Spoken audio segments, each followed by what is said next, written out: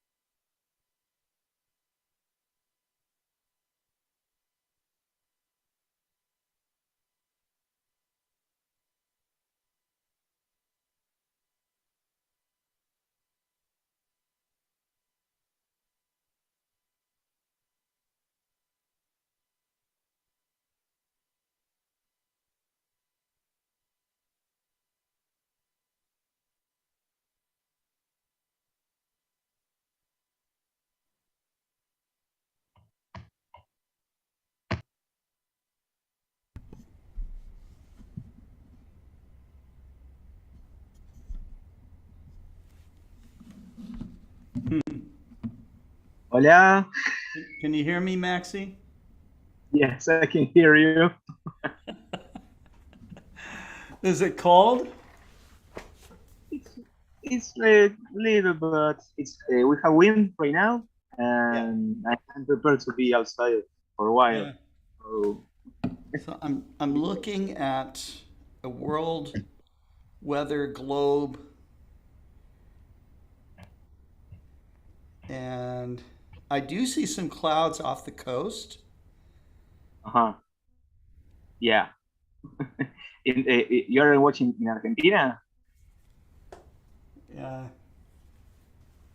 but Yeah, it's coming from the Argentine Sea, uh, yes, from the south and pushing up to the north. This like um, I don't know. No, Twister. No. I today I remember the word. A typhoon. You know, it's like a typhoon in the sea, but more or less and more less destructive. But anyway, it's yes. getting with clouds. Hey, David, how are you? Hello. Hello, Maxie. How you doing, David? Hi, Scotty. We're here. There's snow in Tucson. Really? In fact, there was an iceberg floating outside the room. In fact, there's Leif Erikson is sitting on top of the iceberg. Any penguins in your yard? Lots of penguins, and they're Lots of all walking around penguins. with telescopes. Well, it's so strange here, David, because it got really hot, almost 90 degrees here in Arkansas. And then the temperature dropped. That's always a bad sign here because that means severe weather on the way. you know. So is it clouded over there? Yeah, Rufus says he's in Maryland. He says, "Hi, I've got my telescope all ready, but nothing but clouds to look at." You know, I'm going to give you guys some hope, okay? Because sometimes what happens is that you get breaks in the clouds, and I always tell this story, and people are probably sick of me telling this story, but um, in April of 1986, I had learned that this was going to be the peak of the comet for us to go look at it and all the rest of it, and so I can't tell you exactly which day it was, but it was suggested that this particular day would be the best day or night to go and see the comet from North America. And so it was raining. I said, I'm going out regardless, and so I set up my surf racks on top of my car.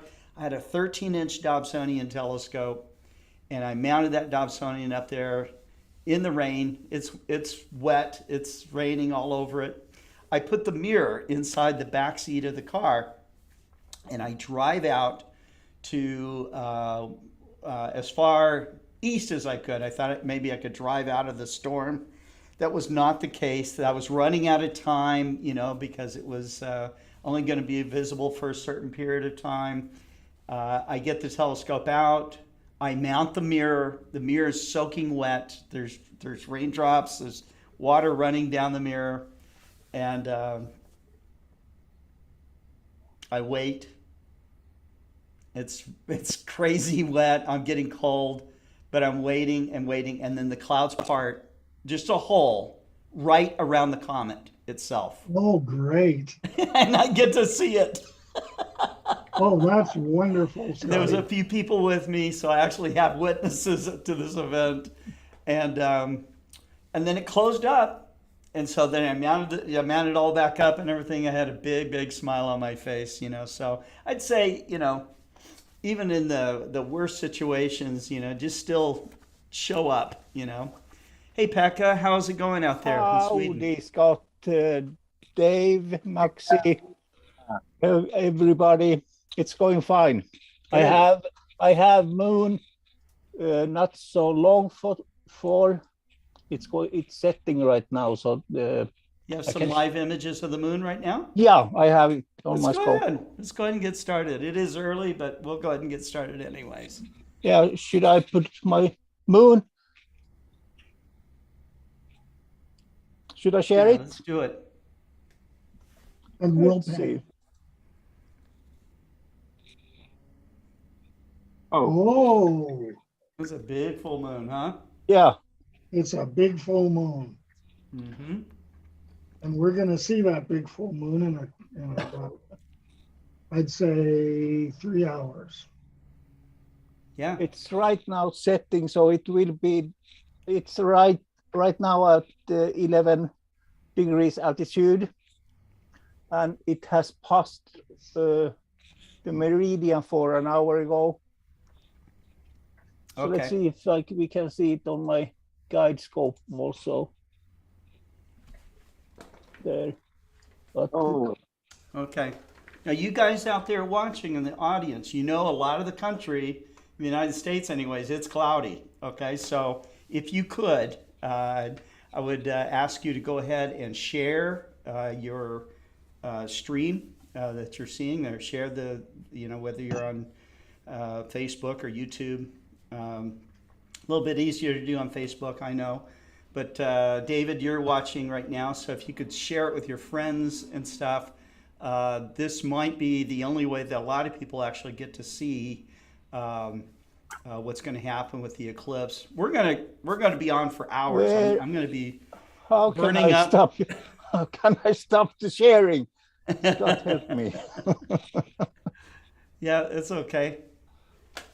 Uh, I will.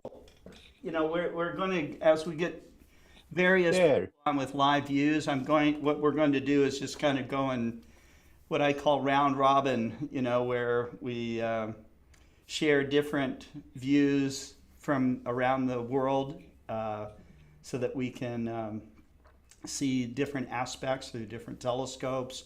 But it'll be general panel discussion. If we have somebody that wants to give a presentation, we'll let them give the presentation, but I'm only going to let them, before we interrupt them, okay, I'll let them speak for about 10 or 15 minutes, and then we will come back and look at what's going on in the sky, and then come back to them and let them finish. So Good idea. in Good that idea, fashion. Scotty.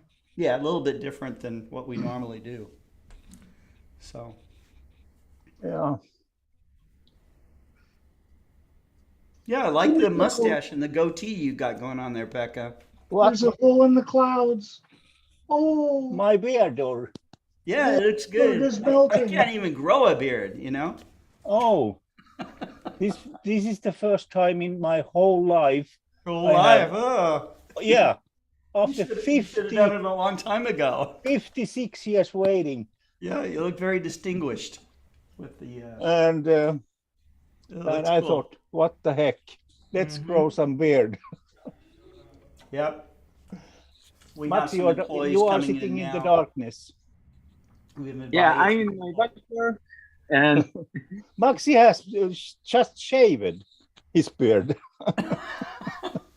oh yeah, I had to shave. I do have to shave, Yeah, but I it just doesn't can't grow a a beard. lot. No, I only have mustache, maybe some kind of little beard, but in the neck there is no cyst, and even in the ears. It's unusual My for brother me too. makes shows of me for that. Yes. No, I'm waiting to the clouds go by, but it's gonna be a huge battle, I think, for tonight. Let's see if I have to call to. We have a high tower. How do you say? Skyscraper. It's only 34. But if I call them that, if I can move my telescope on the roof, so we could see a little bit more. But it's 10 degrees below horizon when it begins. Oh, So I had to drive to to the South Sweden to be able to see it. You had to put some scope from here. Maybe you can do it remotely. Yeah. So everybody who want to see full moon today, Sweden is clear. No, I envy you. Just beam it down. I'm set up in my gear, connected to the mouse, and while I'm here with my notebook, I never used this for the scope in this new gear, but I think it's done. Well, it's getting freezing, the sensor, so it's okay. Oh, the mount, what is it? It doesn't, does the click. Okay. The moon, my mouth is quite good to track, but when I slew to the stars, it's get totally crazy. It's too small stuff, you know. I have planned to change from Celestron to Skywatcher or Iotron or Explore Scientific. Yeah, I think the Exos 2 is a really good Yeah, one. that is in my bucket list, definitely for my refractors. And I have tried to astrophotography with my CSTs. I have an 8-inch and 11-inch, and those get so elongated, the stars on the edge. So I don't like it at all. It's good for planets and moon, but you can prepare for now with that scopes with the Saturn and Jupiter. It's very cold. Yeah. There's a snowing outside, and there's a great big iceberg with penguins on it in the yard. That's your David. Got a text. I heard your ding. Phone's right below you. We invited people to come and hang out here. So they're watching you guys on the big screen in our meeting hall here. And oh wow! Yeah, I'm from Sweden. Hola, Argentina.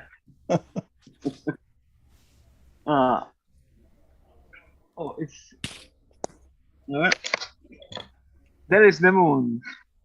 There is the moon. It's kind of in that window. Yeah, so you guys actually have a live audience, a real in-person audience, and of course people watching you on the live stream. Should we show them some moon, Scott? Yeah, go for it.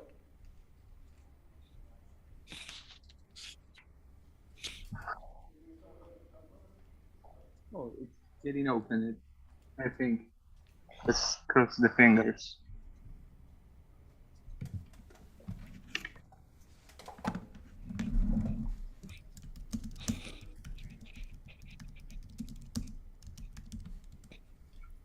Live from Stockholm, Sweden. It's awesome. Here's the Finland, Scott. Yes, it's Finland. Yeah. There is this island, Åland, between Sweden. Yes.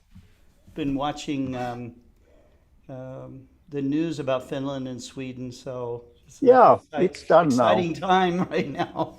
It's by the time right now. I told my mother today that it's enough with to be afraid for our neighbor, and all the time walking on the toes. Now it's enough. It's enough. Enough is enough. That's right. There was I was looking at how many bunkers that Finland has.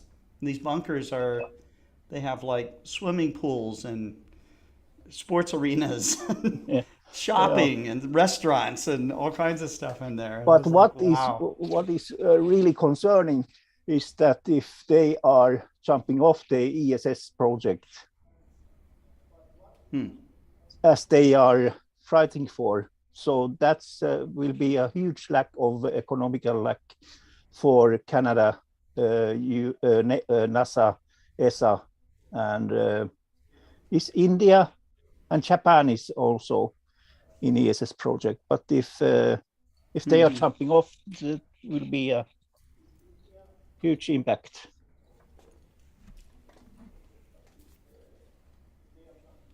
Okay. Right. Let's see. I'm going to get some food here for our guests. So hang on. I'm just going to turn off my microphone for a moment.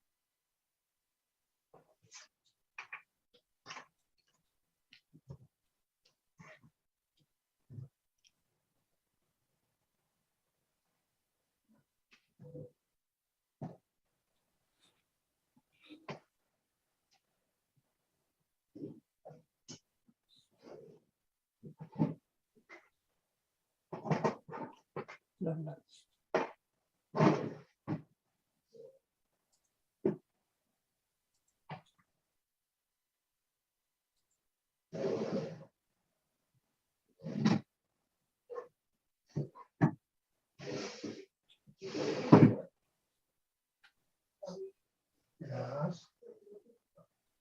Looking for my adapter.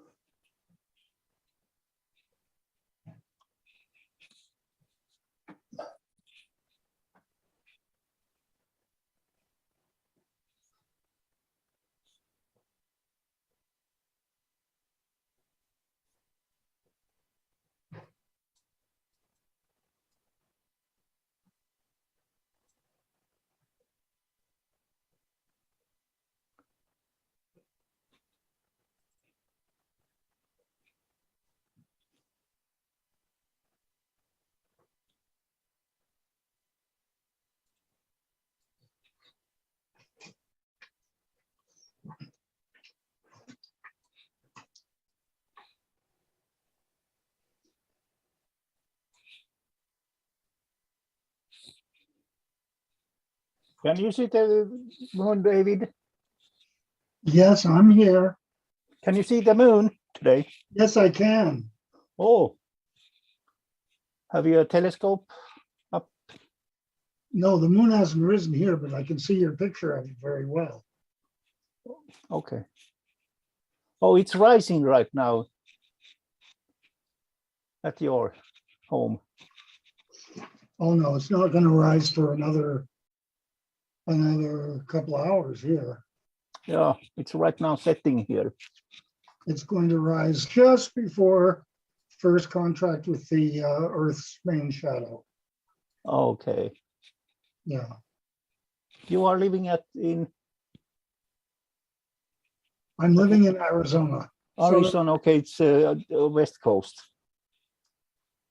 And I was kidding about the iceberg. Yeah, it's perfectly, Yeah, but it's sometimes perfectly there are. clear and, sunny and very hot, and looking forward to seeing a good eclipse, hopefully a dark one. Yeah. I'm waiting for those sparrows, the birds, the first sign of summer when they come. Those fast black birds, you know. And when they come, then you can take shorts on you.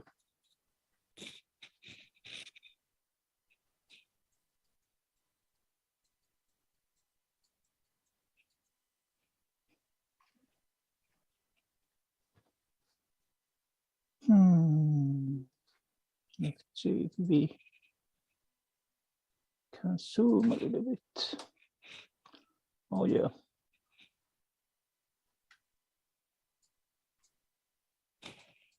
A little bit heavy.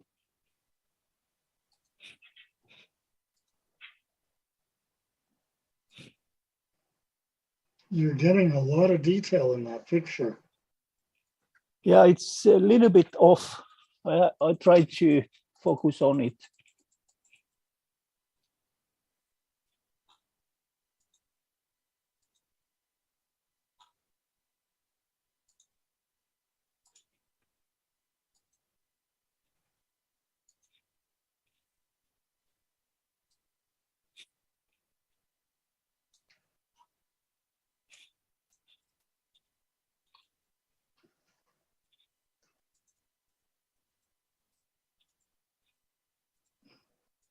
I don't know, I probably took a wrong filter.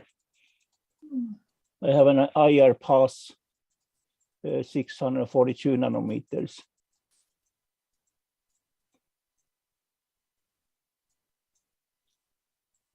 It won't be sharp today. Well, you've got a lot of seeing issues there with the moon so low. Yeah, it's so low. No, it's coming a little bit.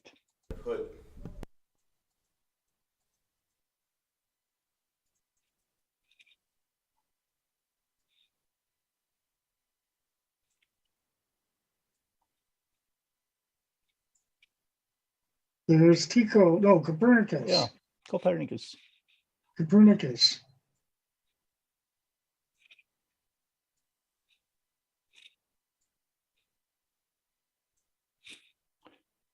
Oh, it's 16.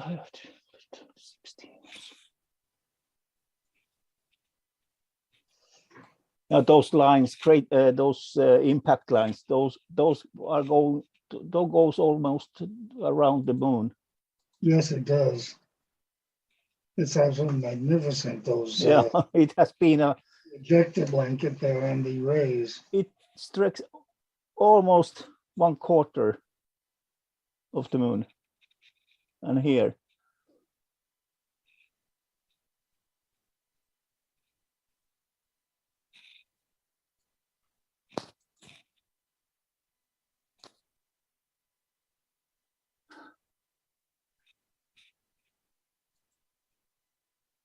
But it's really, you can see how unstable the weather is.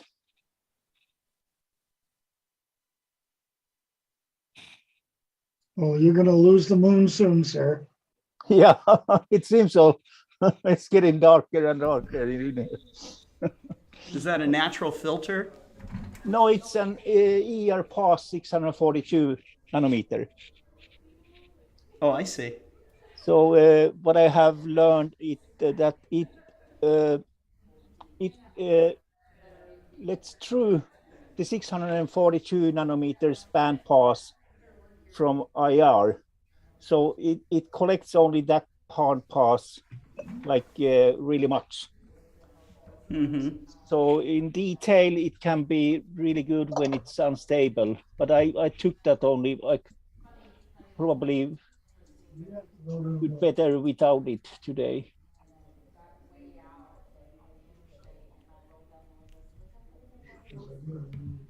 Tell me when to stop sharing, Scott. Oh, no problem. Let's see how the small camera does. No problem. If my guides We're go. getting close. Once I get to 7 o'clock, then I'll start Yeah. some of our other programming, and then we'll come back. But you're fine. That's my guide scope. Oh, it's your guide scope. I see. Yeah. That's cool. You can switch. It's 50 millimeters ED with the ASI 120 mini. Zilmar Ferreira says, "Boy note."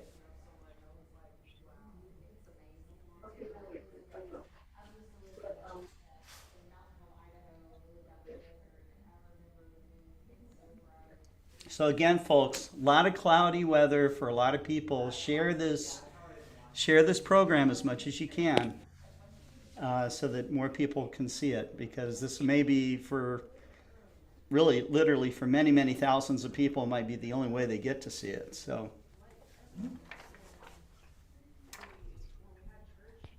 Well, Scotty, I can report now that the sun is broken through the clouds. The Yay. iceberg is melting very rapidly. Temperature has gone up to well over 100 degrees, Yes. and the sky is beautifully clear. Beautiful. All we're missing is the moon. All we're missing is the moon. All right.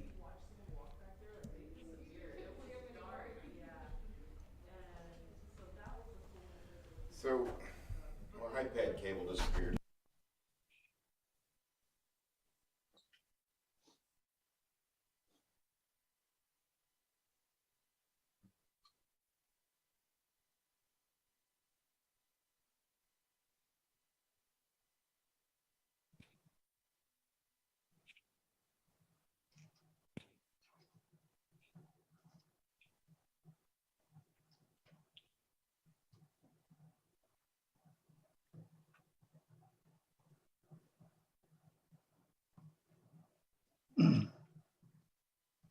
Now some trees are coming. Oh, that's really pretty, actually. Yeah. That's nice watching the moon going into the trees. Yeah, actually. Kind of feel I'm in Sweden now. Yeah, you are in Sweden now. Have you been here? Have you visited Stockholm, David? I beg your pardon? Have you visited Stockholm or Sweden? Only on our way to other places. We stopped in Stockholm Okay. at the airport, which is one of the most beautiful airports in the world. But I've never actually come to Stockholm to visit. I'd love to do that someday. Yeah. Tell me that so I will show you some odd places that it's not included in the tourist ride, like the old observatory in the middle of the downtown. Because Whoa. when it was built 1747, the Stockholm central city doesn't existed. So there was only a hill, old town and a hill and the observatory. Hey, how is everyone tonight? Hello, Conal and Karim. Good to see you all. Hey, Yeah. Pekka. Hey, David. Hey, Connell. Hello, Karim. Hey, Scott. Hey, Maxie. Hello, Kareem. Good to see you. You too.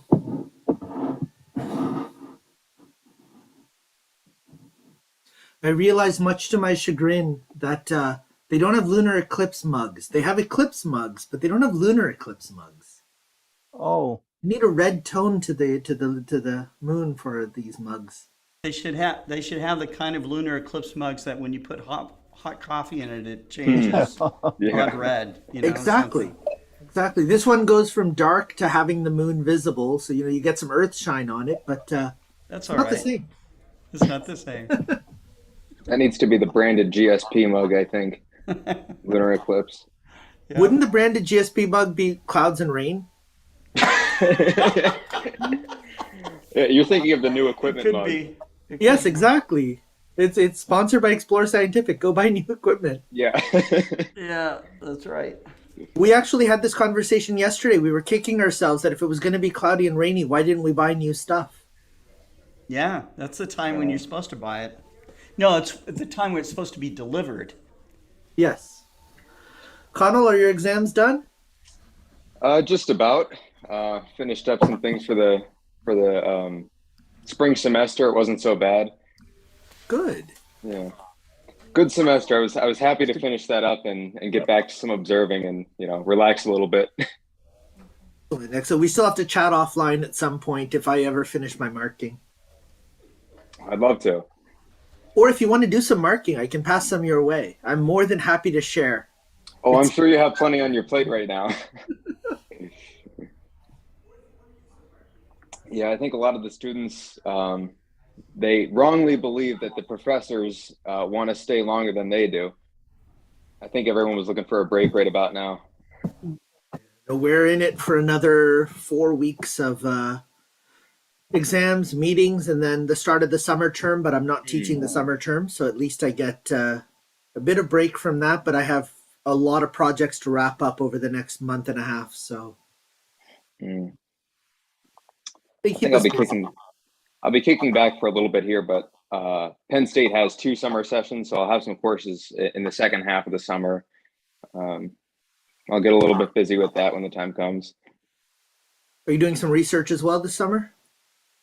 Um, Not really. I just finished up working with a club. It's called SED, Students for Exploration and Development of Space. Mhm. And while it's not technically undergrad research, it is a group that focuses a lot on the engineering and construction of rockets. We just finished test firing a liquid fueled system, one of the only universities in the country that has done something like this. So we're quite proud of that. And I'll probably be doing a little bit of work on that over the summer. Oh, that sounds fantastic. I think I sense a GSP presentation coming, don't you, Scott?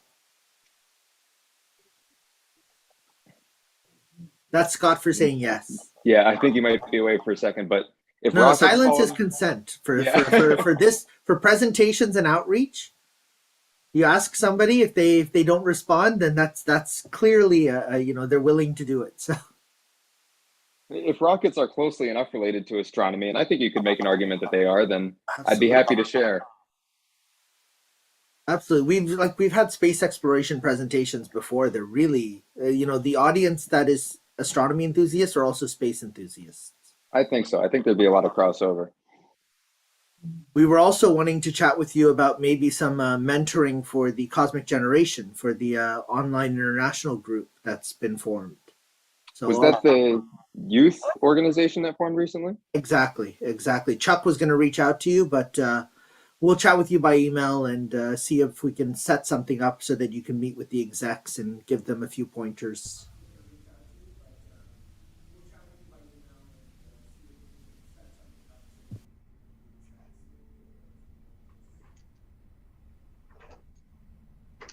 For a library program.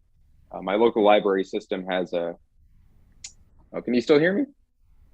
Yeah, you just froze for a bit there. Oh, well, my local library has a program for the summer, and they were taking proposals for both a youth program and an adult program. And I figured I'd put together a couple of sessions for, I guess, a basic, astronomy primer.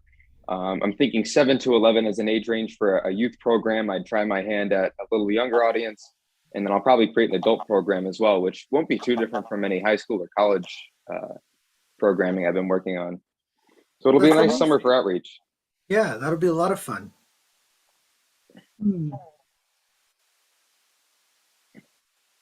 David, how are you and Wendy? Well, Wendy's doing well, and she's doing well. She got her latest PET scan on Friday. We'll get the results tomorrow and decide what it is we have to do. There'll probably be another change in her treatment, but we'll have to see what happens when it happens. Definitely. And we're doing well, and I'm doing well. It's very warm outside, but it's clear, and we should enjoy the eclipse tonight. Oh, good. Good. We're all going to live vicariously through you tonight. Okay. I saw the email chain. There's whatever we had, 6 or 7 different locations, 3 different continents, and everyone's saying, "Oh, it looks like clouds for me tonight." So Yep. someone bought new equipment. I don't know who it was. We got to find out. You have a beautiful map of the moon behind you, Colin. All right. Guys, we are going to get started here with our intros.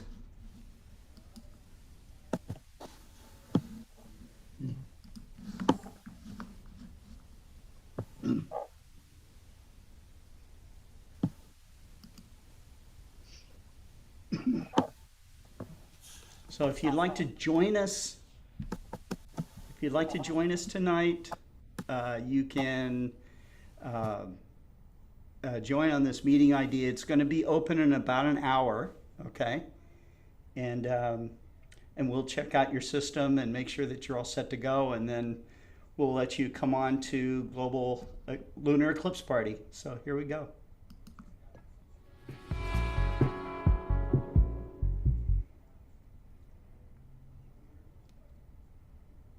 I'm Miguel Pérez Ayuca, and I'm an engineer working for the European Space Agency.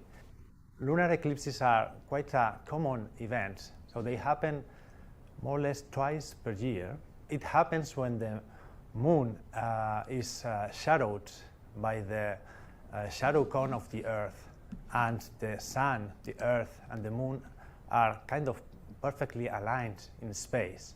So today I'm going to show you a bit how we image such eclipses. The best moment, the moment where the total eclipse occurs, is a bit longer than an hour. In that moment, it's not completely dark, the surface of the moon. What we see from Earth is a glow in pinks, pink color, red colors, orange color, very beautiful. It's really the view of all the sunsets and sunrises that are happening in the Earth at the same time, projected into the surface of the moon. So it's a very unique event and very beautiful. So we have three setups. We have a very basic setup that is basically a tripod and a camera with low magnification. We have a second setup that is also camera and a tripod, but this camera has a photo lens. So we have a higher amplification of the image, or magnification of the image. So we can see the moon bigger in our CCD. And this is the, let's say, the more advanced setup, where we have a real telescope, full telescope, with a camera as well attached to it, taking the images. So for the very basic setup, we have a tripod, so that it gives stability to the image, and a camera on top. Probably a 35 millimeters lens, so that we can see an ample area of the sky. And we will just leave the moon drift, and then we can compose a nice image with all the moons progressing and how the eclipse progresses. For the a bit more advanced setup, so with this type of telelens, that is something between a normal camera lens and a telescope, we can have magnifications of more or less, well, this one is 500 millimeters, so we will have the moon that is probably a quarter of the image of on the CCD of the camera. Again, we need a tripod for stability of the image taking, and now we are going to use a device that will take the images for us, so that we don't need to touch the camera. These devices have a timer, and you can say every minute take an image of the moon. For this specific setup, as you see, it doesn't have any tracking device, and it has quite some magnification on the moon. So the moon will move really fast. So you will have to be adjusting the position of the camera by releasing the knobs of the tripod and tracking it. As well, the exposure times cannot be very long, because you will really see a bit of the blurring as the moon moves in your CCD. So for the penumbral part of the eclipse and the early partial eclipse, you can use exposures of 1 millisecond up to maybe 10 milliseconds. That should be good enough with a fixed setup. For the full eclipse, total eclipse, you will have to expose a bit more, so probably up to 100 milliseconds. So there you might start seeing a bit of the blurring, And that's why if you want really sharp images of the moon, you need to go to a mount device like the more advanced setup that we have, in which we are really tracking the moon. So we need a telescope that has a quite large aperture, so we can have images that are very short exposure times to avoid any blurring for the atmosphere. So in this case, we have a kind of 1 meter focal length telescope with 25 centimeters aperture, and we have put again a reflex camera, and we'll start exposing at a regular interval. We use against an intervalometer, so a device that will allow us to not touch at all the device while the event happens. In this case as well, we have mounted it in a mount. So the mount will, we will set it up such that it tracks the moon as it progresses in the night sky. So we really will not have to touch even the tripod or any of the device during the observation. With this type of device, you will get the best images of the moon. The moon will change quite a lot the brightness during the eclipse. So we will start really bright as the full moon, and will slowly dim its lights. So you will need probably to be changing the exposure time of the image. And remember that it's a slow event, so it takes it takes 5 hours for the full event to develop. So you will have time to do tests on your camera. So the best is that you try several settings until you reach an image that you like, and then you continue with that. The eclipse occurs in the night, if that's clear. So it's important that you have warm clothes. Also, it's interesting if you can have some buffers that you can put on your lenses, because the dew and maybe ice, you can maybe have condensation on the lenses. So with that, you will avoid quite a big part of it. Remember as well to have your batteries ready before the event, so fully charged batteries, your SD card fully empty. You can also image the moon from inside your house if you feel like better to be inside of the house through a window. So the moon is very big, it's 0.5 degrees in the sky. So you will have some blurring of due to the thermal movement of the atmosphere, especially you have difference between the inside and the outside. But in general, the moon is big, so you will have pretty good images also from home. Of course, you will need to check first the weather forecast. We depend on the weather to take the nice images, or in fact to have any images maybe. So I wish you all clear skies. Yeah, have a great observation of the moon.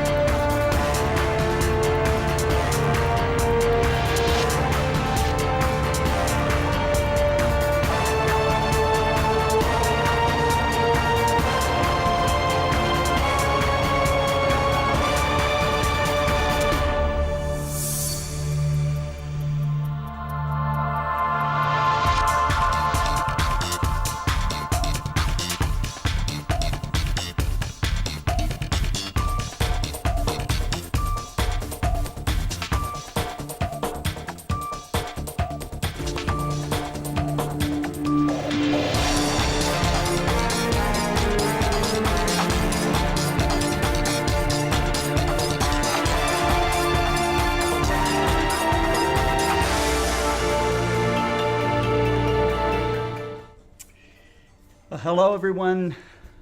Make sure I have a good mic right now. This is Scott Roberts from Explore Scientific and the Explorer Alliance, and you are watching our live broadcast of the total lunar eclipse of this year. Some are calling it the flower moon, some are calling it a blood moon. It's happening during a supermoon, and it should be a long, deep eclipse with a time of in totality over 80 minutes, which is really incredible. So we have people on right now. We will have other people joining us as we broadcast over the next several hours. But first up, I want to introduce David Levy. David is doing our first lunar eclipse global event ever, and so really happy to have him involved in that. And David, I'll bring you on with me. And David, how many lunar eclipses have you seen? Tonight will be, I'm not sure about lunar eclipses, but for all eclipses, ranging from penumbral lunar eclipses all the way up to total solar eclipses, tonight's will be my 97th. Wow. Okay. Wow. Almost as many global star parties as we've done. So that's fantastic. David Levy, for those of you who don't know him, he has written numerous books on astronomy, has written maybe hundreds or thousands of articles in magazines like Sky and Telescope, Astronomy Magazine, other magazines in other countries. He's well known all over the world, and he's a great friend to amateur astronomers everywhere and a great friend to me. And so really happy to have him on for this particular event. It is currently raining here in Arkansas, but for a moment we had some clear skies, and we may get clear skies again. You just never know about Arkansas. So, but we have other astronomers online with us right now. We've got Professor Kareem Jaffer from John Abbott College and the Royal Astronomical Society of Canada, Montreal Centre. Pekka Haltila from Stockholm, Sweden is on, and Catherine Auld here in Arkansas. She is a solar system ambassador. She's a professor of astronomy at Northwest Arkansas Community College, and she's a great speaker. Maxi Falaris down in Argentina is on with us as well. And so, but as I mentioned, we plan to have others as we continue on through the night. So keep checking in on this live broadcast and share it, because a lot of the country is actually cloudy right now. So this may be one of the only ways people get to see this eclipse. But I'm going to turn it over to you, David. Thanks for coming on. Well, thank you, Scott. And I want to thank you for hosting this star party. It's kind of nice to be able to watch it with friends around the world. Yes. This is going to be a very pleasant evening. I know most of you very well, particularly some better than others, but Kareem Jaffer from Montreal has becoming a very close friend, and we've known each other for many years. He is one of the most active people in my favorite astronomy club, the Montreal Centre of the Royal Astronomical Society of Canada. I have quotations for tonight, and I did spend some hours trying to find a better or another poem about a lunar eclipse, but I was unable to do so. I found a lot of poems about eclipses, but nothing that comes anywhere close to Thomas Hardy's wonderful thoughts about a lunar eclipse. So I'm going to reread the quotes that I've read at earlier global star parties about eclipses. The first one comes from Shakespeare's Macbeth. And what happens is that Shakespeare realizes that King Duncan has just been killed, and they are going out and trying to figure things out. And then outside the castle, there's a group of people talking, and one of them says, "By the clock, 'tis day, and yet dark night strangles the traveling lamp. Is it the night's predominance or the day's shame, that darkness does the face of earth entomb, when living light should kiss it?" And this is obviously about a solar eclipse, but Shakespeare mentions neither the sun nor the word eclipses in this. I think it's very beautiful. But my favorite lunar eclipse poem is by Thomas Hardy. He apparently saw the total lunar eclipse in London in 1902, and in 1903, he wrote a very powerful piece of poetry that doesn't just describe the moon and the Earth's shadow, but it describes the state of the world in his time. Sad to say, that is very appropriate, I think, to the state of the world today. Thomas Hardy had a lunar eclipse. Thy shadow, Earth, from pole to central sea, now steals along the moon's meek shine, in even monochrome and curving line of imperturbable serenity. How shall I link such sun-cast symmetry with the torn, troubled form I know as thine, that profile placid as a brow divine, with continents of moil and misery? And can immense mortality but throw so small a shade, and heaven's high human scheme be hemmed within the coasts yon arc implies? Is such the stellar gauge of earthly show, nation at war with nation, brains that teem, heroes and women fairer than the skies? Thank you, Scotty, and back to you. Okay, thank you very much. All right. So let me change up our view here a little bit. You can see who's on with us right now. We've got David Levy by my side, Connell Richards, who is a young astronomer, who's been on several global star parties, and is closely aligned with, and probably a member of, the Astronomical League. Catherine Auld is with us, Kareem Jaffer, and Pekka Hautala. So I'll let Connell go on first, and he's got a presentation he'd like to present, and so I think that's great. Here we go, Connell. All right, thank you very much. Good evening, everyone. Again, my name is Connell. I'm a young astronomer. I've worked on a lot of outreach projects for high school and college students, and I try to continue those efforts as best I can. And tonight for you, I have some photography and actually a little bit of sketching that I've been working on recently of some different lunar projects and some observing that I've been doing. So recently I started working on an Astronomical League program called Lunar 2. The League has a number of different observing programs. For those of you who aren't familiar, there are a variety of targets in the sky, and of course subjects we can study: planetary nebulae, globular clusters, lunar craters. And the League has programs for each of these categories of objects, and you can go through a list and observe some different targets and learn from some other observers and see some of the interesting things that a lot of more experienced observers have seen, and learn those things for yourself. So I'll begin by sharing my screen. This was some observing I'll share from earlier this week. Can everyone see my screen okay? All right.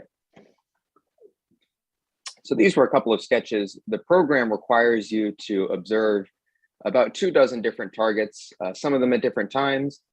And I never sketched the moon before. I had some experience sketching Mars back at the last opposition. And so I thought I'd try my hand at this. Of course, I'm no artist. I started experimenting with clavius there. You can see kind of a rough ring and some of the little craterlets inside. But I found I really enjoyed it. So I'd certainly say that sketching is a great way to explore the sky at a little bit of a deeper level. Of course, everyone has their different strategies when you're observing a new target, but you always want to push yourself to see more and more and get the most out of your equipment and your eye and your experience. And sketching is a really great way to build your skill level. So all of these were taken back on May 11th. I want to say that was Tuesday night, Wednesday night, something like that. First, I have clavius here, just early in the evening. Seeing conditions and transparency were moderate. I had a little bit of turbulence up in the atmosphere, but I was using enough magnification that it wasn't a problem, probably about 130 times with the 2 eyepieces I was using. There's Thebit next here. This is another smaller crater, and you can see there's a main impact basin there, and then there are these 2 other little craterlets that kind of extend out from the center of the crater in a line. And again, the league provides you a number of these targets in their observing program lists, and all of these have, you know, some interesting features to them, something new to learn and explore. One of the targets that they requested the participants observe was some polar crater beyond 80 degrees north or south on the moon. So I picked one called Scott. This is towards the south pole of the moon. And I looked in sky and telescope and tried to figure out where the libration would favor, what part of the moon that would favor, and kind of bring something a little bit closer to me and easier to observe. So you can see my sketch, it's kind of shaped like a kidney bean here or something like that. This is at about 82 degrees south, and you can see there's a main impact basin there. And when I was observing this, there's a crater on the far side and the near side, and it almost looks like it's superimposed, like picked on like a computer or painted on like a picture. And so it was really interesting to observe that from such a sharp angle. Of course, looking at that so close to the pole. And then finally, I was looking at some mountain ranges. This, of course, near Sinus Iridium, I believe.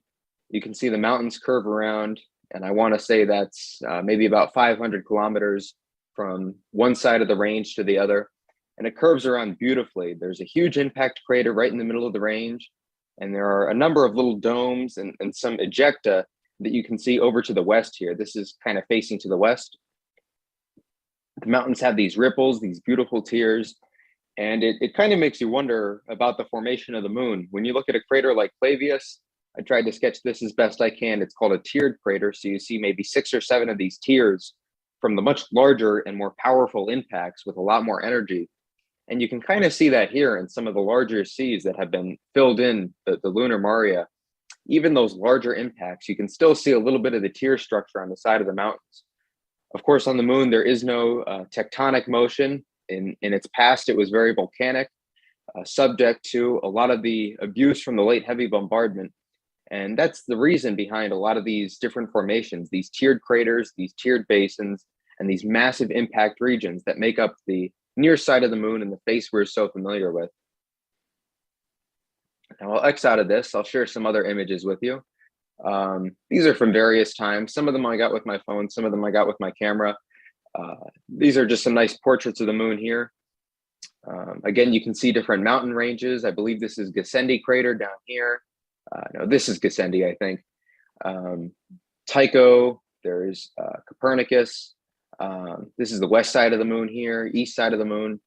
And this looks like it's a waning gibbous here. So this would be north, south, and Gassendi should be down here, Grimaldi. I'm trying to think of some of the western features. Copernicus, of course, dominating with its large impact structure. Eratosthenes a little closer to the Apennine Mountains. And there's so much you can see on the moon, even when it's so head on with the brightness. You know, right around here is where lunar midday is occurring. And even though it's so far from the terminator, the direct sunlight can bring out a lot of these interesting impact features, and you can see some of the rays coming out of the craters. Always really interesting to observe filled craters and ejecta and how there's different brightnesses and different types of rock out there. Next, I'll move over.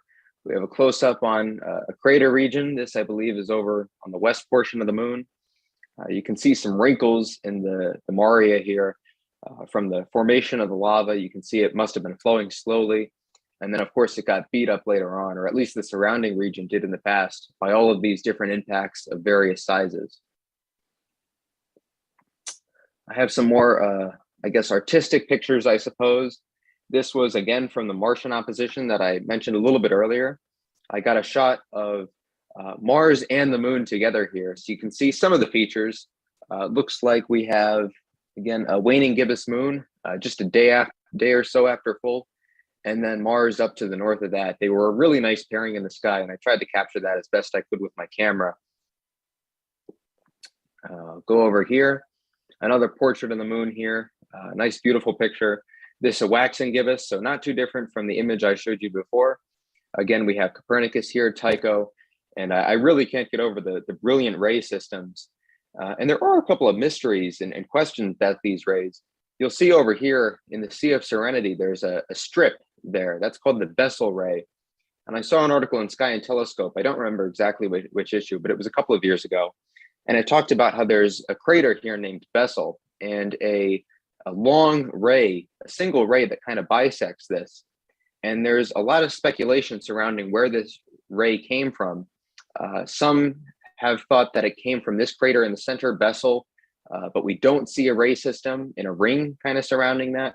Some have speculated that it came from Copernicus and blew all the way over here, because of course these rays are quite extensive. But there are some questions that even though we've been to the moon, we've sent 6 missions that have landed there, we've sent all these spacecraft, all this observing time, the moon still holds some secrets, and it really is something we can keep observing and keep learning from. There's always more to discover. Finally here, I'll show you, this was an image from when the moon was passing right by Saturn. I want to say this was a couple of months after the Jupiter and Saturn close flyby in our sky. The close conjunction, that's the word I'm looking for. You can see there's some Earth shine down here in that bright band of the waxing gibbous moon and Saturn nearby. I'm kind of fooling myself here if I say that it's a little bit of an oval structure, but perhaps you can see some rings there. I don't think there's quite enough magnification for that. But again, the highlight here, I think, is the Earth shine. You can see some of the seas lit up with a little bit more exposure from the camera, and it works out to make some really beautiful images. Also like this one where the moon is setting below some trees. Again, you see that Earth shine and the Moria contrasted with the highlands as the moon is descending into the trees. As much as I enjoy looking at the impact structures and some of the Moria and some of the specific craters and details, it really is fun to get some of these more artistic images where you can play around with the lighting and the colors and the landscape around you. And perhaps I'll experiment with a little bit of that tonight if I have some clear skies. It looks like they're clearing up a little bit. And this, the highlight that we're all hoping to see tonight, this is an image I took with my phone through binoculars very precariously. In 2019, I think this was, on Martin Luther King Day, there was a beautiful total lunar eclipse from my location. And I remember an ice storm just came through, and I took my tripod out with the binoculars and I was walking down my driveway using it as a walker. The astronomers here, I'm sure, will relate to doing anything you can do to get an image and some nice observations of something novel like this, something that doesn't come around too often. And it's a little bit of a blurry image. This is my goal to beat tonight with my camera and some clearer skies. But you can see this is just after totality. There's a little bit of the band of the moon coming back, some of that fullness in the moon. And I remember sitting back against that bank of ice and snow in the driveway and seeing this lunar eclipse as the clouds and the winds are blowing by. Of course, not the best conditions to observe in, but it was a beautiful experience to see this eclipse. And I'm hoping to repeat that again tonight and hopefully get some great images to share with you all. So I hope you enjoyed that little talk. Not a presentation as I usually give, but I always love to share some photography. Stop sharing my screen here if I can. Let me get Zoom back up. There we go. Anyway, I hope you enjoyed those images and some of those sketches. It's always been fun to observe the moon. And I think a lot of us tend to get involved in some more deep sky targets. Some of us may think of the moon as a beginner target, but as you can see, it makes a great example for some outreach. It's something easy and tangible to share with a lot of people. And I always enjoy observing that and finding some of the new objects to observe and little features on there. And hopefully tonight we get some more of that, some more great images. And I wish you all clear skies and best of luck with our observing tonight. Thank you, Conal. Scotty, may I say a couple of things? Thanks. I really did enjoy looking at your sketches and your pictures, especially the one you took with the cell phone. I mean, you really did a lot of things. I just realized that I don't have to watch the eclipse tonight. I can go to bed because I've seen this eclipse already. You know that? Mm-hmm. I've seen this eclipse. Virtually, and I'll tell you how. True. This eclipse is a member of Saros 131. And I have seen this eclipse at least twice already. The first was on April 13th, 1968, right after a Passover Seder. my friend Paul Astroff, may he rest in peace, and I went to the summit of Westmount after the Seder was over to watch this beautiful eclipse of the moon. I saw it again on April 24th, 1986, right in the middle of Halley's Comet. And Scotty might have a story about Halley's Comet to share with us. But on that particular night, the comet was big and bright, and I was able to see the total eclipse of the moon. There was also an eclipse in, I think, 2004. And so this is really interesting. But all kidding aside, I want to see it tonight again for a third or fourth time. Saros 131. The moon at this very moment is about to touch the penumbra of the Earth, the penumbral shadow of the Earth. Back to you, Scotty. Thanks. Great. Okay. All right. So I have unmuted myself, which makes it easier for people to hear me. But yeah, so Connell, if you can, you're welcome to stay in the Zoom and comment later as we start to get some of these live views. I am reading right now from Gustavo that it will be seen in Brazil. So so apparently they're getting some clear weather there, which is great. But let's go to Catherine Auld. Catherine is, as I mentioned before, she's a professor of astronomy at West Arkansas Community College. She is a solar system ambassador, and so we'll let her go ahead and share what she came to share tonight. Well, first sharing means that I have to make my computer do what I want it to. Aha, there we go. So I wanted to point out, I spent a lot of time as a youth thinking that it made no sense why we only had eclipses twice a year when the moon's up there all the time. So I have this image showing the phases of the moon and the direction that the sunlight is coming from.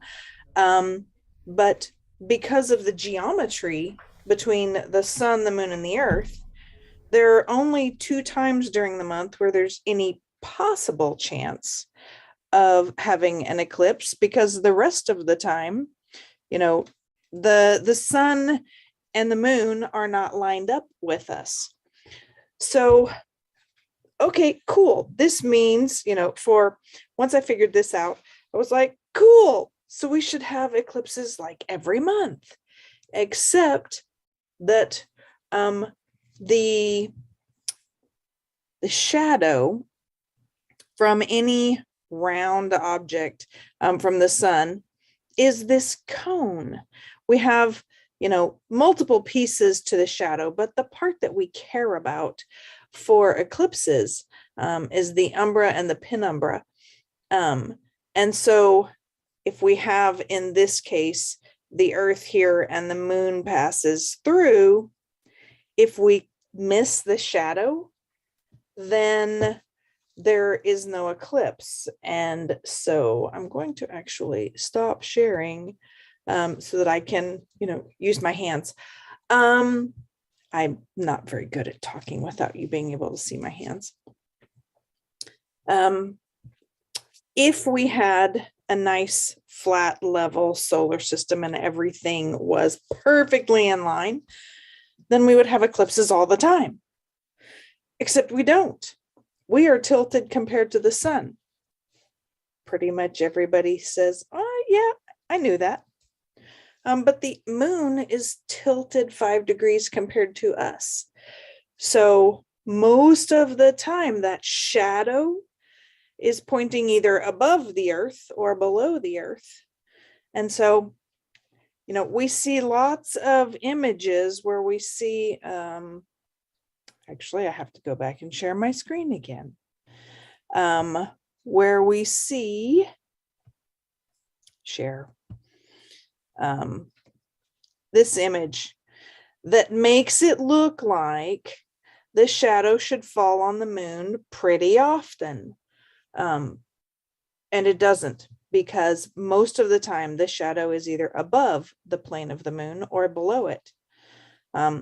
So that was my thoughts for tonight, wanting to explain why eclipses are cool and interesting and unusual and not something that we see every month. So Excellent. that was really all that I had that I wanted to say tonight. I just want to listen to everybody and then have, comments. I want to be part of the peanut and gallery. comment yourself. Right. Okay. Well, that's just fine. That's just fine. Okay, so let's head on up to Canada and to Professor Kareem Jaffer. Thanks for coming on tonight, Kareem. My pleasure. Sorry, just trying to get the computer to listen to me, which it never seems to when I want it to. Hi, everyone. Great to be here. Scott, if you'd like, I actually put together some of the Indigenous content about the eclipse. I figured that would be nice to start off with before the penumbral eclipse starts. Yeah, absolutely would love that. Great. So I'll put this on. So first off, thanks again for having me. And Scott, thanks for doing this. I know a lot of us right now are in a position where the weather probably won't allow us to see the eclipse, and I'll talk about that in a moment.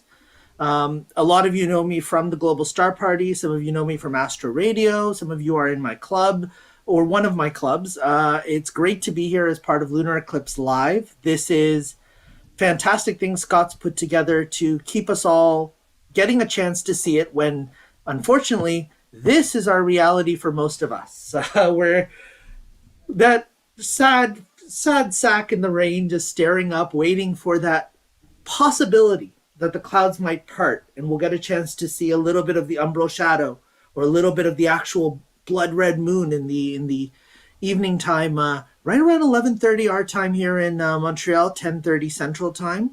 Fingers crossed that the clouds do part for most of us and we get to see some part of this eclipse. I'm reminded of last November. Last November, the clouds were coming in really, really thick just as the umbral shadow was crossing.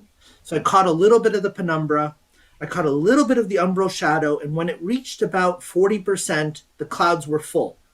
So I gave up. I actually packed up my gear, I sat online, I was on with Gianluca Massi at the Virtual Telescope Project. I was sending him a few pictures from friends from outside of the Montreal area who had clear skies. And all of a sudden, about 40 minutes later, one of my students messages me going, Sir, the clouds have parted. I got it. And she sent a picture of the blood red moon with just, it was a 97% total eclipse. So it was pretty good. And it was fantastic capture, just as the clouds had parted. And that picture ended up being shared in the newspaper, used during the evening news section here in Montreal, shared online. And Gianluca shared it from Italy in the middle of the night, calling out her name, Vanessa Tomasini, and it was just a fantastic experience for us. So I'm really hoping tonight we get a little bit of clear skies and we're able to see a little bit of this lunar eclipse. But what I thought I'd do is, I thought before everything starts up and we get the chance to see some live views from across the North American window where we get to see this lunar eclipse, I wanted to share with you a little bit of our Indigenous culture when it comes to lunar eclipses. And I want to talk to you a little bit about our misrepresentation of Indigenous culture, as well as some of the amazing stories that they have to capture what they see when they see lunar and solar eclipses. So I tend to start off all of my public presentations with a land and sky acknowledgement of some sort to talk about the fact that we share these skies with the First Nations from our countries here, the US, Canada, Mexico, and South America, all of it. And I was really happy to hear Scott talk about the budding moon and the planting moon. And even here in the East Coast, we call it the frog croaking moon. And the idea behind the connection between the moon and nature is what's captured in a lot of Indigenous stories. Now, this isn't captured always in our pop culture. And I'm reminded of this Tintin or Tintin comic, The Prisoners of the Sun, where they depict the solar eclipse really nicely. But the context in which they do it is Tintin and his crew are all captured. And Tintin starts talking to the sun god and the professor and the Capitan, they feel like he's gone, lost his head. What is he doing? Why is he talking to the sun? But Tintin remembers having read in the newspaper that a solar eclipse was going to happen. So he holds this power of science over these mere savages and convinces them to release him and his fellow mates, because the sacrifice clearly isn't what the sun god wants. Now, that's the way in which we tended to see in the colonialization view the way in which savages were. But in reality, most of the First Nations knew when eclipses were going to happen and had their own devices and their own tools for predicting and understanding these phenomena of the night sky. So when we talk about predicting and documenting eclipses in ancient astronomy, it's important to recognize that the Babylonian astronomers had detailed to incredible precision the cycle that Catherine was talking about just earlier, this idea that the orbit of the moon being slightly tilted to the orbit of the Earth with the sun caused the same alignment of Earth, moon, sun in the same direction with the same viewpoint of the same point on Earth viewing the sun or the moon. That's called syzygy, when three objects line up perfectly. They had actually figured this out to just over 18 years. And they were able to use that to predict the solar eclipses because they happen in the same cycle as lunar eclipses. Now, just a couple of weeks ago, we had a solar eclipse partially visible. We have a lunar eclipse now.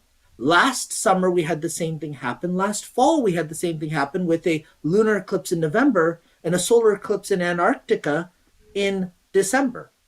This idea that the alignment allows you to see the shadow behavior between these three bodies is something that was captured in Indigenous and ancient astronomy.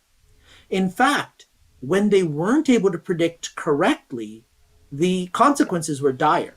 And Ho and He in the, I believe it was 5249 BC or 2159 BC, sorry, they were in the court of an emperor and they mispredicted an eclipse.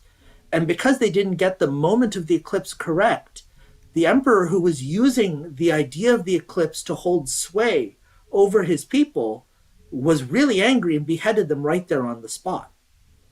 So the idea of the observations of these astronomical events is something that is coded in to our petroglyphs and the writings of ancient peoples.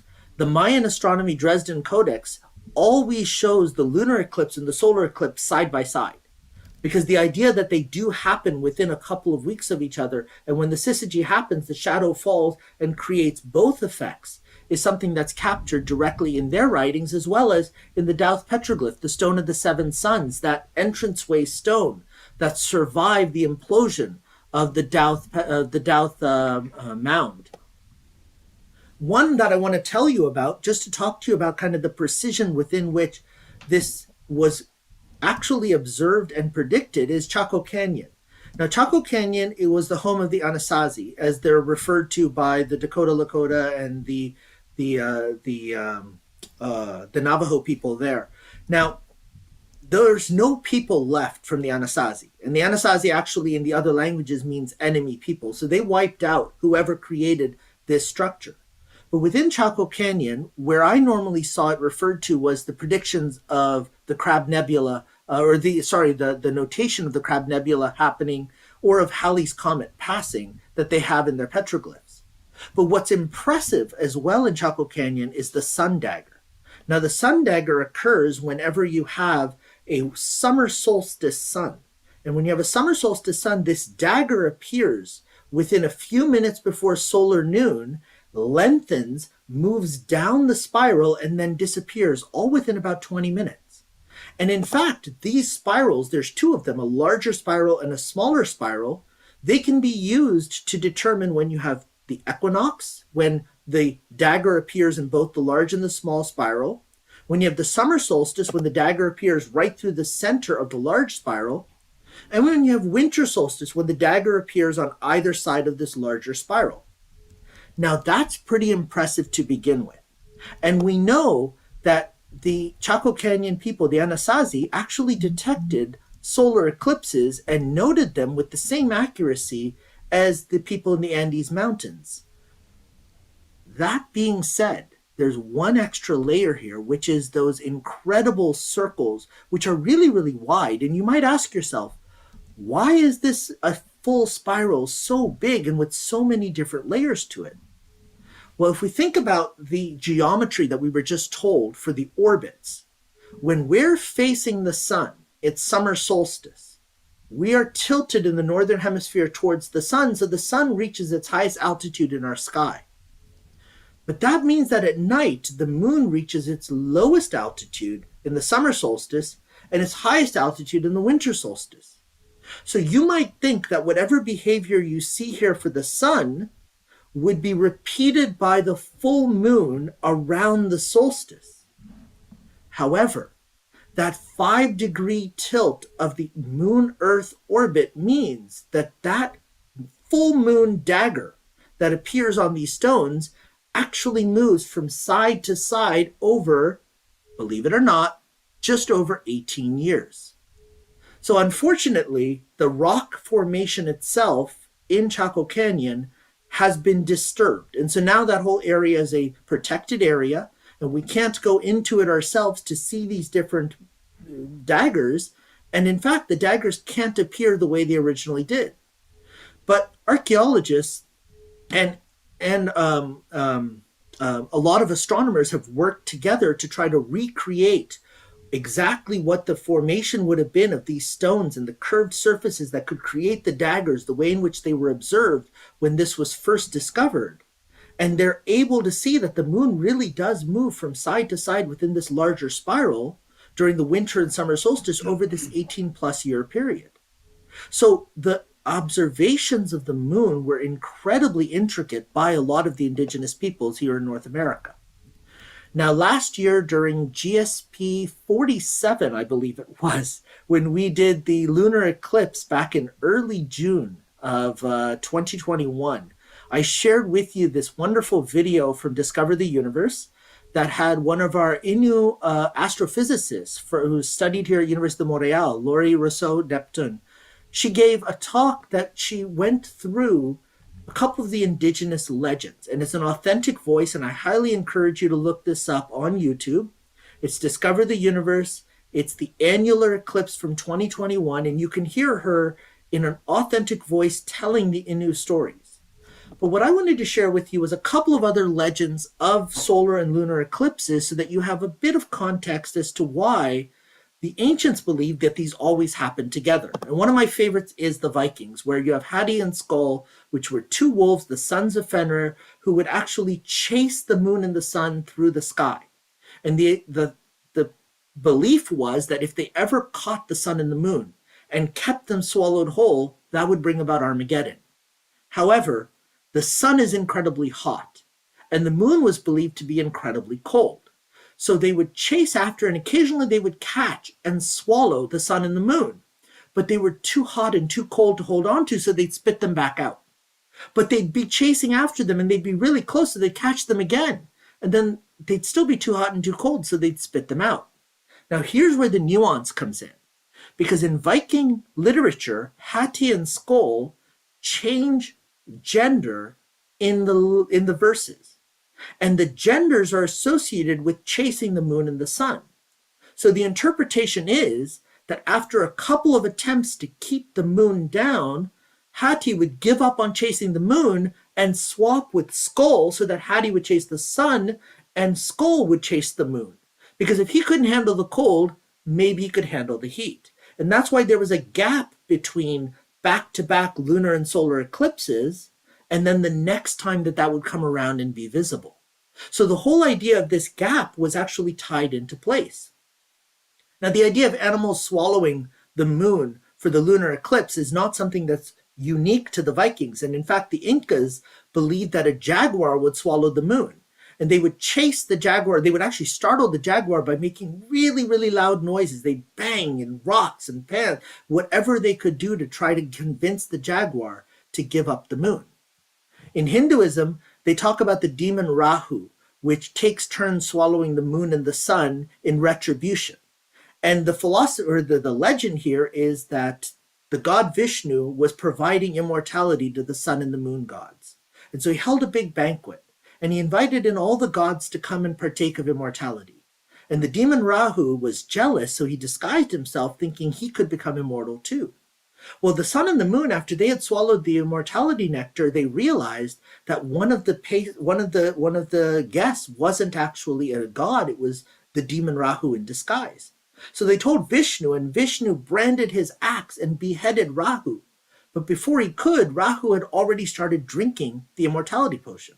So now you have the head of a demon that is immortal, but no body. So Rahu now chases the sun and the moon through the sky and swallows them, but because he has no body, they come right back out the other side. And that tells you why these events don't last for very long. Now, that blood red moon, the idea of the blood red moon being called the blood moon is actually something that can be traced back to Christianity in a lot of regions, including here in North America. But the redness of the moon was something that the Hoopa Indians in California actually thought to be the moon getting wounded, right? Because it would get covered up, and then it would reappear, but it would reappear red. And so as soon as they saw the red moon, they would start healing chants until that red moon would go away and escape whatever prison was holding it. In Mesopotamia, they felt that the blood red moon was an attack on their king. And their response to this was really interesting. What they would do is they would set up a proxy king, somebody who wouldn't be missed, just in case the moon ever fulfilled its attack. And the real king would go into hiding that night until the blood red moon would be gone.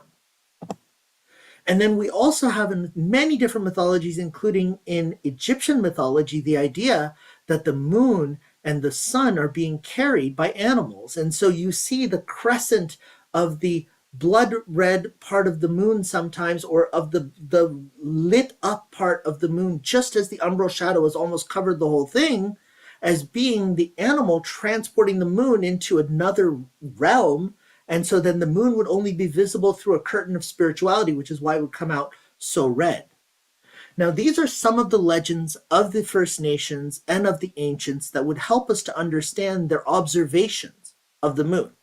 None of these legends were necessarily believed word for word, but they gave us stories that would allow us to remember that when we saw these behaviors, these absolute fantastical things in the sky, they were not permanent.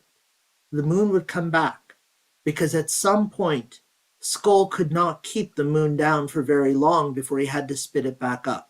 At some point, the healing chants would work to heal the moon, and it would come back full to guide our way in the night. And at some point, the moon would stop its attack on the king, and the king could come back and rule Mesopotamia in a very pervasive way to help the people of Mesopotamia.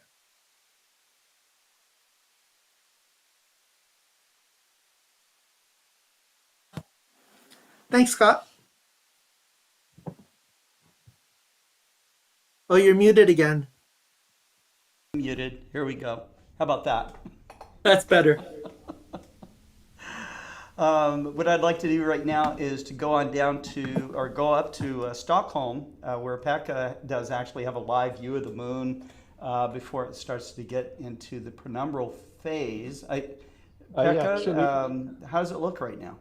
It's just behind a tree, but it will come out from the stalk. So it's right now it's passing the main stalk of the tree. Sure. But then when it comes out, but I can share some. I took a small video of it before it got. Let's see where we do have it. No. So many tribes there. Let's see. Back. Stop it. Share it there. I can take it from the beginning. Yeah, there we are. Okay. So what kind of scope are you? What's your rig like taking? This is taken with the 50 millimeters ED guide scope. I see. But I can show some pictures I have taken recently. Okay. This is my, I think the last, oh, this is a, wait. I make like this. This was when I was actually begin to take, I had my scope outside, but then the clouds came and I took my DSLR and lens and got the whole spectra of the colors from blue to red. And let's see, oh, this is my latest sun. Wow, look how active. Yeah, but Super let's active. take moon. This is probably, yeah, this is my latest moon picture. And this is what I took actually last year. This is a deep sky. Look at them. This is with my CST-8. And this is actually quite good of Artemis. And I'm looking for these features when I take some close up, and this one. I love this one. And difficult to resolve. This maybe this is the volcanic craters that we heard yesterday about the cold. I don't know what, but this is some rivers or something. And there we see those center in the center peaks. Those are very interesting too. And this was the movie, yes. That's all my pictures, but let's see how the moon is doing.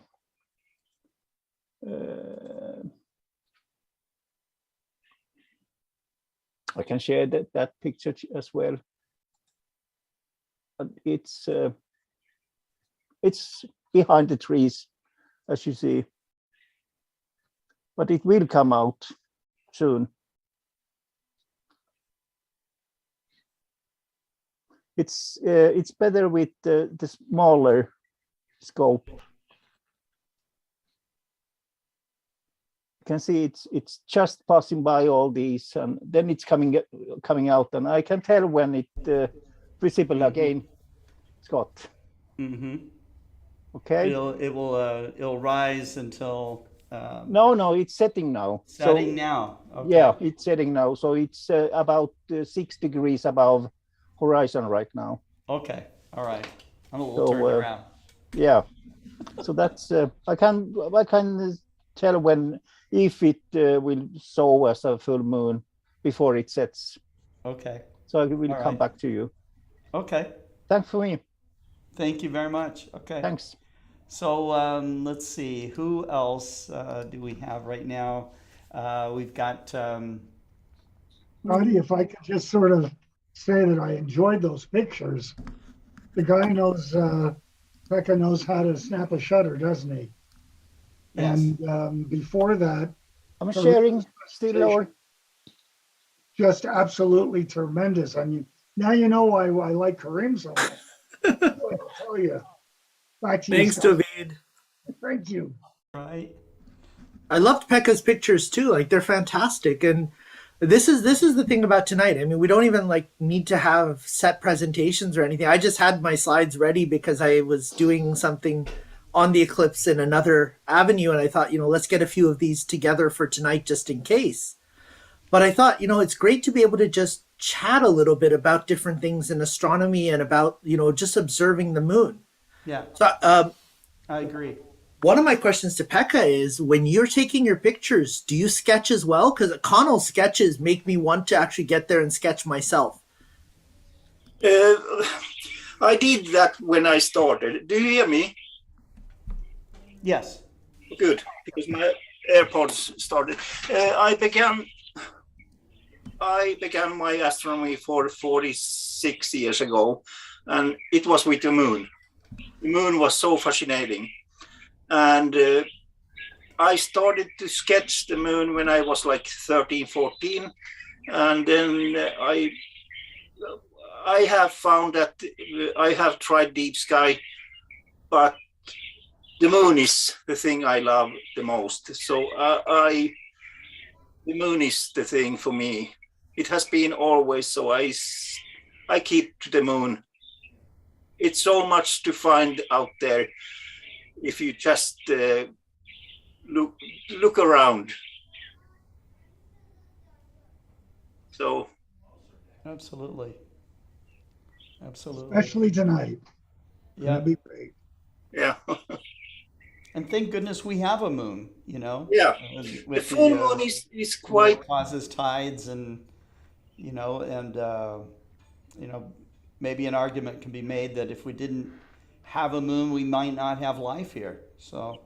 No. I think that's an argument.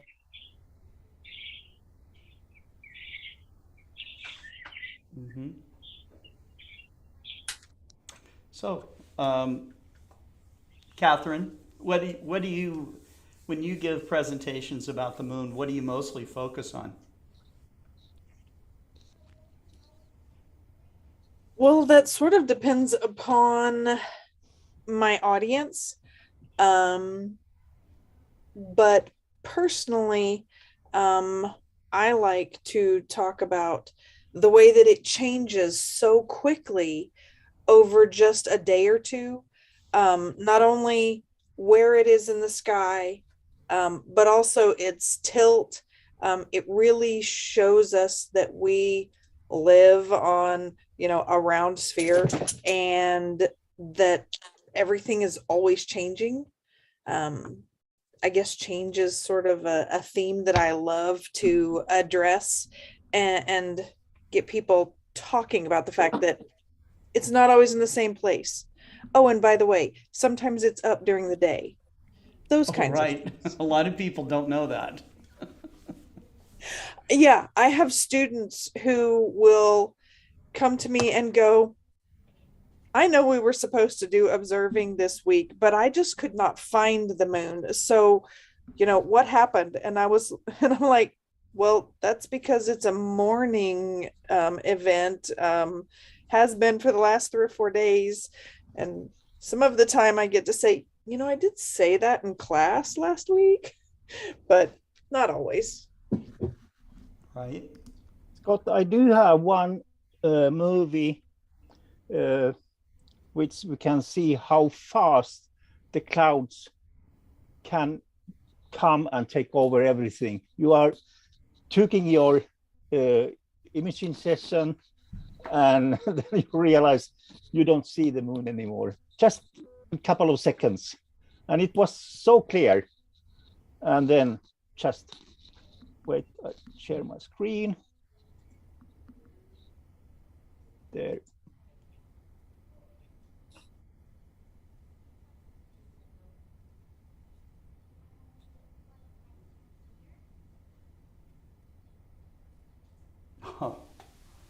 Okay, I love that effect. I think we need to use that in a horror movie. They would make like a nice transition from scene to scene. Yeah. I also love that effect. I did not actually think of horror movie, but I love it. You know what Catherine was saying? One of the things that I love doing with students their first time out when it's a reasonable moon, like a waxing crescent or just past first quarter, is have them looking at the terminator and then zoom into a crater and let them watch as the shadow moves over just a few minutes. And they realize that they're seeing different layers in different parts of the crater. And that's something that they cannot believe how quickly your view of something changes. Yeah. And many don't take a capture of this when that's pretty, when the clouds come and take over. Yeah. You don't see so many of those on net. They just stop capturing. Pekka, have you captured any moon dogs before? Any of the moon halo, the 22-degree halo? No, I haven't seen those because you can see them in spring when in the cooler weather, right? Yeah.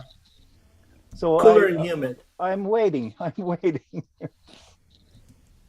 I've been wanting to see. I've seen the halo, but I've not captured it on camera. But I want to actually catch moon dogs. I've not managed to see moon or sun dogs myself, only in pictures. Yeah, well, I have a dream, and that capture is Scott knows that it's impact on moon. Yes, That is my absolutely dream capture. somebody caught the moon impact. When was it? Was it the lunar eclipse last year? Was that when an amateur astronomer caught a little impact on the corner? Because I know the Jupiter impact. I remember was caught that. yeah, I remember that. that's what it was. I Showed me believe it was. once. It was last November. It was a What tiny showed- little impact, Yeah. just on the western Isn't that edge amazing? limb. Yeah, it says the impact is spotted during January's lunar eclipse. 2019. Yeah. It says amateur astronomers caught lucky views of an object roughly the size of a basketball smacking into the moon and producing Yeah, a I flash of do light. have. Wait, Scott. I Now do listen, have- I'll admit to sometimes my 3-point shot used to be off when I was in school, but I did not hit the moon. That was not me. I do have something to share with you. Okay. I have to send them put first in, to my mail. in chat for anybody who would like to join us. Yeah, if you got a live view, clear shot of the moon, want to join us, or you want to share something about the moon, go ahead and log into the Zoom room that we have. You'll be meeting up with Kent Martz, and he will check out your system, your audio, video, etc. So, and then you can join us here.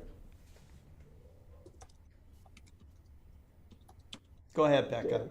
Yeah, just save them to my my drive. That one.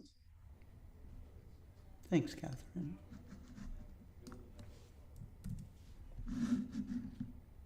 Let's see where I have them. You remember that my dream is to have a audience with kids.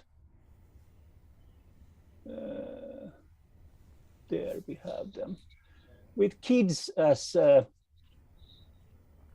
my astronomy viewers. So I have now a couple of that comes when the moon is visible. So this is some kids that is looking for moon. Mm-hmm. They are 5 years, 4 years, and 8 years. Oh, that's nice. And this girl took this blanket with her, but she was looking moon. I was just turning the eyepiece.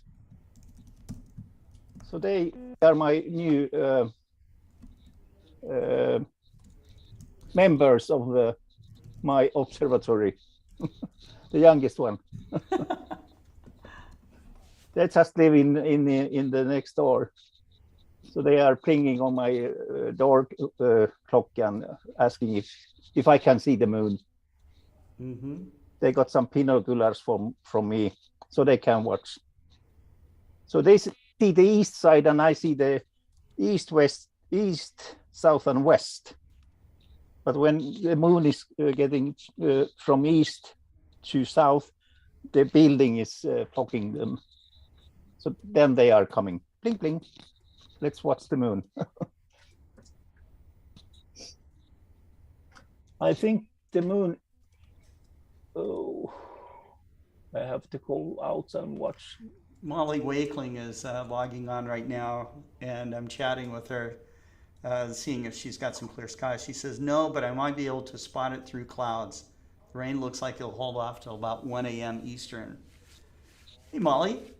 Hey, yeah, I'm waiting for darkness so I can align my telescope. Sure. And yeah, we'll see if I can get any stars to do said alignment.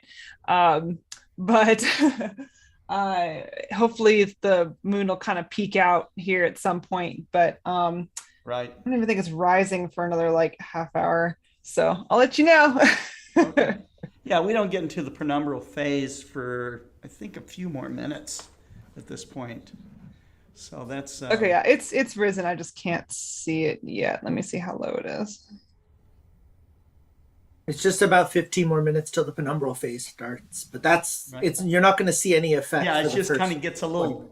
maybe a little darker, gradually darker, right? Nothing. Let me go poke my head outside and see if it's high enough above the whatever trees in that back corner to spot it yet, so I can get set You on it should and see align. it, Molly, We'll wait right because here. it's going down right now here. So it should be. Yeah, Wait it's for about 15 7 minutes. degrees, right. 7 degrees altitude right now. So let me go see if I can see it yet. I'll be It's back. going down here. Pecco was kind enough to share live views of the moon. You know, I started up the live stream earlier than announced, and so it was very cool. Cody Weiss, if I had a good cam, I'd show an Arizona mountains mile-high sunset. Cody, Okay, now my you need a appetite good is to camera. see. If you want to share, then we're all for it. Yeah, my appetite is now to see that sunset. That sounds beautiful. Yeah. I have to check the pushes if they are ahead, or will we see some moon? Right, I will be back.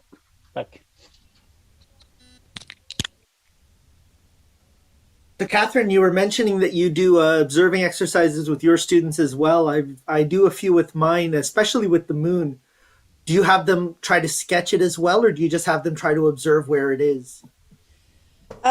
They have to observe where it is for 6 of the 8 phases and use their hands to measure its location in the sky. And then they have to sketch 3 of them. Fantastic. That's actually, I started with 4 and 2, and I've actually dropped it down to 2, but they have to sketch both. But the reason is because I started also teaching it in the winter term, and asking them to go out 4 times in minus 35 degrees is not really a nice thing for a prof to do. Right. And, you know, I mean, I teach it fall and spring, but we don't get that cold. Yeah. I mean, we did once last year, but no. It's this wonderful, wonderful climate change. We'll see what happens over the next few years. Yes.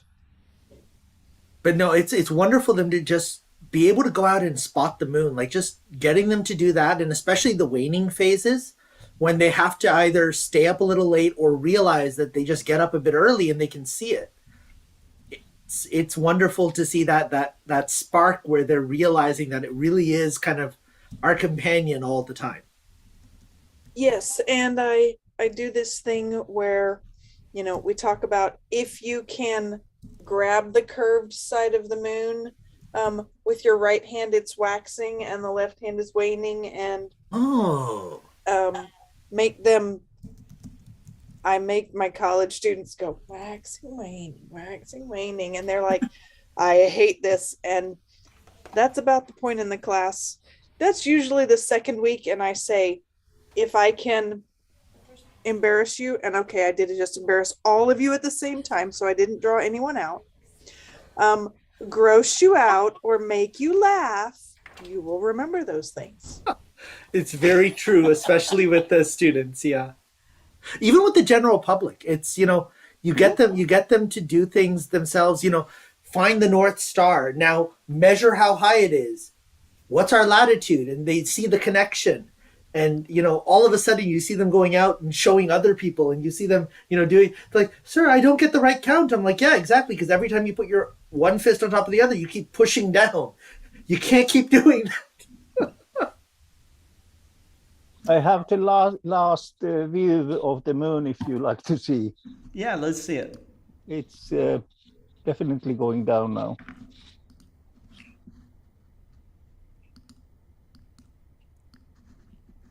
So it's about 5 degrees above. So I can't get it. Oh, there it is. Probably a little bit.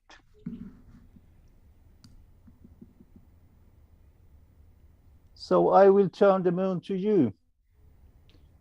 Take care of it. Yeah, okay. You're That's a sending really it across the fascinating Atlantic image. now. Thanks. So Pekka, will you get angry if we accidentally colored the moon like a different color instead of gray? We can always pre-process it in Photoshop. So that's what we have to do, right? If it's cloudy and rainy, we just go back to Photoshop to our last full moon image and just paint it red. Yes. You're giving away all of our tricks.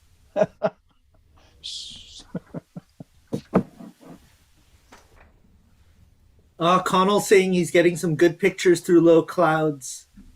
This is what... Right now? Yeah, he says it looks like a nice, scary Halloween scene. And yeah, if he can share them, that'd be cool. This one something Jerry Hubble learned me that I was with the MSRO, and we realized that you can do visual inside too. So I watched the moon and stars with my remote telescope when it's really cold. Fantastic. When it's really cold, the moon is actually incredibly beautiful because it's so crisp. Crispiness. Yeah. Yes. I honestly, my favorite Orion Nebula views are through binoculars when it's like -20, but it's not snowing. It's just crisp and clear because it just shines. You can see it. What I wonder, Scott, is why don't any astronomy store sells those pirate patches for eye? Because for a while, Orion Telescope Center used to sell them. Because you have to, and they also sold like goggles that were all red, so just red light would be coming in. Okay. But I don't see them selling them anymore, and I guess they just didn't sell. Because them. I have to hold my hand. You gotta do this. Yeah, because it's because when you close your eye, it's like tense. Yes. You get tense in the other side. So I have to look from some places to buy one. I'm going to echo Pekka's suggestion and point out that the Explorer Scientific logo would look perfect above an eye, wouldn't it? Yeah, absolutely. Because it has this compass already. There you go, Scott. We're giving you marketing advice here. I need it. Truly, that would be a good idea to sell for visual astronomers. In fact, Catherine will agree with me. Going into our very first class of the year wearing an eye patch would just really, we would be rock stars. Yeah. Yes, we would be. NASA jackets and eye patches, and tell them that there's a really long story here, but you have to get through the term to find out. Yeah. Do you see the Seinfelds? The series Seinfeld? I wasn't a fan, so I didn't tend to watch. Most of my roommates did, but I wasn't a fan of Seinfeld. I know most of our audience probably was, though, so feel free. Yeah. Because the Kramer had one, and he told that it's in right now. I got it. Okay, hang on. Okay, so right now I'm sharing on some Facebook groups the link to join our, if you have live views through your telescope, you'd want to share them. We're giving a Zoom link, which is basically kind of a green room. Kent Martz will log in with you and just double check everything and then send over to the broadcast link where you can share with our audience your live views of the lunar eclipse. Okay. And if you just want to give a presentation, you can do that too. So, all right, I see Molly's got the moon here, so we're gonna focus on her for a bit. Astro Molly to the rescue. Yes. We need a theme song for you. That would be fun. Have John Williams play something live. That'd be super cool. Yeah, as you can see, there's some clouds and I think still some tree branches moving in front of it, but it's a moon. It's there. It is the moon. It's filling, looks like it's filling up the whole field of view. Yeah. So this is on my 8-inch McCastigrain, so the one I've got pictured here with my ZWO 294, and I do have the focal reducer on there. It's just still even bigger than that. So DSLR is perfect with the reducer, Molly. Yeah. It fits perfectly. Yeah, looks like I need to go nudge it a tiny bit. Let's see. Did you know, Molly, that you can use sharp cap with your DSLR? So somebody's written a driver. It's on GitHub. Yeah. Yeah, it's good, but it's taking shots all the time. You can't pause it or stop it. Yeah, you can't do like video mode No, in you can't. SharpCap, but you can in Backyard Nikon or Backyard EOS. Okay. You can But you can do live mode in Backyard Nikon or Backyard EOS. There is something for your DSLR that is, if you have a Canon, there is software that takes movies. And let me see what it's called. It's called Magic Lantern. No. It's not Magic software. Lantern. It's software for your computer. Let's see what it's called. It's EOS Movie Rec. Okay. I can send it to you if you like to. Oh, I'm Nikon, but for the Okay. Canon users out there. Okay. That Oh looks man, that's so beautiful. cool. Look I'm at gonna take that. some video. I like this. So in what is it, 8:25 right now, and at 8:32 the penumbral eclipse begins. That really is stunning. If you're just counting universal time, it's 01:32 when it starts. Yeah, that's pretty. That's so cool. Yeah, I'm taking I'm capturing some video of it now, because this is very cool. If you were here at Explore Scientific, we actually have some hors d'oeuvres, pizza. Oh. We've got customers in the store right now. Oh, fun. That have joined us, and in the meeting room there is there's a large screen where we're displaying all this for them. Oh, fun. Mm-hmm. So I'm looking out my my sliding glass door in my office that looks out over my backyard, and just through the window I can see the moon with the tree in front of it, and it looks very cool. I may not have hors d'oeuvres, but I did make myself a drink, so. Yeah, I've got a couple of images I just got of the moon rising up, if you're interested. Seems like he stepped away for a second. Yes, it does. I guess I'll go ahead and share those. So I just stepped out a moment ago down the street. Share this here. This is where I'm looking now. So the moon is about 11 degrees off the horizon. And I just stepped down the street. So there's some low clouds in the sky. We just had some thunderstorms roll through earlier. Higher up, it's looking a lot clearer, maybe over 20 or 25 degrees. The moon, again, is almost starting that penumbral phase.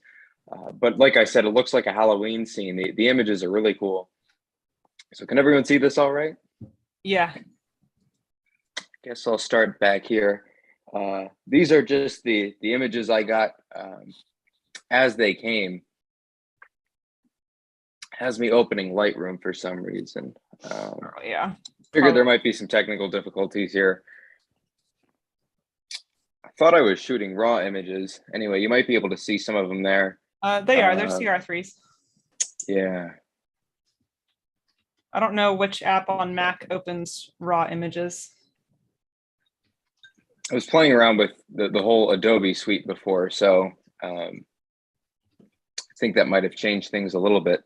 Oh yeah, Right. it'll set it to automatically use Adobe to open raw files unless you go change it. Yeah. Maybe I'll have some more luck with this one.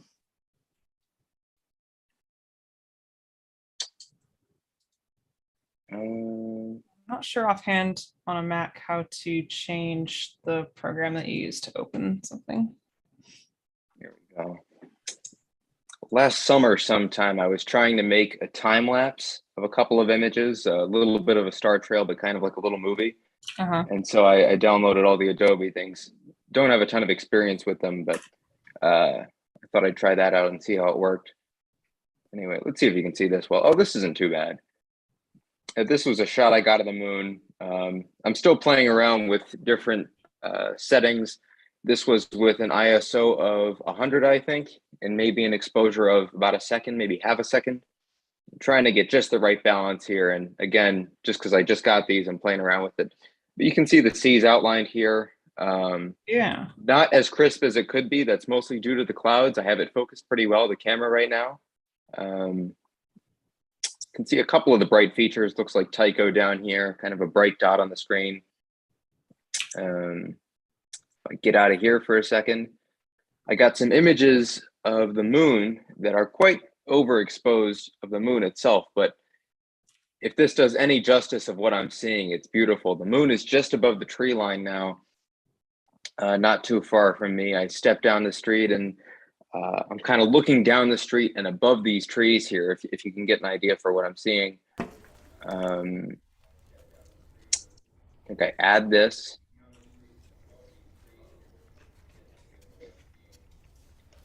But like I said, it's like a scene out of a Halloween movie or a horror movie or something. That's nice. There are these beautiful clouds just sweeping in front of the moon, and it does blur it a little bit. There is a little bit of a haze, but photographically, I like it quite a lot. And then there's some trees down here, of course, giving some nice context for it. But it's looking like the weather will cooperate tonight. An emerald phase starts soon, and hopefully I'll get some good images. These are just the raw ones again, but hopefully I'll come up with something a little bit nicer that's more processed, and we'll continue to get some great images. Your movie's looking pretty good, Molly. Thanks. Yeah, this is very cool with the clouds and right. Yeah, I'm 2 minutes away from penumbral phase at this point. Okay. All right. I'll hang out here for a little bit. I'll step out again later and see if I can get that shadow. The last penumbral eclipse I watched, I almost got clouded out, and it was very hard to see. But with total lunar eclipses in general, I've had some pretty good luck, and we'll see how this one turns out. Yeah, this is the first time I've actually been at home for a lunar eclipse where I was able to do it from the backyard. So this is my first time actually doing it with a telescope as opposed to a portable setup on my like DSLR with a long lens. So I was really excited to finally get some like long focal length images of the moon during the eclipse. But yeah, it's just going to get cloudier and cloudier the rest of the night for me, and then it's going to start raining about 1 a.m. So I'm going to have to cover up at some point. Keep an eye on the rain situation. I have to check my radar. I mean, here I'm wondering how the transparency will be in terms of color, because I saw an article in Sky and Telescope that said the Tonga volcano eruption that can put some particulates in the atmosphere that make it a little bit darker. I've had some local brush fires near me in Pennsylvania. I don't know if those will have a huge effect, or the wildfires in New Mexico, if that will change anything. Well, I think the New Mexico smoke has probably traveled far enough now, because it's certainly already come over Ohio where I'm at, and it might have traveled far enough to contribute kind of on the edges of the atmosphere there. I guess we'll find out. We'll see. I mean, it's all unfortunate, but I guess there's a little bit of a silver lining in checking out the moon here.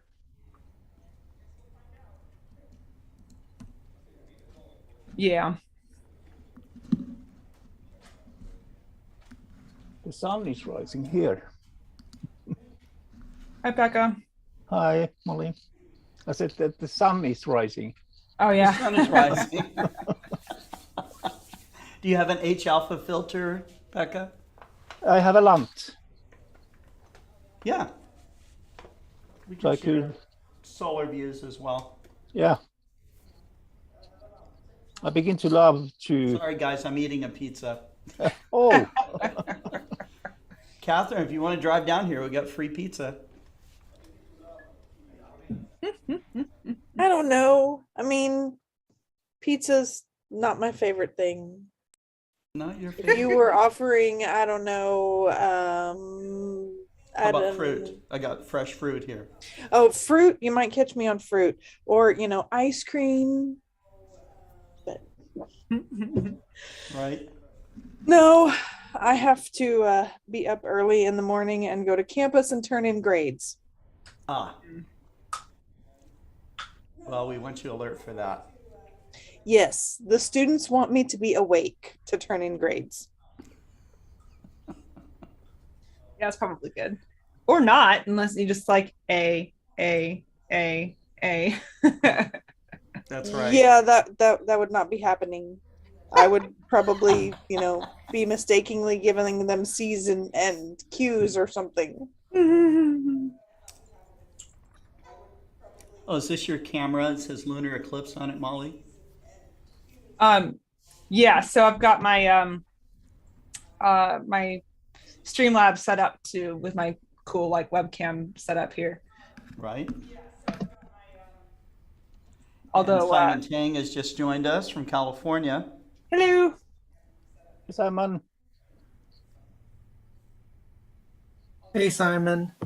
Hello. I can share for probably the only time tonight I was able to see the moon. Through the trees, through the leaves. It's there. It actually exists. There is a moon. There is a moon. I can now confirm it from Montreal. The moon exists. Excellent. Breaking we need that news. confirmation from every time zone. All right. Harold Locke says, I'm only set up for pictures only. The uncertain weather stopped me from setting up a full observatory. Harold, if you want to log in and share some of that stuff, that's fine. That will be fine. Harold has been taking some amazing pictures lately, including of birds, which I know the On a Wing will be really happy to see. And Computer Chick Productions says it's cloudy here and I can't see it. That's true for a lot of people in the country right now. So stay tuned because we will get it one way or the other. Simon, what's the weather like on your end? It's actually really clear all of a sudden. Awesome. Lucky. Woohoo! I'm trying to set up our live stream at the same time. So people who are, I don't know if anybody's watching it on our side of things, is probably going to be wondering what on earth am I doing with all these things whizzing around, and hopefully there's audio because I have no way of checking right this second. I suppose I could check on my phone. There is audio. Oh, you seeing it on mine? No, Scott, he's talking about his other live stream. The Woodland Hills one. Oh, let me go check.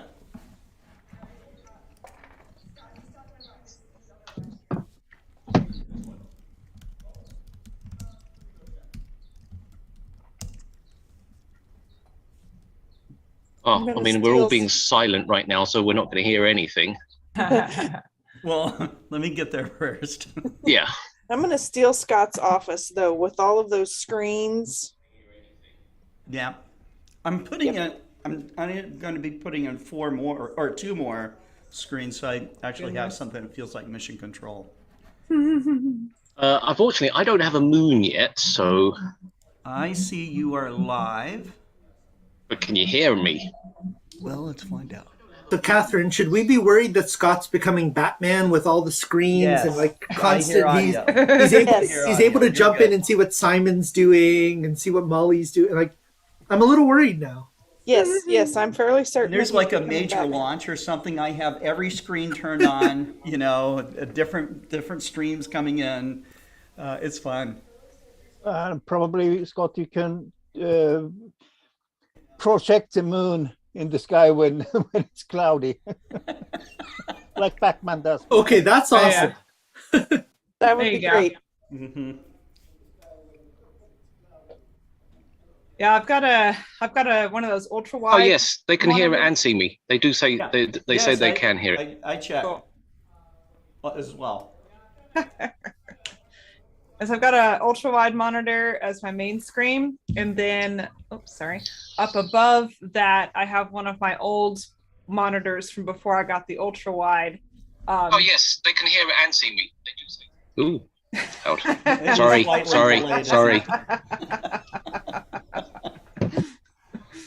I'm gonna mute myself, okay? Let's see. So what do we see here? We just need to see how many times we can make that loop and how far either back in time or forward in time we're going.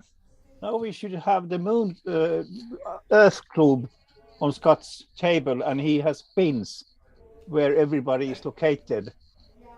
Yeah, but I like Catherine's idea of going forward in time and seeing what Simon's going to tell us in like an hour or two. That would be interesting. Yeah, I'll send him to a horse race or something, and gamble if we can do that. I've got a whole bunch of clouds right now, as you can see. Well, then we have to have the most important discussion so far, which is what toppings does Scott have on his pizza? Yeah. I'm gonna guess just classic pepperoni. Maybe some sausage. Not Scott. I'm vegetarian. No. I'm thinking vegetarian. Yeah, I was thinking like Really vegetarian? I never think knew it's that. mozzarella. Not vegan, guys. I just Mozzarella. couldn't cut it as a vegan. But vegetarian, yes.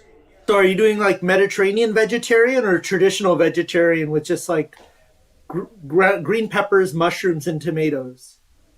Well, there's cheese on there, so that right there knocks me out as a vegan, right? So, so this one has, it has like the green peppers and tomatoes and black olives and mushrooms and that kind of thing.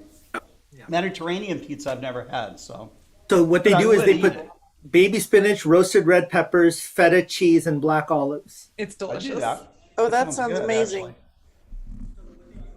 And then, of course, Hawaiian Mediterranean, they just put some pineapples and jalapeno on there, too. So Dean Bosteter Sr. says, you're making me hungry, Scott. About ready to dig into the 5-layer nacho dip. Wow. Eclipse. It's like Super Bowl Sunday, but the eclipse. Yeah. Like, gotta have your 7-layer nacho dip. Well, we didn't do our 8-hour International Astronomy Day, so we have to do an 8-hour Lunar Eclipse. That's GSP, right? That's right. But you should have only with tomato sauce, red pizza. Ooh. Or what's the other one? Cacio pepe pizza with just cheese or pecorino cheese and pepper. And garlic. Yeah. Oh, that sounds good. Okay, now I'm hungry for pizza.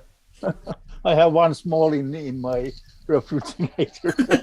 No, I'm lucky. My wife made me what are called reshmi bhajia. They're chickpea with a few veggies and onions and lots of spices. And so she made it and she brought it down. And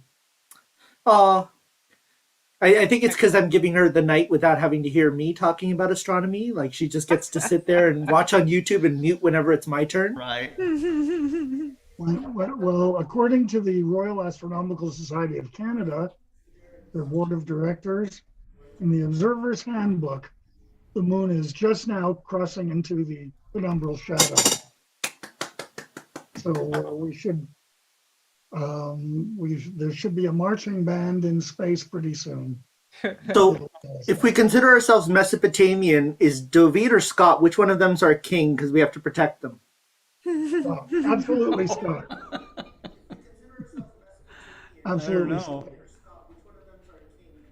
Sure looks like the moon's in shadow to me, shadow of the clouds. Okay, but whichever one is the king has to go into hiding, and I don't want either of those guys to go into hiding right now because I'm having too much fun talking to them. And that would mean, Catherine, you'd have to be our proxy. Good. You're muted. Yeah, you're muted. There we go. That's not necessarily good. Most of the time. Because the proxy is expendable, and I don't want to be expendable. Not expendable. It's somebody that the king trusts. Oh, okay. Yeah. We're good then. I have no idea what you guys are talking about right now. You missed that part. Astronomy cultural history. Exactly. I'm going to Mesopotamia. share the link with our audience of the time that Kareem Jaffer and Doug Berger, who is the founder of Astronomy Day, was on, and that was really great because I have not. It's not easy to get Doug Berger on to live presentation, so, but. You guys It was really cool to meet him. I really appreciate that you made that happen. Absolutely. It was wonderful. I mean, hearing his vision for actually bringing astronomy to the masses and this yearly celebration, and then we were actually able to do it this past Saturday in person for the first time in a couple of years.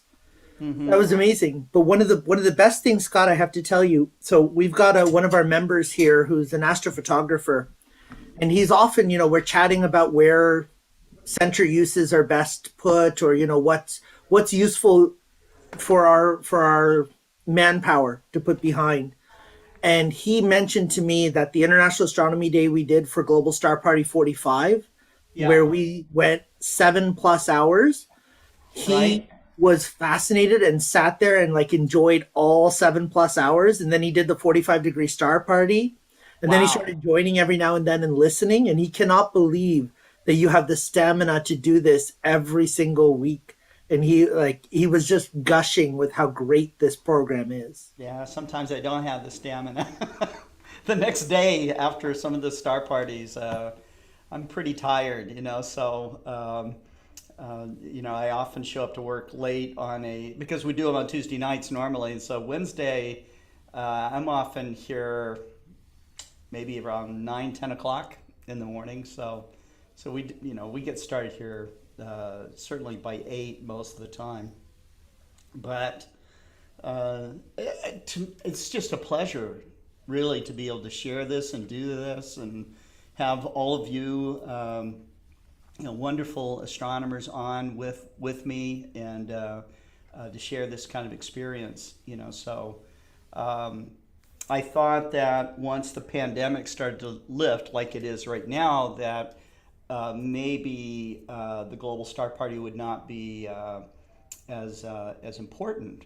But there are so many people that cannot get out, can't get together with the presenters that we have, unless they get online.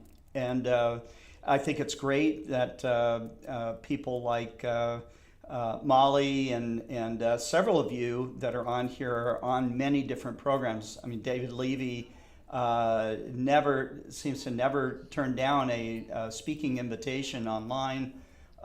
He is, I don't know, David, how many speaking invitations have you done since the pandemic started? Well, there have been well over 90 of the Global Star Party, plus there's the bi-weekly Royal Astronomical Society of Canada, both Montreal and Kingston centers, Astronomical Society of Kansas City. It's been hundreds of them. Yeah. The total number of times that I've actually used a quotation is now 2,464 if you count today. Wow. The most exhausting star party was the one we did with the planets. The Great Conjunction. Right, that was the most exhausting one. That's true. That one was like 18 hours long, and I'm still recovering from that. Right. That was a really exhausting one for me. Yeah. So are you telling me that the planetary lineup in a month, you're not going to stay up all morning to talk about it as one planet after another rises? Oh, I might. We got to do that one. It's going to be incredible. We're going to have Mercury, Venus, Mars, Jupiter, Saturn, all visible in the correct order right before sunrise. I'll do that. What day does that happen? Good question. It's towards end of June. Let me look it up. In the Observer's Handbook right now, and this is probably what he's looking it up in. You are ahead of me. I was actually looking for the Sky News issue, but I seem to have misplaced it. Sky News is a great magazine too, isn't it? Yes, it is. It is. There's the one. Top 10 events of 2022. All right. And right here, Cavalcade of Planets, June 18th to 26th. Mercury, Venus, Uranus, Mars, Jupiter, Neptune, and Saturn, all in a row.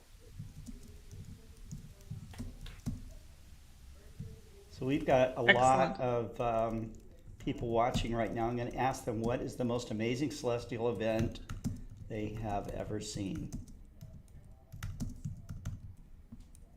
Let's see what kind of answers we get.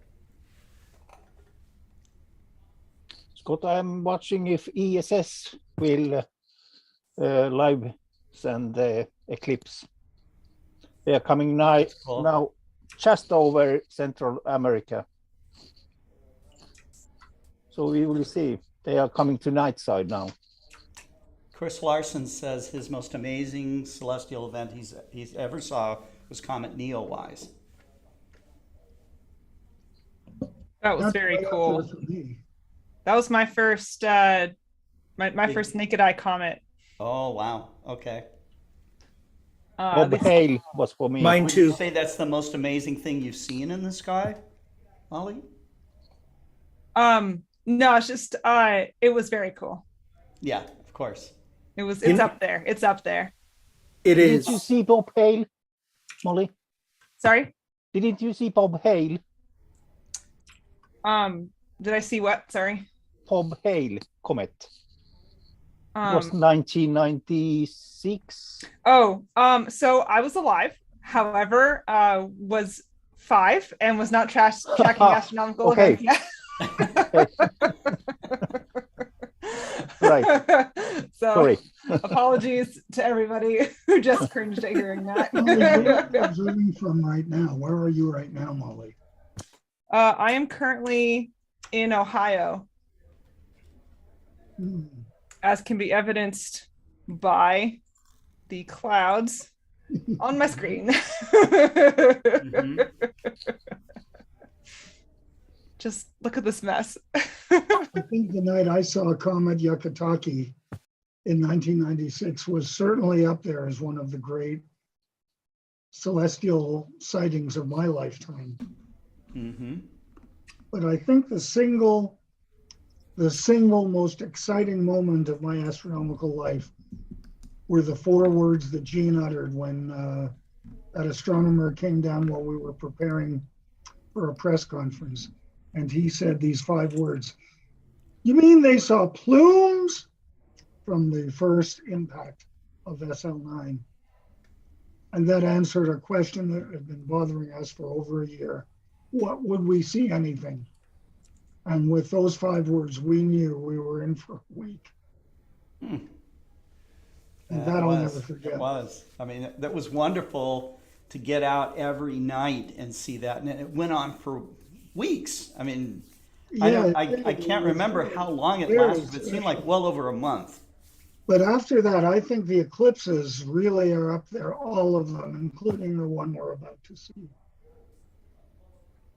And we should be getting to the point for people in the eastern part of North America You got one? that the moon should be starting to show some shading right about now. Somebody has a clear sky. Yeah, it's peeking back through the clouds a little bit here.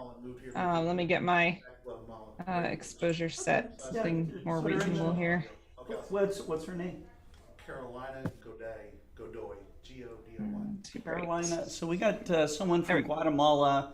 It's just audio only, but she's live from Guatemala right now. Her name's Carolyn. Fantastic. And, so she's going to join us and describe, because she can't figure out how to get her camera going. But she's excited enough to join us tonight and describe what's going on. So, so we have what we have right now is we have a Zoom room set up for people who are wanting to share, and Kent Marks joins up with them and then gives them our Zoom link. So she'll be coming on here momentarily, but we want to share this with as many people as possible.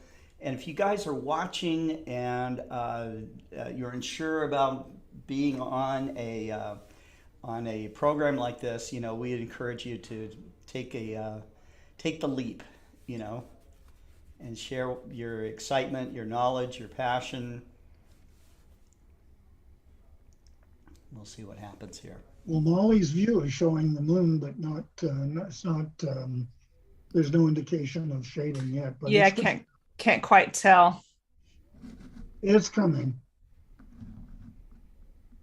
I mean, I see lots of shading. It's all clouds, though. Well, you can see the whole moon. Yeah. Let's see, I'm gonna put my exposure time a little bit here. Oh, this is an exciting night. I'll tell you, tonight's eclipse is one of the more exciting events that I've seen, and I haven't even seen it yet. I mean, you're already excited. I know this is going to be a good David, event. is it clear in Arizona? It is absolutely clear. I'd say 98% clear. Yeah, I'm jealous. And here's Carolina. Hello, Carolina. Her audio's connecting. Carolina, it's Scott Roberts from Explore Scientific. You are on the global Lunar Eclipse Party program. And, fantastic. Nice to hear from you. Well, thank you. So describe to us where you are and what's going on. What are you seeing? I'm in Guatemala. I'm trying to see if I can get my video going. I see your video. There you are. All right. Now I need to figure out how to turn it around so you don't just see me and you can see the moon. There we go. We're on a balcony in Guatemala City. We have a small field scope set up, and it's a little hazy, and it's like partially overcast, but we can see the moon pretty good right now. That's great. So it should just be rising for you, right? Yes, it's about, it rose around like maybe an hour and a half ago. So it's still like relatively low in the sky. Nothing but the clips, and I said, I wrote it back. This is absolutely awesome. And I said, if your sky Now, do you belong to an astronomy club or anything down in Guatemala, or I don't actually. I just moved to Guatemala City, and we discovered that we have a great spot for sunsets and, sunrises and moonrises. So it's perfect. Well, it's wonderful you've joined us. So on with you right now is you've got David Levy, Molly Wakeling. Molly's in Ohio. David's in Arizona. I'm in Arkansas. Connell, where are you? I'm up in Northeast Pennsylvania right now. Northeast Pennsylvania. I just stepped away for my portion of the food broadcast. Okay. But that's right. It's looking all right here. Some low clouds, but should be pretty good. Yeah. Kareem Jaffer's up in Montreal, Canada. We have Maxie on, although I think Maxie's probably having dinner or something. He's down in Argentina. Simon Tang, he's in California, near Los Angeles. So what you're seeing here on my video right now is not the penumbra, but a power pole. So a power don't pole. get excited. A power pole penumbra. Now, if everybody could say that 10 times really fast out there.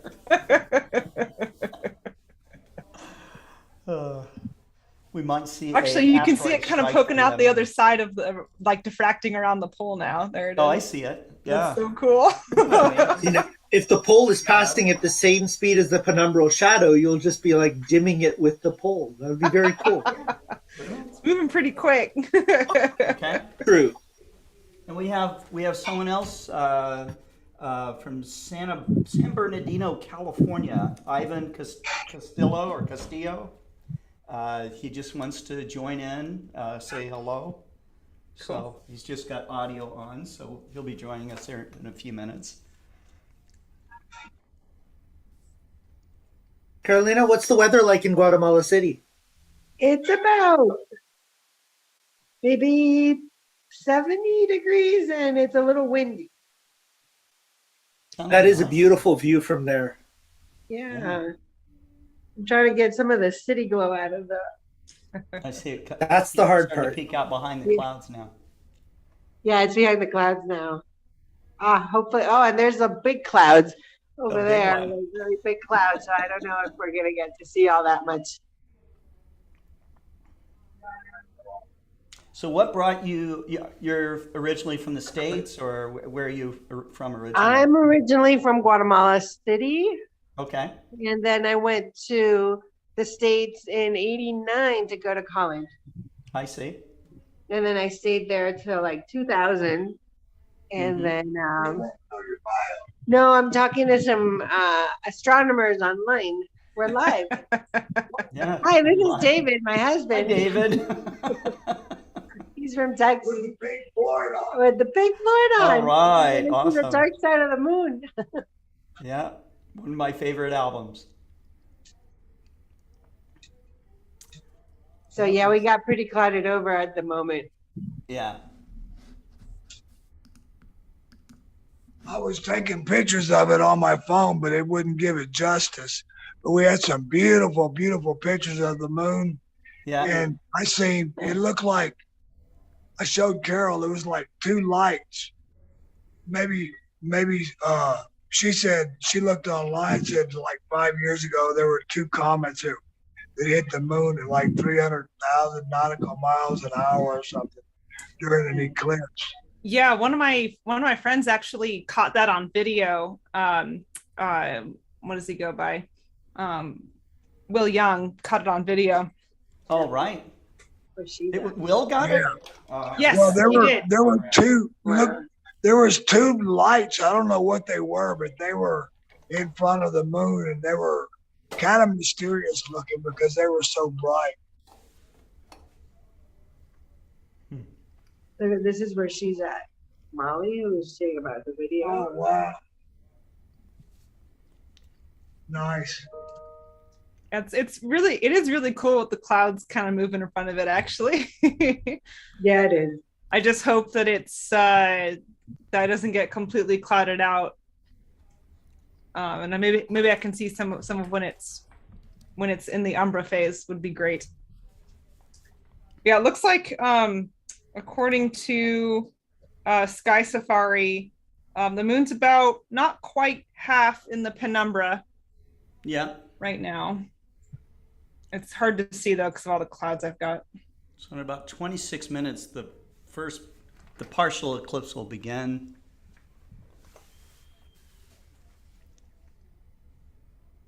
By the time the moon comes up for me, it might be over. It might be over.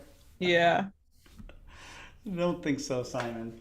No, I know. I'm just kidding. Wait, let me show you something.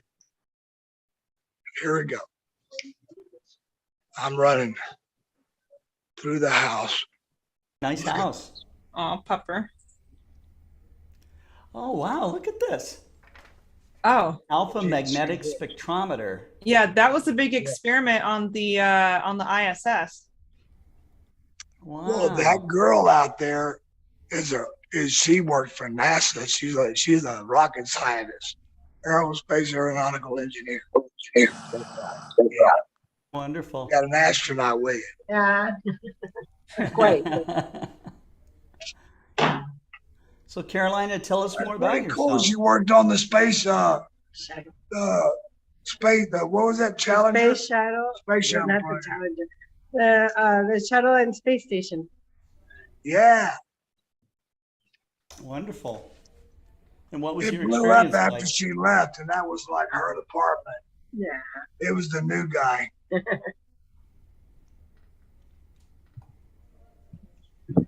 Well, it's an honor. Thanks for coming on. Oh, it got silent. Look at how it looks on her scoop. Oh no, it's more crowded.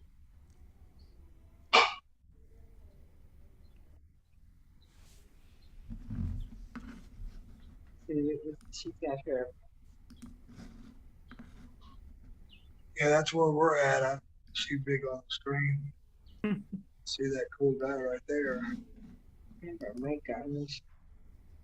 So hopefully you guys can see the sky that I have here. So it's yeah. clear. Very nice. That one cloud might dampen the whole thing. No, I'm kidding.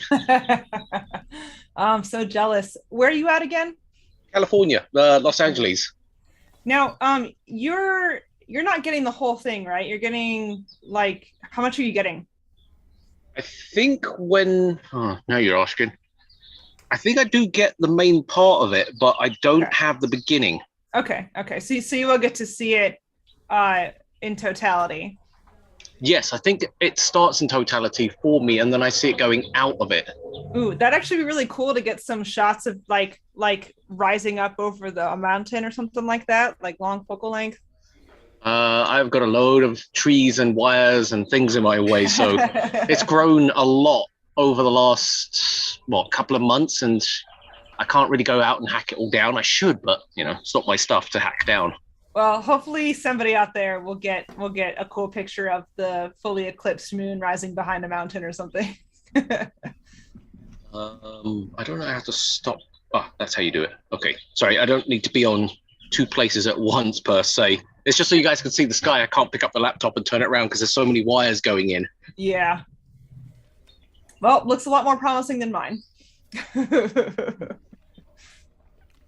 Looks like I've lost it again to the clouds.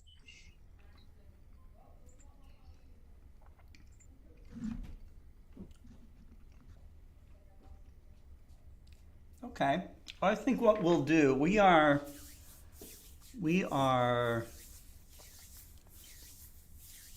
was it 9:05 right now, 9:27, so what, 15 minutes we'll have the partial eclipse will begin, and we'll see what we can get.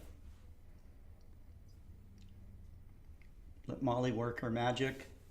It's a shame we have so many areas of the country or of the continent that are just too clouded over to show anything. And, we had so many people replying to Scott saying, sorry, the weather here is just no good.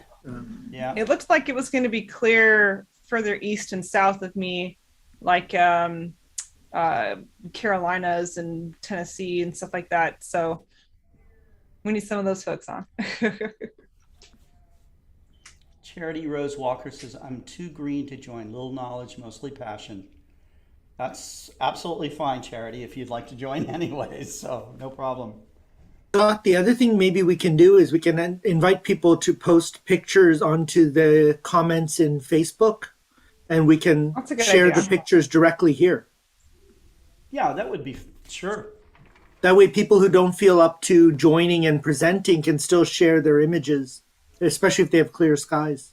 Yeah, even if they're like iPhone pictures, that would still work for us. Honestly, some of the iPhone pictures are so incredible right now. Right? Cody says, I've got zero light pollution where I am at night. My temple is outdoors. Cody's a carpenter. He's up in the morning. He says every morning at 4:20 every morning. He must see a lot of really cool stuff in the early morning. Kinslayer says, my first comment was Neowise, but my favorite celestial event was the 2017 total solar eclipse. Yeah. That would be hard to top, that's for sure. Yes. I did get to go see that one. I went to Wyoming, and that was my first eclipse, and it was indescribable. Right. And we just had a 67% partial here, but just sharing it with so many people and being able to talk about space and talk about the sun, and just seeing so many people interested in understanding what was happening and what they were seeing was just magnificent. Right. I can share you one screen where we can see where it's clear right now. It is very clear up there. Yeah, here. Yeah. Okay, Becca wins. Becca wins. It's like over UK. It's coming to UK right now. So we have to take us to UK fast. I'm looking at a map on Astrospheric of the current cloud cover, and it looks like a lot of the Great Plains is clear, and a lot of Texas. So Dakotas, Nebraska, Kansas, Wyoming. We know there's some Texas. amateur astronomers out there. If you're watching this, please consider logging in. We need to see some moon that's not covered in clouds. I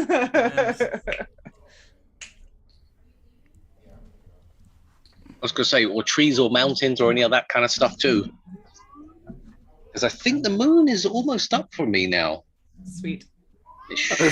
Our friend Adrian Bradley just posted an email that clouds are even in Las Vegas, where he doesn't get to watch the eclipse, but he still has clouds. So wait, we're he's not in alone Vegas? here. He's in Vegas at a bowling tournament. Oh my goodness. Oh. We have He's to announce just a prize for best photo. So the photos will drop in. Yep. Had it for a second. Boston is completely cloudy and rainy as well. The whole east coast of Canada is. Wow. Yeah, at least it looks like for me, the rain's not going to start until 1 a.m. now. It was going to start like at 9 o'clock with thunderstorms, but that got pushed back, as it so often does. Excuse me. I'll be honest, I'm actually kind of looking for. Nashville's Scott. clouded out. Nashville's clouded out? Yeah.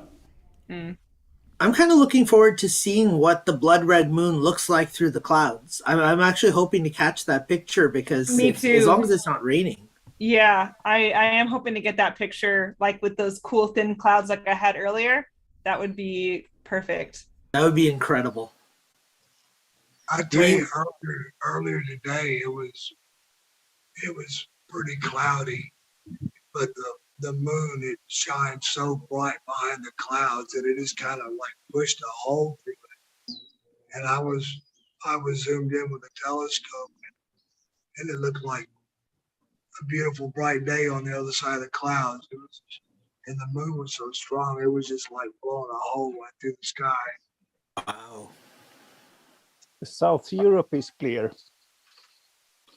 So where is the fastest way to get to Spain?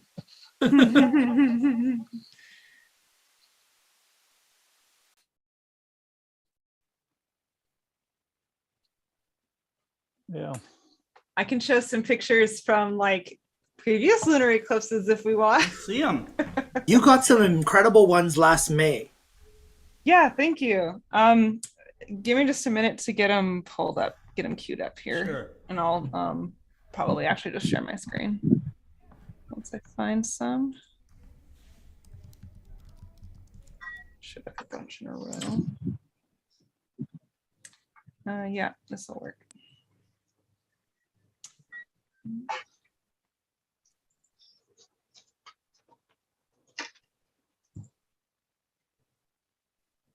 Oh, look at that. Yeah, so this one is from January of 2019. Is this set here? This is with I just heard myself on somebody's computer. This is with a 300 millimeter camera lens and my Nikon D5300 DSLR on a Skywatcher Star Adventurer. I was out of town on a work trip, and I brought my gear with me because I knew I was going to miss the eclipse. So I managed to get it anyway, which was great. That's beautiful. Thank you. You ought to be taking screenshots. Look at that. It was this one was rather dark. I don't know what it was on the Danjon scale, but the moon looked like a red velvet button in the sky. It was just very cool. It was very clear that night. Tá na posição? Toma. Partial phase.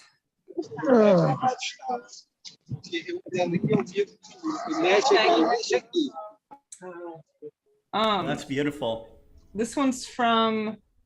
Love that. Let's see. I edited this in December.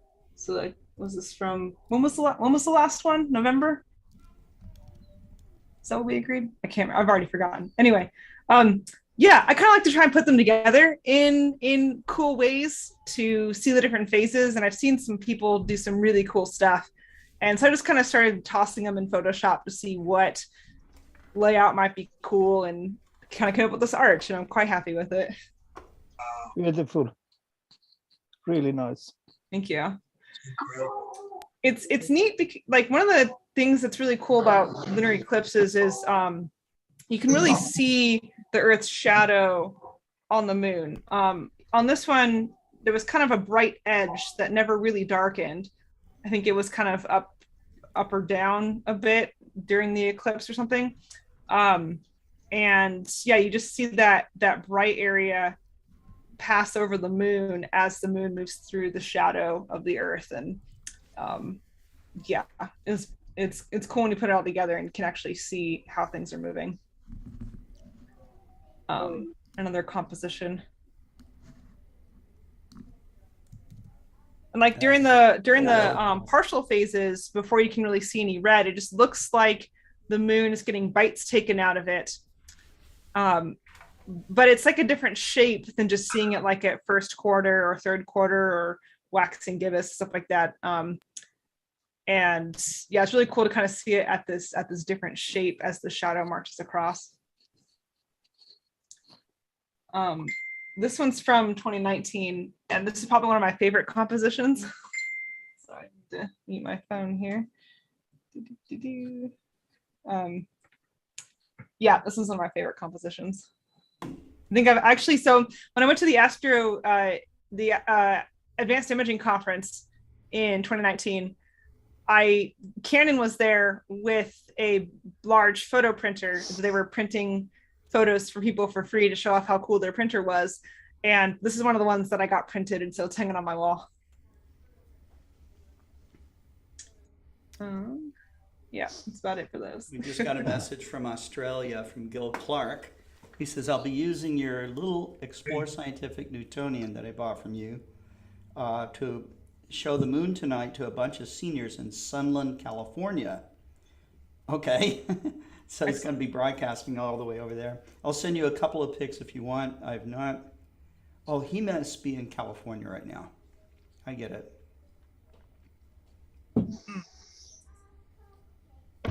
Maybe he can get some views of the eclipse for us here. Hey guys, how are you? Who is this? Hi, Maxi. Oh, it's Maxi. Maxi, hello. Do you have some clear skies? Yes, it's getting open here. Yay. If you want, I want to share my screen. Yes. Go ahead. Okay, this is right now. Yay, somebody has a view. That's right. Oh, it's so cool. Yeah, you can definitely see the penumbra there. The actual partial eclipse, so you can see the penumbral shadow. The penumbra. Ah, that's great. And leave that up there. It's really cold here. You can leave that up there for a while. How cold is it? I think 10 Look at that degrees. dot. Did you see that? But it's kind of windy, but this helps to get some clear sky. Well, Yeah. some clouds, but it's getting open. Hey, look at that dot right there. That's the arrow from the Oh, that's a mouse. So they're saying it's a pyramid. Very nice. Really nice. Still a bright dot. It's not a mouse. Ya empezó, ¿eh? Fíjate, se nota un poco la sombra. Somebody's asking where's the man in the moon? I can never see the man in the moon. I can always see the rabbit in the moon. Pero mira, acá como, sí. with the ears. My daughter talks about the rabbit, and I do not see a rabbit. I saw know it it once. must be a I rabbit. saw it Is once. the man in the moon at 7 o'clock? Can see 2 eyes and nose and mouth and a hat.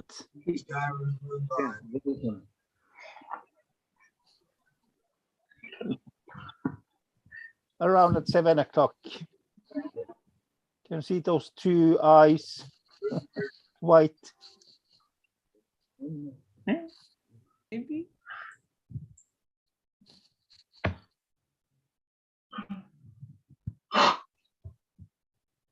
Black. Claro. Che, anda adentro, boludo. ¿No te querés quedar? Abriga. No. Ahí ya se nota un poco más.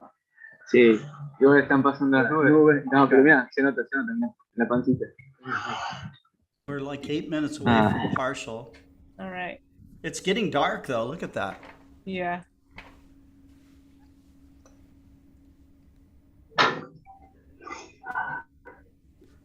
This is a color camera, right? You can just see it spinning. Hey, Excuse Maxi. me? This Yes. is a color camera. It's a color camera. It's Okay, just checking.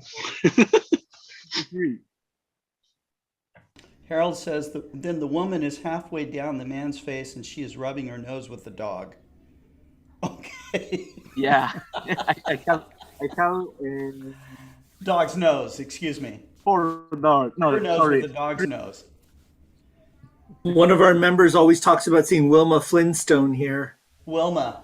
Do you see that? On the top right, you can see the hair and the bun, and then you can see the eyes and the nose. Mm-hmm. Oh, it's getting some kind of clouds, but they are thin. When I was a kid, I had a crush on Betty.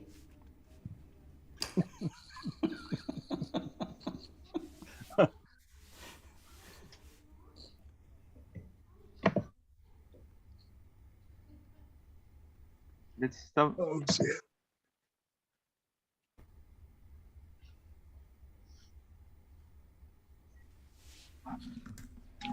Did we lose your feed there, Maxie?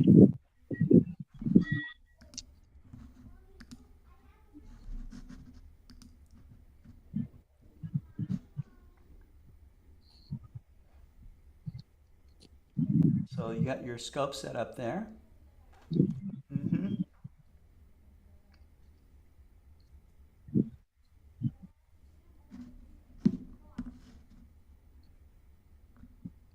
So Maxie is doing something here. Hola. Hello. There you are. Yeah, I was having some struggle with my connection. Let me share again. Okay. Now it's getting with some clouds, and anyway, I can still see it. They are thin clouds, very low, Yeah. and you can see it's a 1 hour and a half to get the meridian, so it's really up. And let me see in the preview. Oh, okay, now it's going faster. So you need We some should hot make mate. We should make No, I will prepare in a couple minutes, I think. I just get dinner with my girlfriend. Yeah. Some kind of tacos or homemade tacos, but I love tacos. yeah, it's like but onion, garlic, well, pepper and meat and crops and well and homemade the while you surround the taco. Right. I don't know, but it was yummy. Yes. Are there a moon map that describes what people see on the moon face? So Ivan Castillo says, hi there, I'm in San Bernardino. My family is in Nicaragua. They say hello too, and the moon looks bigger down there. Oh. Yeah. Ivan, if you'd like to come on and just share audio and talk with us, you can. Kareem posted a picture in the Zoom chat of Okay. the penumbral shadow in between. Managed to get the clouds to part. Did you? Okay, let's see what I can do here. And Pekka, I'm gonna find the things people see. I'll see if I can find the link and post it. Yeah, good. Because I have think very strong where this man in the moon, rabbit, and so on is. Because everybody sees different things on the moon. Yeah, I can got a good only shot see a there, Finland. Karin, can you see Finland in the moon?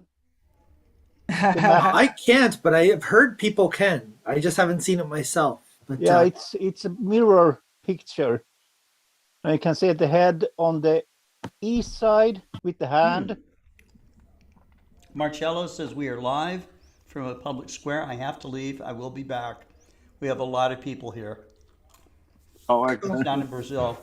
But Karim, awesome.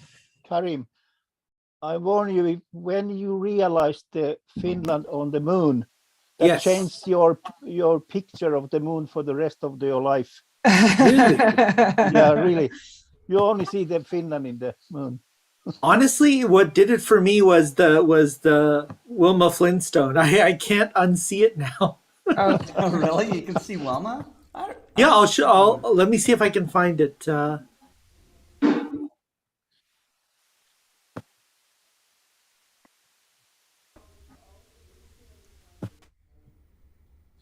Where's Wilma's head?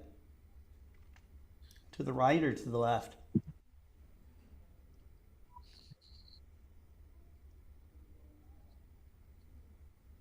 Oh, wait. I think I see it now.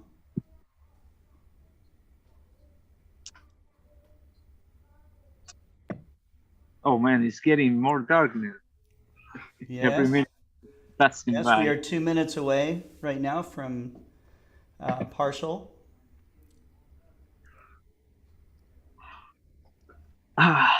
So keep you guys. The Earth's shadow is encroaching on the moon. Quite a bit. Look how dark it is. So many clouds. Look at this. Oh, you got a lot of clouds. Oh no. Oh. Well, time's on your side, Molly. We've got 5 minutes of totality. The forecast gets significantly worse as the night goes on. Does it? Yes. But who knows? Maybe there'll be some sucker holes. There's always a sucker hole. I will stay the course. I don't know why they call them sucker holes, but I'm on an all-TAS mount, so I can just track it continuously across the sky and not meridian flip. So I'll just let it roll. Yeah, so I finally got my Celestron Edge HD 9 1/4 back in March. Okay. So which was exciting. I ordered it in September. Finally got it in March. Jeez, that was a long wait. So I got that all set up.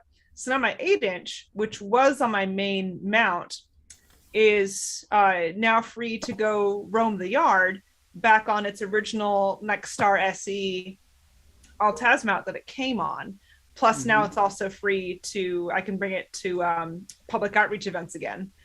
So, which is great in time for the eclipse because I'm set up in the very northern end of my backyard to try and see over my garage and power lines and like southern obstructions. We're getting a little bit of clearing out here. Yeah. God, if you'd like, I can share a bit to show where Wilma is. Go ahead. I saw the image. Hey, Karim. So here's Wilma. And this is actually from Neil deGrasse Tyson. So it's not just me who sees it.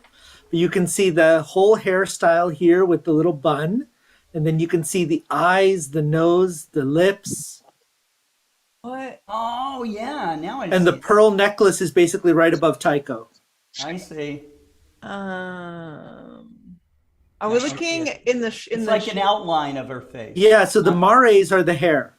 That's the hair. Okay.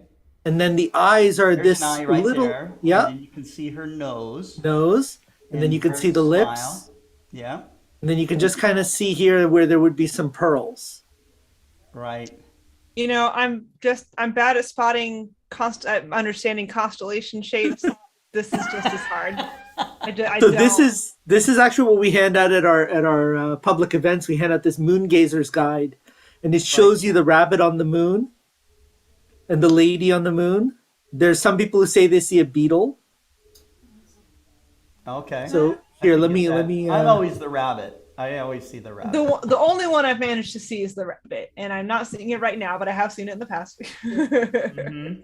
Thank you for this, because now I finally understand what my daughter sees, because I have never understood where the rabbit was. So there's the rabbit. It's basically all the mare form the head and the ears, and then the wing here, where the waning side would be visible, is where the body and the tail are. Yep. You can see that when you kind of St. come up George here. Slaying the dragon. Okay. Yeah, that's an old English one that is more visible in the southern hemisphere when you flip everything around. I see. Right, because you can see the slaying, and there's the dragon. And so if you picture this flipped around, let me actually do it. Now you can see it. You can even see the rabbit a little bit clearer, which is why in Australia Right. they typically say they see the rabbit. Back on the ground or something. Yep. But I keep coming back to good old Wilma. Wilma. Yeah, that's hard not to unsee now. That's true. Y'all are crazy. Yes, we are. Uh-oh. looks like Molly's getting some clearer skies. Yeah, it's starting to poke out a little bit. Yeah. It's pretty hazy, but I can see it with a not obscene exposure time, so we're getting there. So I in can't your quite view, tell. That lower right-hand corner is I think that's the shadow. Yeah, this image should be correct in orientation. So okay. Well, Sky I Safari forget says on the that other when we side. go down to Maxi, we're seeing it in the southern hemisphere, so everything's flipped around. Exactly. This is No, what I'm we see still now. left right. I apologize. So this one isn't flipped. This is straight from my DSLR. Okay. Now we're not flipped. I flipped it back. Yeah. So yes, we can see the penumbra here, but yes, that's a much better image. So we are officially into partial eclipse at this point. Okay. So we'll start to see the umbral shadow. Yeah.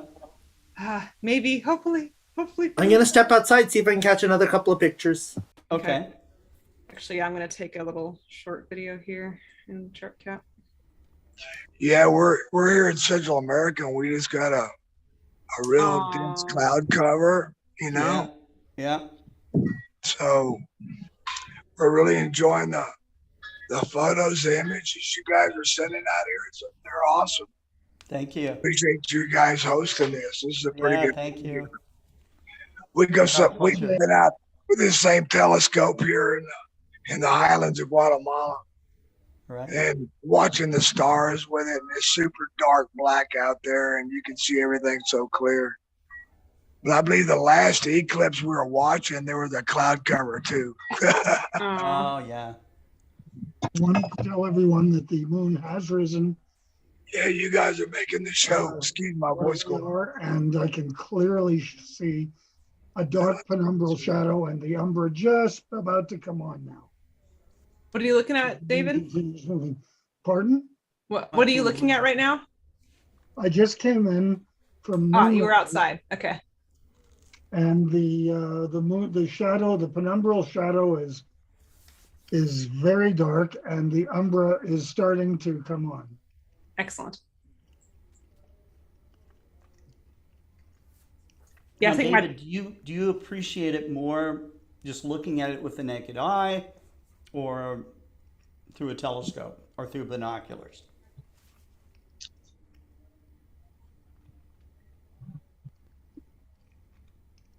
Did I lose him? I don't know if he knew Went that back you were outside to addressing go him. Look.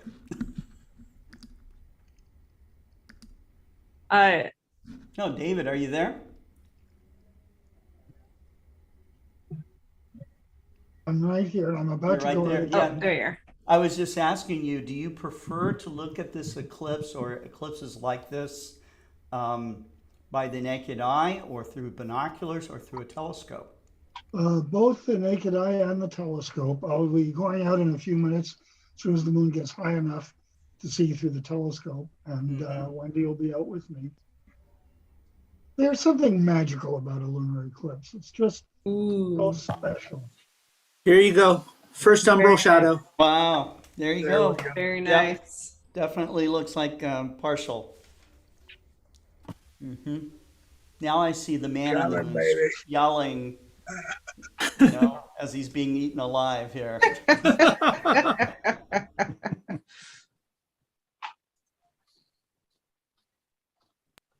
Okay, I find it interesting that you don't see him typically, because what I see in your picture from the GSP with where you've got your mouth open, I see the man in the moon in your picture. I saw a loony man in his picture.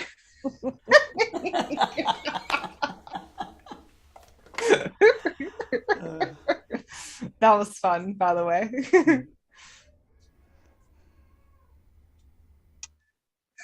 Yeah. Even in my clouded out image, you can see that the left side's definitely darker. For sure.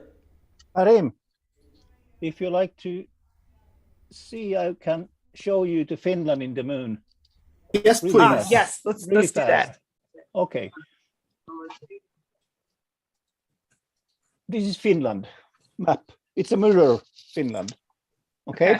Okay. And here is the Finland. Oh, huge. Whole thing. Yeah, that's awesome. That's the hand, head. Yeah. Yeah. Okay. Yeah. I still see Wilma. You've just taken over the moon there, Pekka. You know, Finland looks like a snail taking over. That's right. with little eye stalks. Yeah.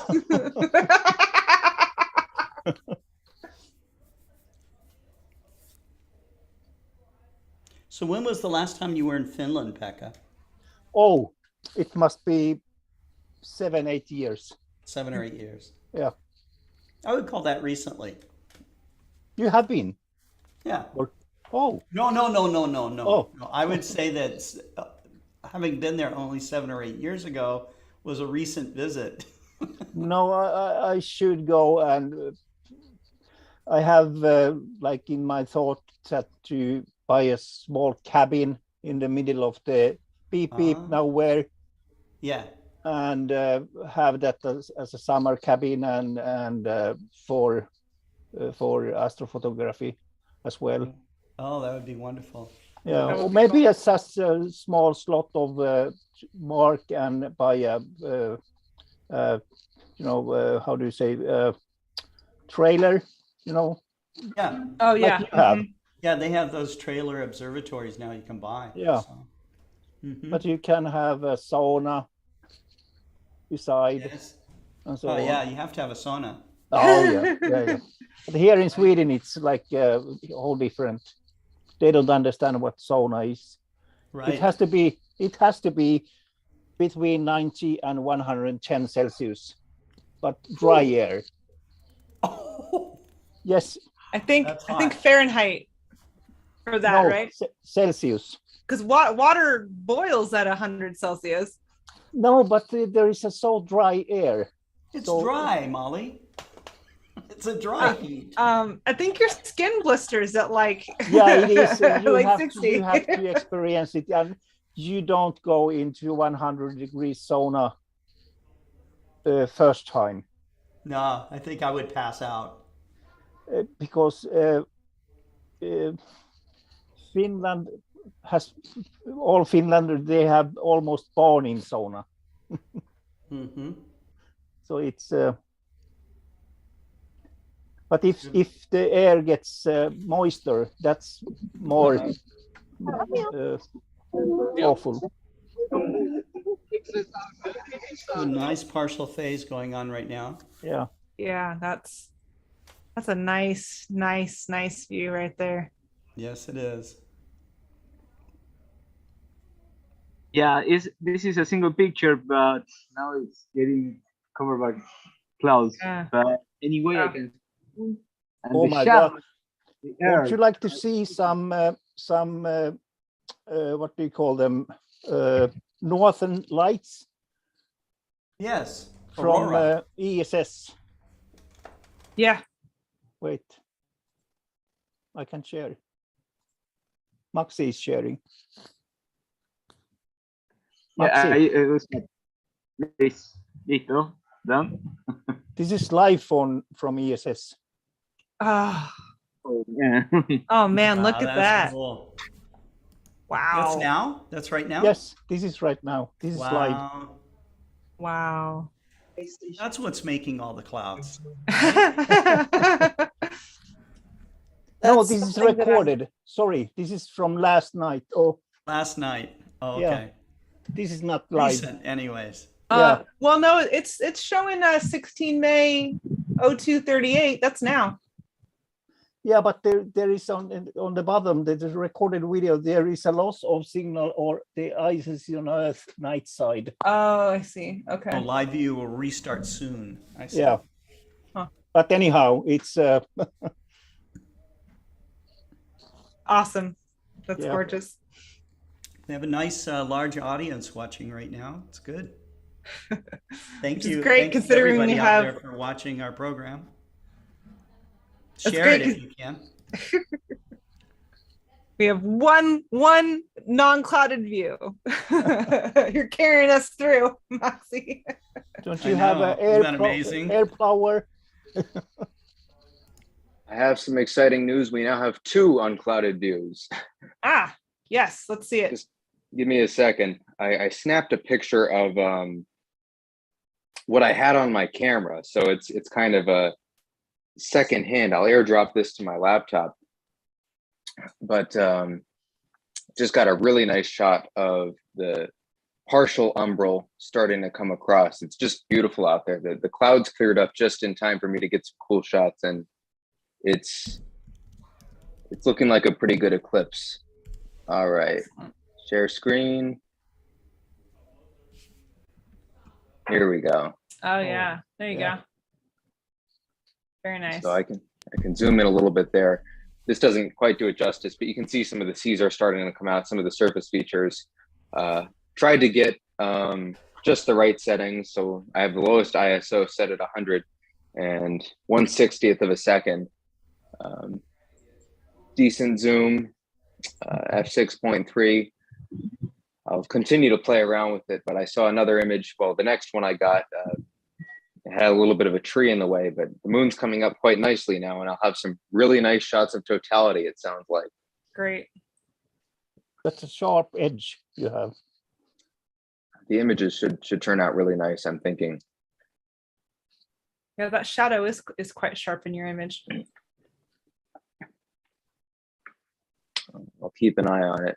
Actually, I can share my screen again. I'll pull up Sky Safari here just to give us a view of how things are looking. Yeah. So right now, this is set for my location. So I think I'm maybe 3 minutes off from Arkansas with how things are unfolding.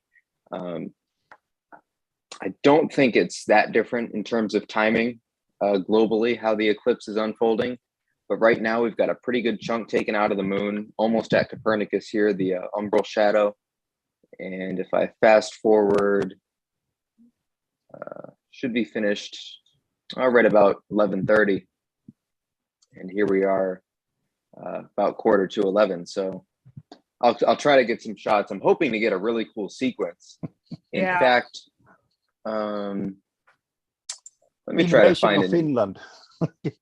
Kunal, you are What's making that? an invasion of Finland. Oh, am I? Invasion of Is Finland over on the west side of the moon, the left portion? I heard some of that discussion. inland's like the whole thing. It's like all the Maria. It takes over the whole moon. I can't unsee Wilma though. I mean, it's Oh undeniable. no, what have I done? I always saw the rabbit. The rabbit was always still- what I saw. I could never quite see the man on the moon, but I don't didn't know. take a Wilma long enough. Flintstone is Go she's ahead. here to stay, I think. Yeah, I didn't take a long enough exposure to see how many clouds there are everywhere, but this is through a thin layer of clouds. That's pretty That looks nice.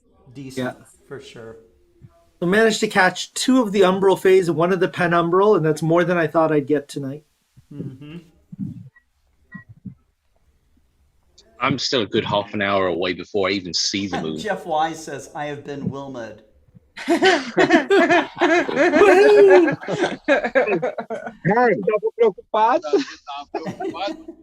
Hi, greetings from Brazil. Oh, your Hey, mask Marcello. is very cool. I like your Marcello. Hello Hi, there. sir. Hi. We are here at the main square here in our city, a public square with many telescopes here.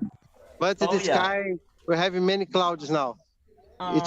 It was clear, but we have many people waiting here with us.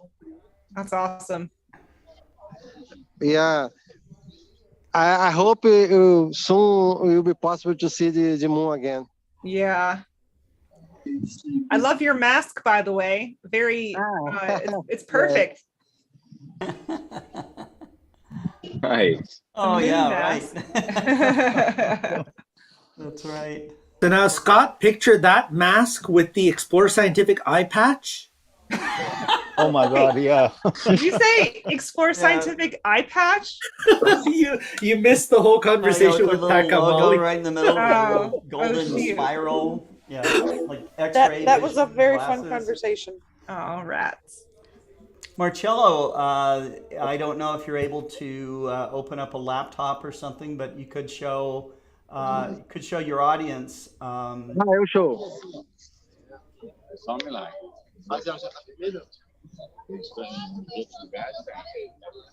That's great. Can you see, Scott? Yes, I see. I see. Is this coming Yeah. from your laptop? You are in the main public square of our city. Yeah. It's wonderful you put these programs on, Marcello. Yeah, that's really cool. It's wonderful. Here is your telescope here. Ah, yes. It's your telescope now. Yeah. Ah, yes. Yeah, wait.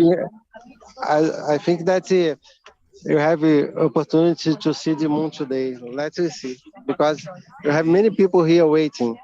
Yes. Well, I think that we're all going to get a little bit of a chance to see it as the clouds break a little bit for us. So, We will be here until 3 a.m. We will be here. okay. Marcello, thank you. Thank you. Nice to see all of you. Yeah, You too. thank you. Bye. Marcello's broadcasting live from Brazil.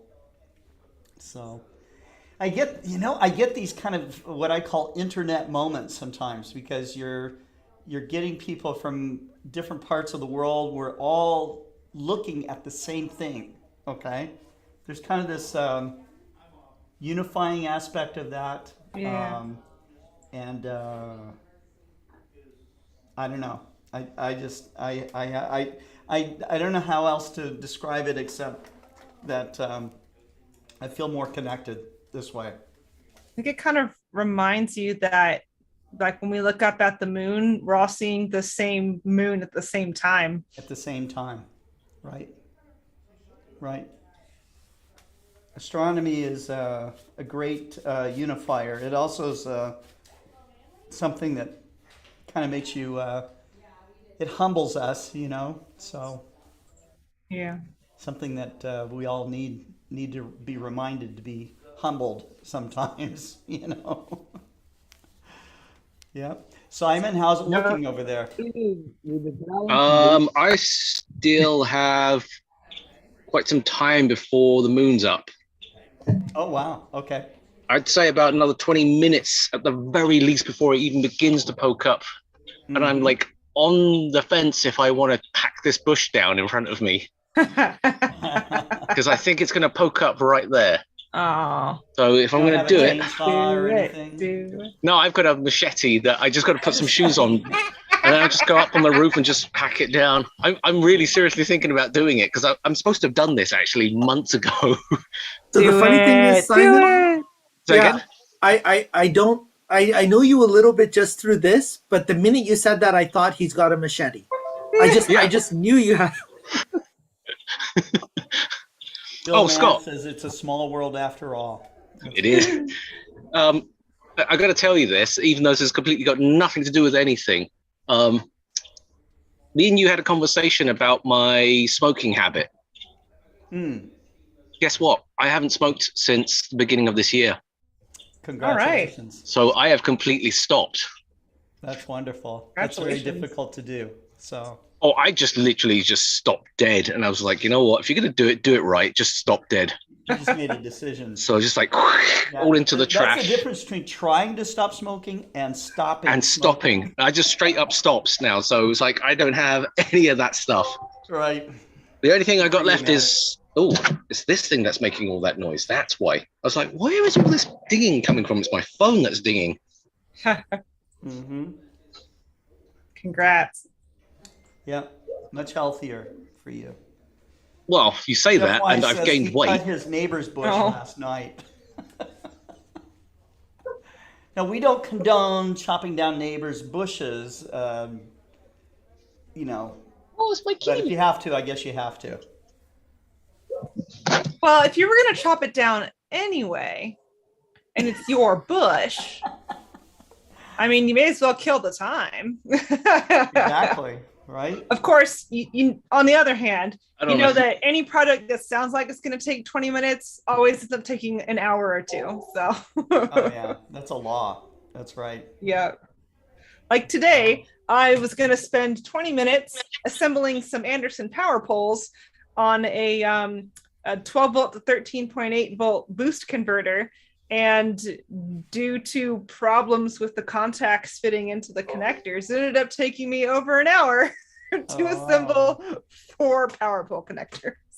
Right. Sorry, this might echo a little bit, but yeah, you can kind of see unobscured.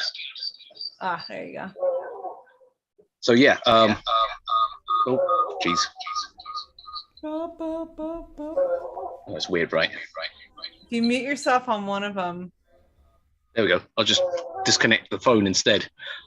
It's weird using a phone because you have no control over it. I've got everything turned down to is off, but it still somehow has control over something. So it's like, just disconnect it. It'll be the easiest. Right.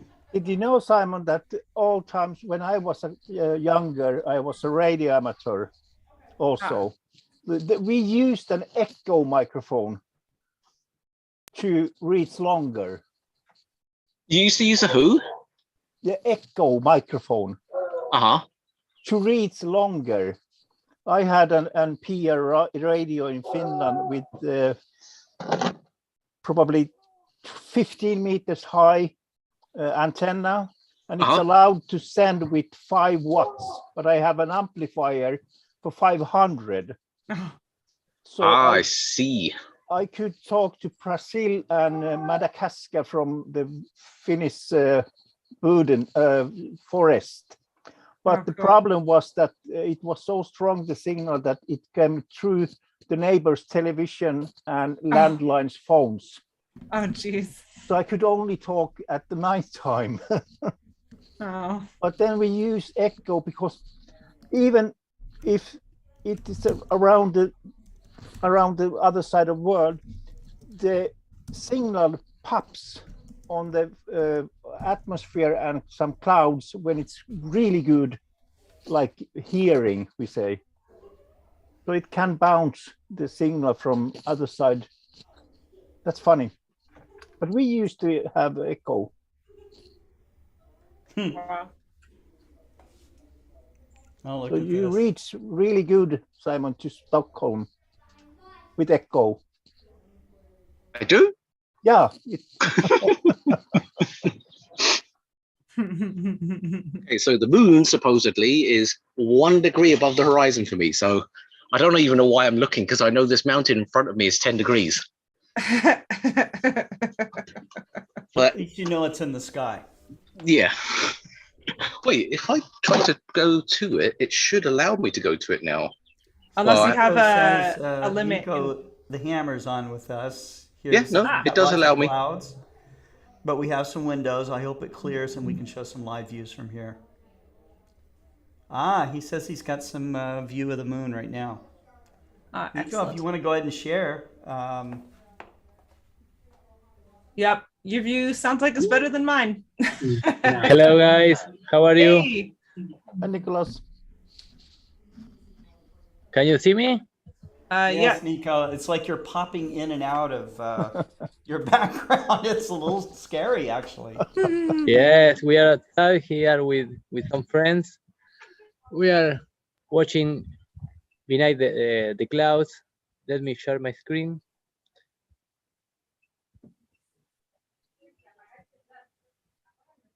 Here we go. Ah. Can you see yeah, it? look. Yes. Look at the clouds moving really Moving really fast. fast. Yes. It's almost like a normal first We quarter. have a lot of wind up here. I lost it. The clouds were waiting to me to share the screen. Yes. Edward Murray, watching on YouTube, says, I just saw the moon partially through clouds. Noticed some redness. Excellent. Yes. I don't know. Here we have a lot of clouds, so maybe I come back in a Come few back. minutes. Yeah, we can come back later. Yes. Great. Okay. Let's see. There we are. And I've completely lost it again. It's just kind of a glow behind some thick clouds now.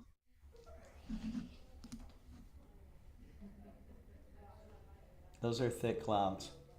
I'm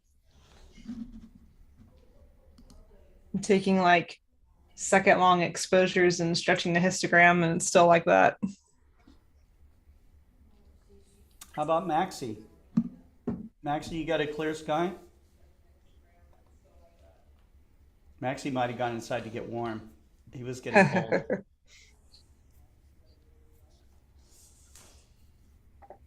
So Scott, yeah. I was thinking when I just heard a big old echo. When we were looking at the seeing that Explore Scientific telescope with the big old eyepiece, now I'm wondering if the Explore Scientific eye patch that you're talking about is because somebody rammed their eye into the eyepiece.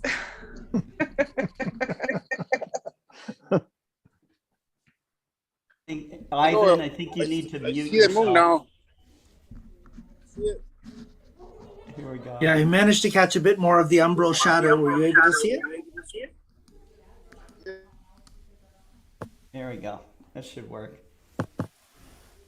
Are you able to see this, Scott? Yeah, I see it. That looks nice. Did you visually see some kind of red views? I didn't. It's but there's a lot of clouds. I'm catching it as the clouds thin out just enough so that I can catch it through, and then I'm increasing the exposure so that we can see it. I was hoping to get the cloud effect, but I'm not getting it because it's just if I try, I lose any features on the moon because it's just the clouds are too thick. Right. Well, it's about 10 o'clock right now. We are going to be, how far away are we from the total eclipse? 10:30 is when totality begins. So I think what we'll do right now is take a 10-minute break and give us a chance to stretch our legs, get a sandwich, get a coffee, and then we'll come back and we'll watch totality begin. So we'll be back in 10. You know, I've heard about a dragon tonight, and I've heard about a pyramid. I think we're off chat. They can still hear you. Oh yeah, okay. And so I wanted to tell you what we did out here in the highlands of Guatemala, which is pretty close to an edge of a tropical jungle, is we built a 60 by 60 by 60 by 60 high pyramid, and it's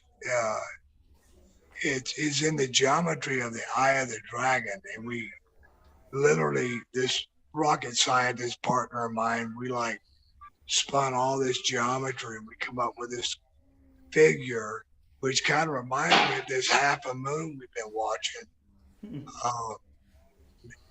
Little did I know it, I was like, oh, we were working with the flower of life as well.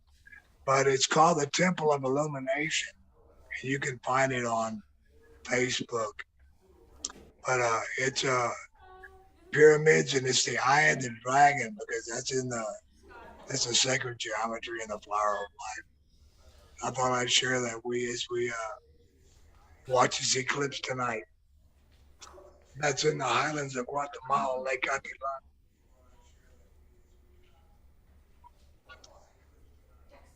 Atitlán. Molly. Yes. The story of the eye patch was that I was advertising for after one of those in the Astro stores, because when you do visual, you could have one eyes closed. Oh yeah.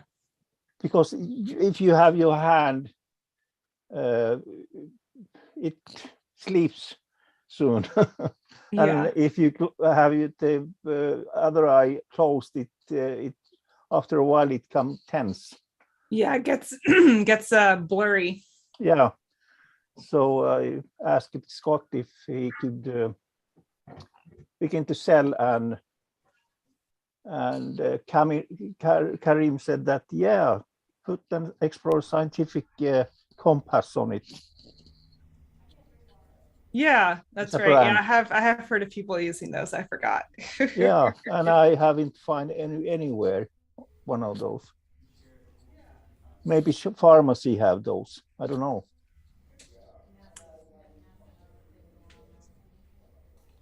I would say well, certainly Amazon, but yeah, sure. I haven't looked for Amazon. Yeah, you can find everything there, I feel like. Almost, yeah. Oh, everything that you can't find in ordinary store, you can find there. You know where else you could find one is like a Halloween store. Yeah, but they are not hard one, and they are not they are straight. You have to have one though that is like ergonomical. Yeah, true. And don't let light in. So one of my cats just brought in a bug, a giant, enormous bug. Not a mouse. No, but it's one of those big brown beetle things that flies. It's a trophy. So I'm gonna go vacuum that up real quick before he throws it under my bed. It's just a trophy, you know. Yeah, he likes to play with them and then never kill them and then just leave them when they get boring. Yeah. For me to step on later. So I'm gonna go vacuum that up real quick. I'll be back. Yeah.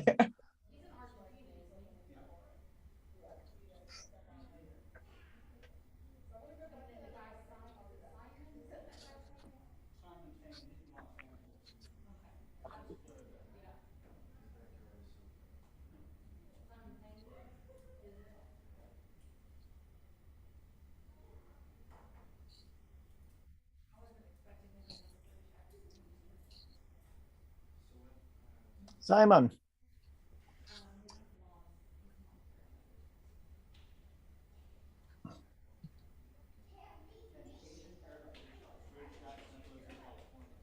Simon, do you hear? Can you hear me, Simon?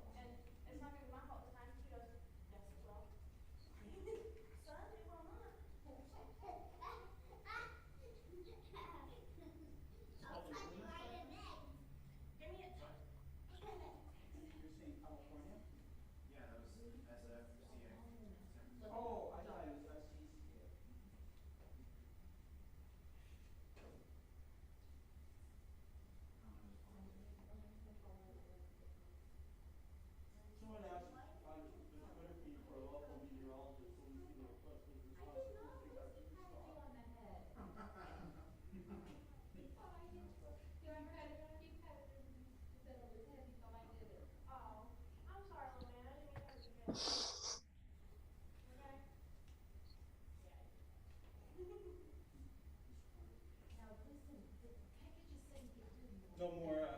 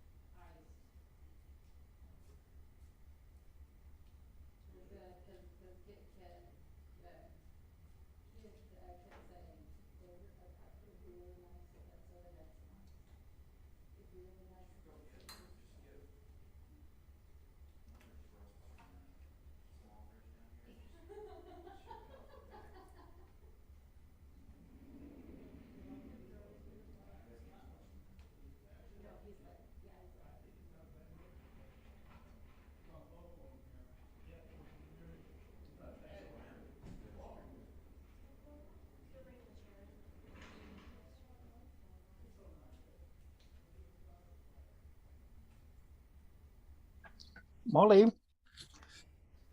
Yeah. I want to share one picture with you, and this picture is taken with my C8 Celestron without reducer and with Astro modified DSLR Canon. And if you look, is this something that you can wait for an CST? This kind of stars. So are you looking at the fact that they're fuzzy, or do they have little halos? Halos. Halos. So you're using an Astro modified DSLR. Are you using a focal reducer? No, this is with full. There may still be a little bit of chromatic aberration through the corrector plate. You should put in a UV IR cut filter. Okay, it's the same with full modified, so they don't get blurred out. Yeah, I think that may be what's going on here, where you're getting a little bit of halos from the infrared light as it coming through the corrector plate, getting a little bit like you don't normally get that kind of effect with reflectors, I don't think, but the fact that the Schmidt-Cassegrain grain has a corrector plate, I think, can produce that effect. So yeah, try a UV IR cut filter since your camera is Astro modified. Yeah, because I tried to make a collimation, and in the center with corrector, it's really good. But when you move to the edges, you get totally, completely. That's normal. Oh, it's normal. Yes. Okay, then it's nothing wrong with my scope. Yeah. So you always want to collimate. Keep the star that you're using to collimate. Keep it in the middle. Oh. Yeah. Okay. Good to know. Yeah. And I was thinking that any star misshapenness, you should be the same in each of the corners. Yeah, it is. Yeah. Then you're probably collimated then. Another thing that could be how circular are those halos? Are they pretty circular, or are they kind of elongated? No, they are like comet. Comet. On the two edges. I could send you the picture. Scott's going to play this video. Let's talk in a little Space bit. Agency is playing a key role in NASA's Artemis program to return astronauts to the moon and onto the lunar surface. ESA's European Service Module, or ESM, is the 4-meter wide cylindrical powerhouse providing propulsion with 1 main engine, 8 auxiliary and 24 attitude thrusters, as well as power and thermal control for NASA's Orion spacecraft. When the first Artemis mission launches, ESM-1 will guide an empty spacecraft into orbit around the moon, both a test and a taste of what's to come. So the first mission will bring us uncrewed to the moon. And the second vehicle is then a vehicle which will bring, NASA's planning 4 astronauts to the moon, just circling around the moon. And then the third one, that's the one which is bringing the first astronaut and the first man and woman back again after Apollo to the moon. ESM was built by Airbus Bremen in Germany, together with industry from 10 European nations. ESM-3 is currently under construction. Those circles are where the fuel tanks will be installed. And this is ESM-2, receiving its final tests and inspections in the integration hall. It's now about to be shipped to the United States and will help put humans into orbit around the moon for the first time in 50 years. So far, ESA has agreed to produce 6 ESMs for NASA, which is confident in Europe's expertise after its automated transfer vehicles carried supplies to the International Space Station. It's not the first time that we are assembling a big spacecraft for human-rated flights. So we know the processes, how to do that. However, on every spacecraft you learn something, how to do it better the next time. So how to improve and do it faster. And that is what we learned from ESM-1 to ESM-2, and the same would be also from ESM-2 to 3, and that will be ongoing up to we have a serial production. ESM-2 is not just for propulsion. It will contain life support, power, oxygen and water, and will also control the temperature in the crew module for the 4 astronauts on board. This is the first time in history where ESA developments are on the critical path of a development and a space mission from NASA. The service module is really key for the Orion vehicle and for NASA achieving the Artemis mission. So this has been going very well with NASA. We are very pleased with the outcome, and this is paving the way for continued cooperation for the years to come. These are exciting times, and with most of the moon yet to be explored, Europe's service modules will also guarantee that there will be European astronauts in this next stage of human exploration.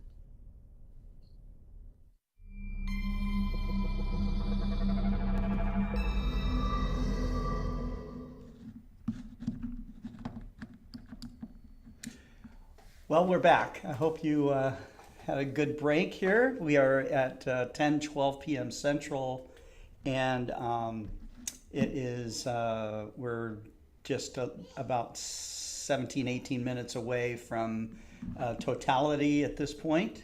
And so let's get back to our group here and see what's going on. We've been totally clouded out again here in Montreal. No more views for now, but we're still hopeful. We're keeping an eye out for those suckers' windows. Mm-hmm. It's pretty bad here too. Look at this. Okay. Can't see anything. Right. How about you, Maxie? I think Maxie's still on break here. Nico? Nico's on break. It's cold down there, you know. So, but you and Molly and Pekka were talking about some astrophotography questions, something like that. Yeah, because I have those elongated stars on the edges of my CST without the reducer. So yeah, so you said without the reducer? Yeah. Yeah, you'll see that. Yeah. So I have to characteristic crop of that telescope. I have to just crop the rest. Yeah, and then with the focal reducer, the focal reducer field flattener, you need to make sure that you have the correct distance back from it You'll have to go look up what that value is. It varies for different focal reducers, but I think the Meade one that I used on my telescope was like 150 millimeters or something back from the focal reducers where the camera it's plane a needed to be. 105. Okay. Yes, it's really important to be really close to that so that your field flattener actually flattens the field.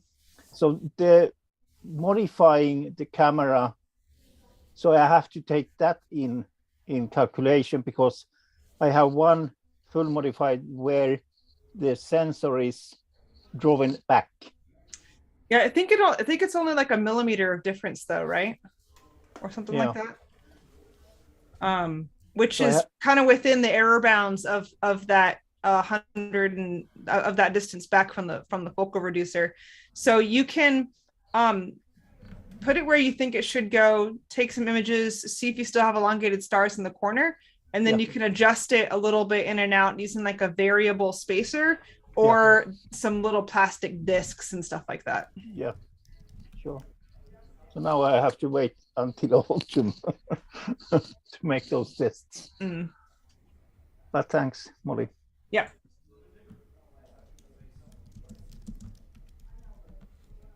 So Scott, I don't know if you read, but Connell wrote that the clouds are holding off, so he's getting some great shots, and he'll share them with us in a little bit. Excellent. But yeah, there is a reddish brown color coming out. So the particulate matter from Tonga and from La Palma seems to have really caused extra reddening early.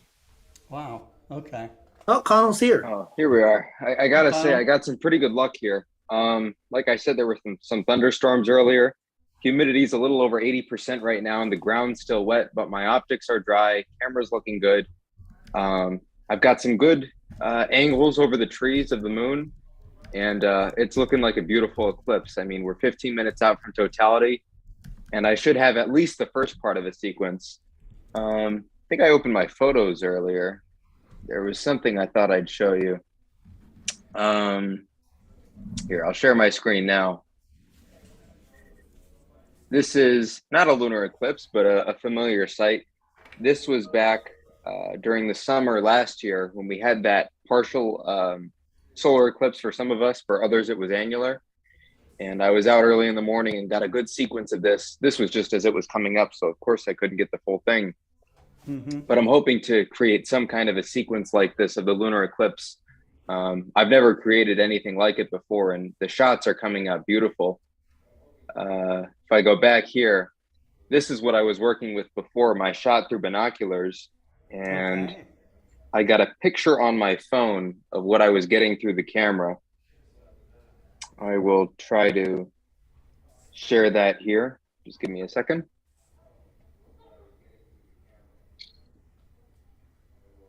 This was probably 20 or 30 minutes ago, but this is what I'm working with right now. I have had to change the settings and get a little longer exposure. I think I'm down to 1/15 of a second now, and I'll have plenty of time to play around with it, 80 minutes to get some really cool totality shots. But it's getting darker out. I'm seeing a lot more stars. It's becoming a lot more like a clear moonless night. But of course, there it is, putting on a dramatic scene.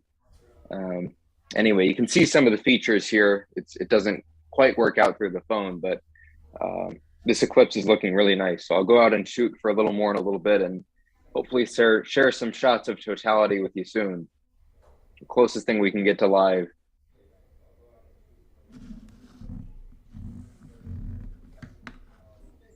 I'm adjusting my exposure time to see if I can get any of the now red part of the moon. I'm looking at a Facebook post from Fred Espinac, and yeah, he's got a gorgeous big red part of the moon there. Oh, that's great. But I think the clouds might be defeating me a little bit here. Yeah, it looks vaguely reddish. I don't know if that's camera artifact or not, but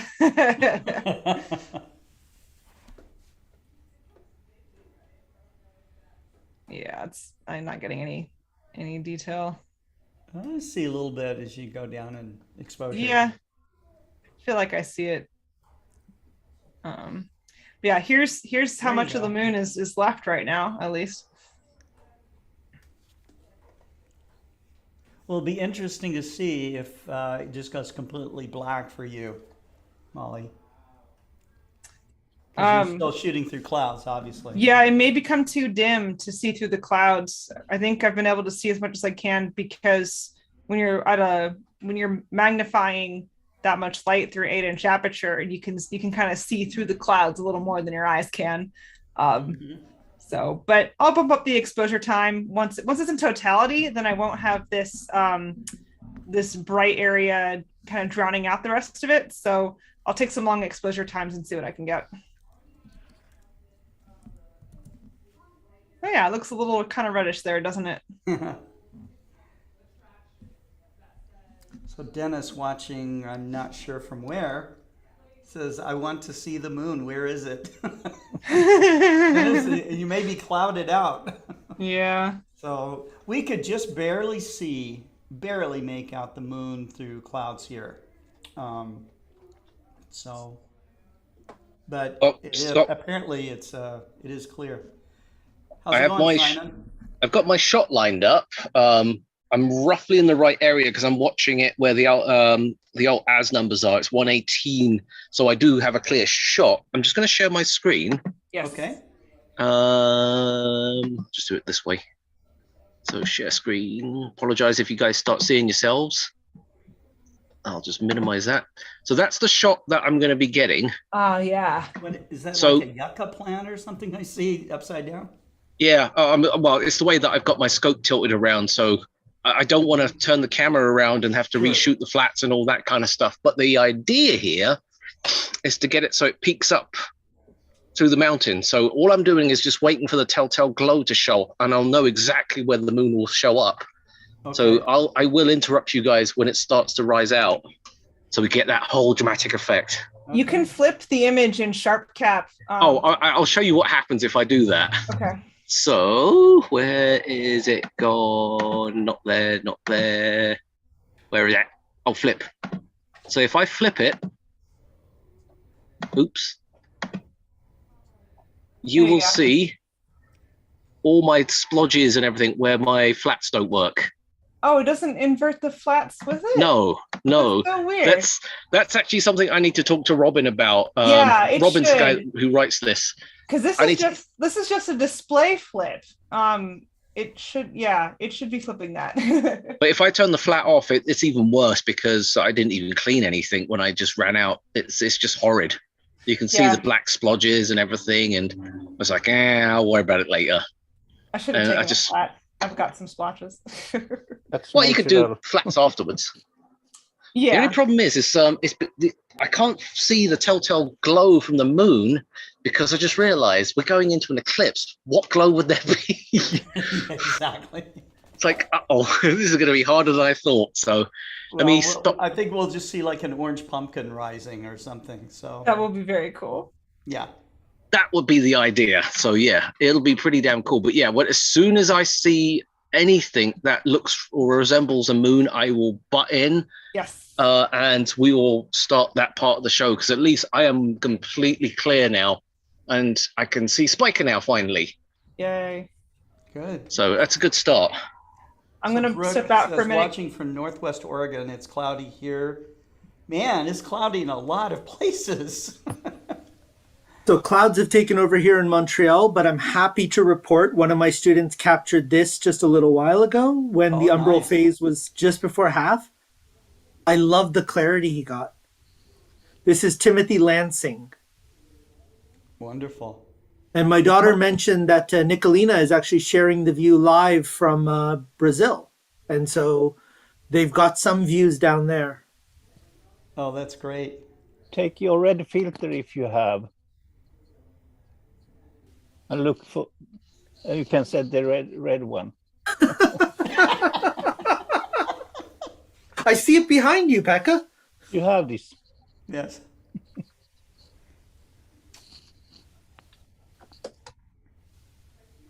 It does help when you see the world through rose-colored glasses. It's true. Yeah. They always talk about it like it's a bad thing, though. You're seeing the world through rose-colored glasses, like it's distorted or something. Maybe that's the more natural view. Yeah. I don't know. You take through the wavelengths you want to see. Right. Skip the rest. Yeah. Well, there Does are Maxie those still people- have a live view of the moon, or did he get clouded out as well? Let's see what we got here. That's a new idea, Scott, to you.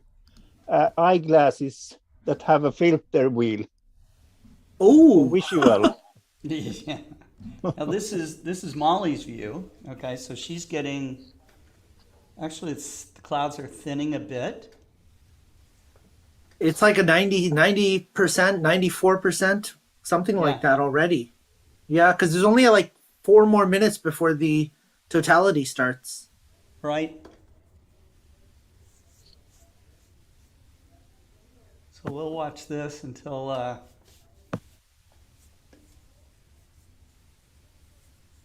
No, I stepped outside, but the clouds are just way too thick right now up here. But we managed to get a few. I mean, I was not expecting to get any shots, and I managed to get a few phases, so that was nice. Yeah.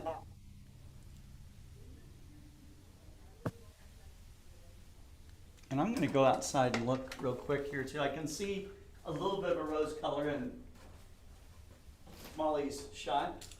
Yeah, and the particulates that we have extra in the atmosphere from the volcanoes over the last months has been something we're anticipating. We're anticipating this slightly more grayish during the penumbral phase and slightly more reddish hue throughout.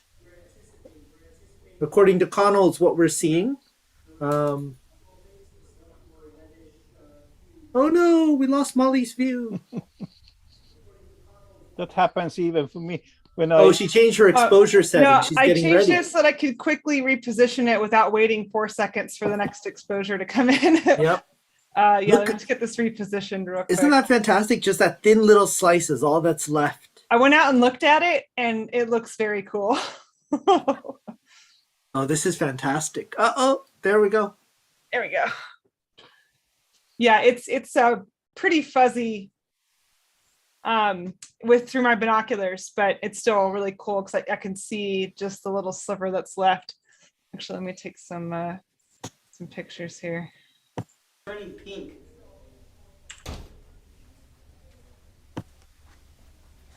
I have to just share quickly. This is Daniel Higgins just sent what he's got in Long Island. That's fun. Oh, that had to be shared. Thanks, Daniel. Fantastic. Yeah, I didn't realize that. So when I use my ASI 1600, the whole lunar disk fits in the camera's field of view with my focal reducer. This is not the case with my 294, which apparently has a slightly smaller chip. So I'm gonna have to think about that for the next eclipse and decide how I'm gonna do that. maybe get a different reducer. I don't know. We'll see. You have to move the Earth a little bit further away. Let's go for the easy solutions here. From Morocco, if you want to see. Huh? From Morocco, I have a live view from Totality. I can share that. Sure. Ooh. Yeah. Nice. Very nice. Yeah. So they've overexposed the shadow really well. Yeah. Yeah. There is a NASA live stream from different cities. It's great. There's just that little sliver from behind a tree. Yeah, just a little bit. Oh, I got stars finally. Yay. It's actually funny watching them drift past in real time.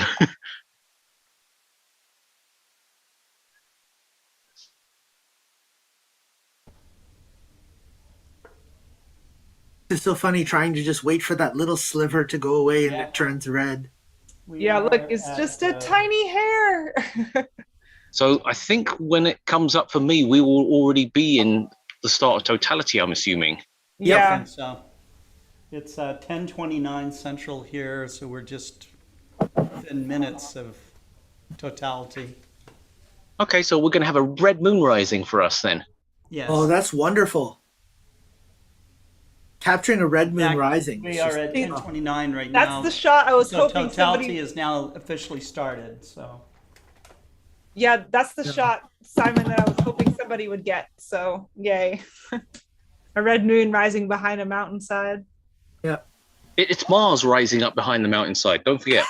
I'm going to start that comedy thing again all over again. yeah, Mars being as big as the full moon. Yep. Yeah, that. Mm-hmm. And you can convince some people. We found a doorway on Mars now, right? Oh, we know gosh, where yeah. the Martian lives. It's like how tall is it? 45 feet tall, something like that. Doorway. I didn't hear about this one. Oh, it's all over the internet right now. It's pretty cool though. I'm not gonna lie. It does look really cool. I see the red. I see the red coming out there, Molly. Yeah. Me too. Let me increase my exposure time.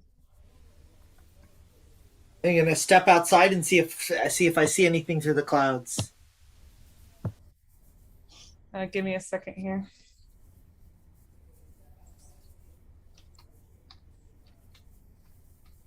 You know, I should have paid attention yesterday when the moon came up, so I would have had a vague idea of when I start to see it. But of course, I'm not paying attention.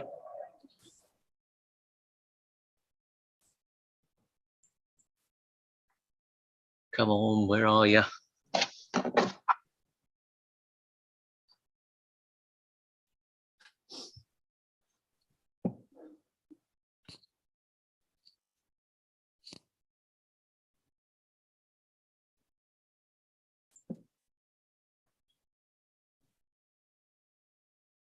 Oh, my cloud situation. It's so disappointing.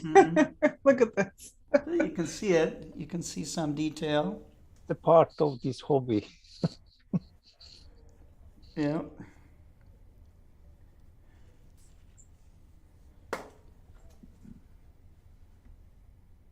Well, trust me, this is better than most of the country that can't see it at all. Yeah, I'm amazed I'm getting this, honestly. Yeah.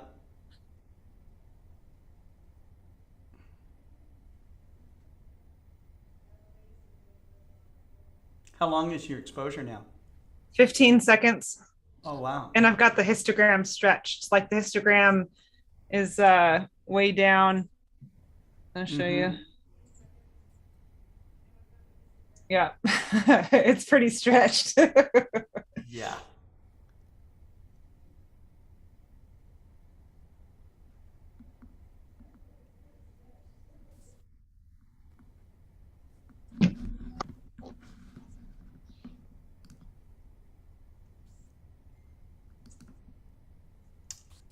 I see that Dan Scoff from KNWA is logged in. Dan is our meteorologist here.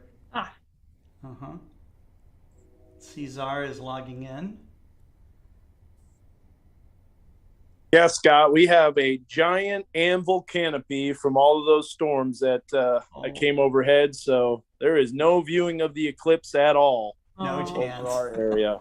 We could see it maybe, I don't know, 30, 40 minutes ago. We could see it through some fairly thick clouds briefly, you know. But that was just a chance encounter, I think. Yeah, the problem is that big complex over Dallas now is increasing the cloud cover. You could actually see it lifting northward a little bit. And now we're completely socked in. Although I can see the mammatus clouds kind of under the light. I think the moonlight is providing some type of, you know, light filter through the clouds and the city lights. You can kind of see the mammatus clouds underneath the anvil, which is cool, but it's not the total lunar eclipse. Yeah, now I'm just getting like reflected light pollution. Yes. Yeah, my Nice auto balancing green algorithm color. doesn't really know what to do right now. It's a nice green color. Yeah. Right. Well, I think that we will get, we will eventually get some views of the moon here. We're waiting for Simon in California to get the moon above his horizon.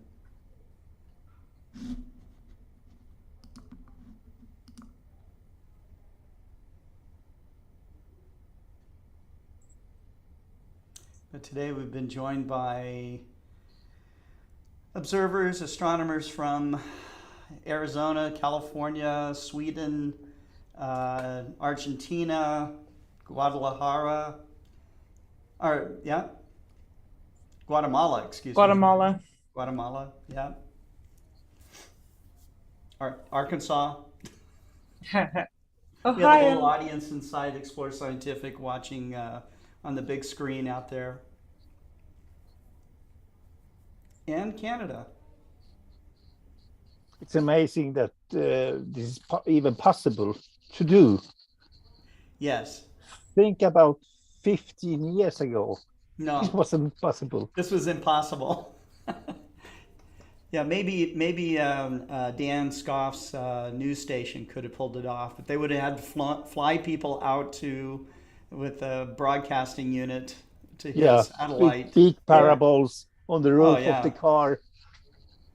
Yeah, and it on would have been satellites. very expensive, very, very expensive to do. But it's still really expensive to make a satellite call. Yeah. On the phone, it's like it's $6 a minute. Wow. That's very similar to what it used to be. Yeah. A long time ago, just for long distance. I remember paying, it was like $3 or $4 a minute on a telephone call. Oh my goodness. You know? Yeah. I think I've lost it for the time being. Yeah. When I worked in Taiwan, I had phone calls from Taiwan to California. And I remember that the phone bill for those phone calls for the 2 weeks I would be there would be like, $1,500 to $2,000. Oh goodness. Yeah. And I was when the new modems came, I think it was for 1,200 bits per second. And I found a FTP server in Finland. And I was starting to download, astronomy programs for IBM computer. It wasn't even Windows. It was like a DOS programs. And when the dad saw the telephone bill, Yeah. it Connell took Richards hours. says, the eclipse here is stunning. Perfect viewing conditions and a deep brown color. Danchan 3+. You're in for a treat when I upload the images. Excellent. Scott, it's coming up. I'm moving my telescope to it now. Yes. Okay.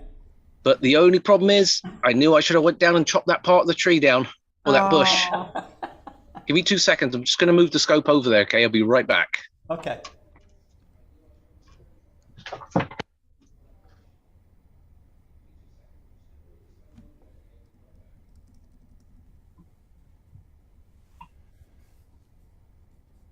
If you're just now tuning in, you're watching the Global Lunar Eclipse Party. With we have astronomers from different parts of the world here, and we have a global audience.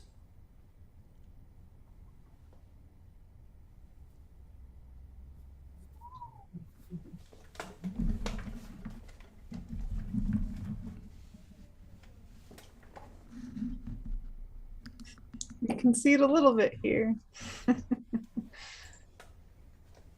Harold Locke says, just sent you a photo to instant messenger from my cell phone, just getting the DSLR ready.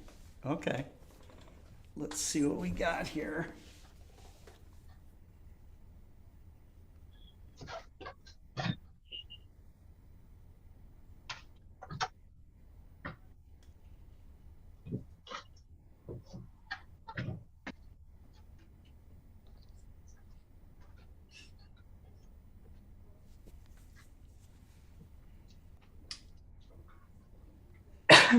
Oh, there it is.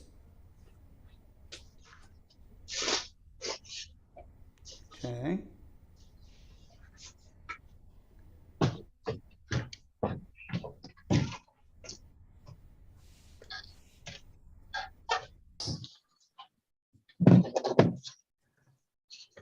Well, do we have it? Yeah, this tree is literally blocking me. It's not my bush; it's the tree across the road. And if I set my scope 10 more feet to the right, I'd have been fine. Oh, I hate that. So I've missed that shot of it coming out from the mountain, which is a shame. That's too bad. Oh well, at least it's clear where you are. I know. All right, hold on one second. I'm just going to set up the camera on the other side of the deck now. Okay.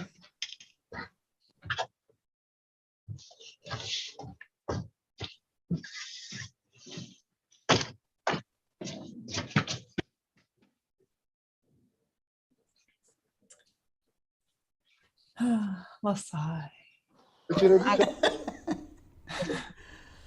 Hey. Welcome back. Hey, Marcello. Hi, Scott. Yes. We're live here. We saw the total eclipse of the moon. Oh, that's wonderful. I'm trying to share here the image. Olha a moment. Aqui, pode mostrar? I will show you now. Okay. Excellent. Nós estamos participando ao vivo aqui de um programa com várias pessoas do mundo. Legal, que bacana. Scott, here. Oh, wow, that's beautiful. Look at that. Oh, very nice. That's beautiful. Thank you. We saw. Great way to share that. That's wonderful. Now I have clouds, but it was clear. That's great. Here I thought it would clear off for you. You're a lucky guy. We have a lot of people here in the telescopes here. Yeah, they got to be happy with this. Yeah, they had the opportunity to see the total eclipse of the moon. Yes. And we were still here from until 3 a.m. Okay. I will try to share here. I have a video. Let me see if it will work here. I have a short video about the eclipse. I recorded live here. On a moment. It's not a video, but it is but we see it. We see a it. picture. Yeah. Yes. Oh, there it is. That's Yeah. so cool. I don't know how that I can share the video. Scott? Yes. Sorry. I did something wrong here. I can't see. Now I can see you. Yeah, we see it. I'm back. Sorry. Can you see me? Yes. Okay, I did something wrong here. I can't see anyone here. We see it though.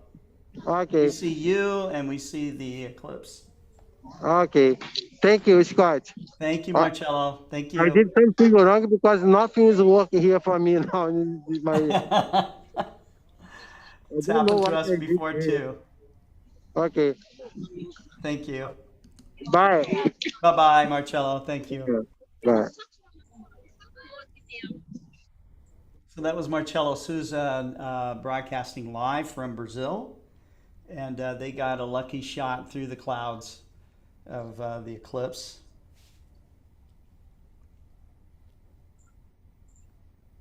How's it working out for you, Simon? He went to go set up his other camera. Yeah. And I got an image from Harold Locke, which I'm going to share here. Let me see.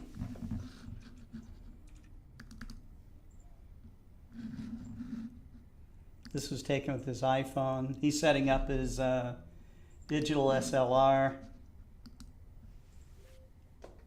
But you can see the eclipsing moon rising over the horizon there, going into some power lines. but that's not bad for a quick shot like that. That's cool.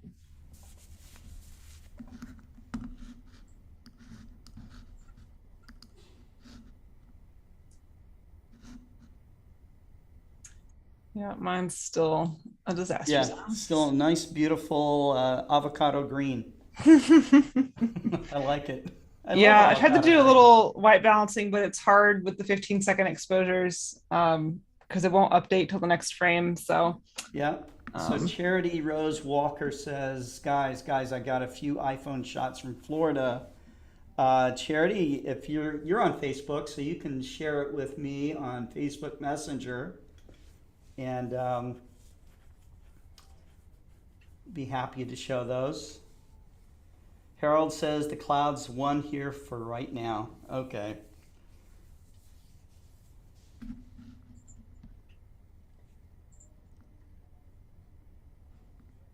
Harold, thank you for sending me that image.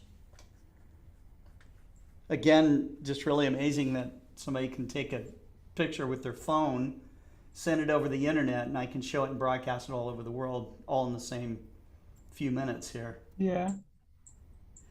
Bill Nash says, I got clouds and ice cream, and I'm eating my feelings right now.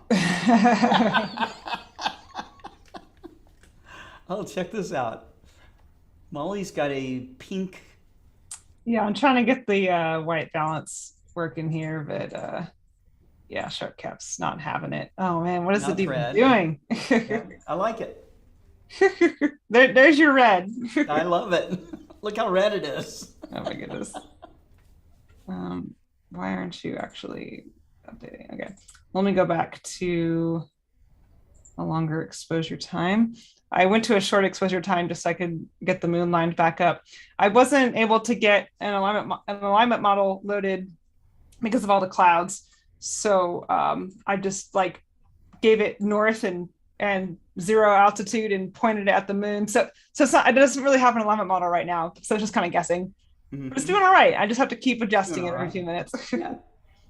But one thing that was very exciting is that Celestron's CPWI software, the one that they developed with PlaneWave, will actually control the Next Star SE now, my Alt-Az mount, which is great because it didn't used to be able to do that. So now I can actually control the mount from inside using the slew controls here. Oh, that's cool. So that's cool. Been really nice. Yeah. It's going to be great Bill for Nash, live streams in the future. Bill Nash from watching on Twitter says, we're all looking for the blood moon. Molly's got the apocalypse that ended the Mayan Empire. Hey, that's a nice view. Molly, I'm going to spotlight you here for a little while. Yeah, it's cleared up for a second. I might actually go run outside to go take a look. Yeah, go outside. Yeah, I'll be right back, but I'll leave this here. Fly Alaz watching on YouTube says nothing but clouds and fog. I'm calling it. Good night. Charity, how may I share the pics on Zoom with you all? Link, please. Sure. Charity, I'm going to find you on Facebook and send you the link.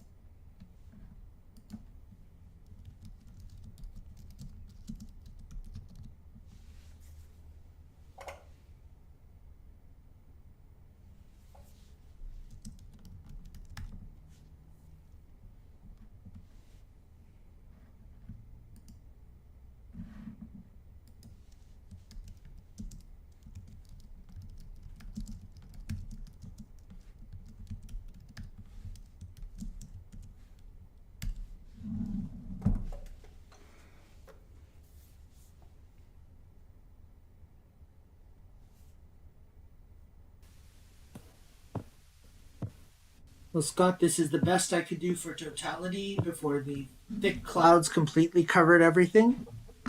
Sure. You can see a little bit of the red. You Oh, can yeah, you see, certainly can. Yeah. and you can see how thick the clouds are, because that's what I had to do to just be able to see anything. Right. And now there's no view at all. I was unable to find it with my binoculars. Oh. Yeah, that's how much cloud cover there is. Yeah.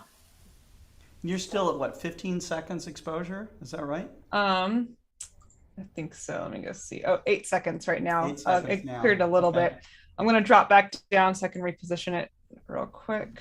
Okay, I'm sharing my screen. Hopefully you guys can see it. Obviously, Oh, I might have to focus a wee bit. Yeah, we do see it. There you go. I think my exposure's going in the wrong direction. Give me one moment while I kerfuffle.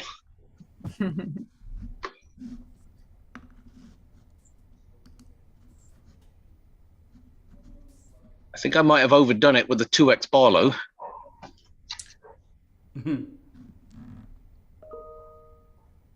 If you're seeing supports.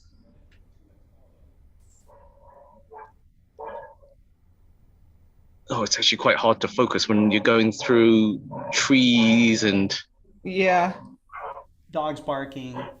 dogs barking. Yeah, exactly. Streaming live, no pressure.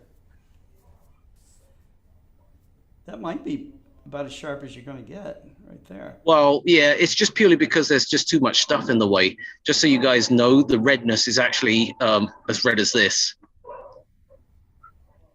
Right. Because it really, really does look like that from my naked eye. It's very dark as well. It's just so surreal. Yeah. And we can see there's a That's star fantastic. right next to it. Yeah. Oh, nice. That's a gorgeous red. Here, let me see if I can redden mine a little bit. Let me Add turn more red. turn the gain down, Oh, okay. bump up the exposure. Ooh, yeah, there you go. Is that kind of what it really looks like? It really does look like that. I now know why I was struggling to find it, because it is very, very dark. Yeah.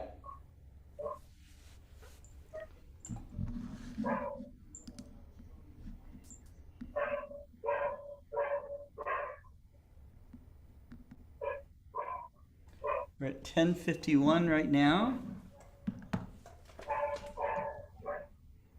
Simon, do you mind if I share for a moment? Sure, I'll stop. This is from Adrian Bradley from Las Vegas. Oh, yeah, check it out. So somehow he skips the whole event and still gets the best view out of us. What a great shot.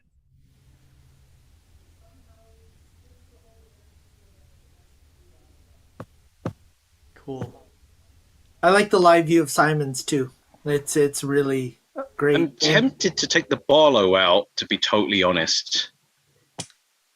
It might help with it being a little sharper, especially if your seeing doesn't support the Barlow.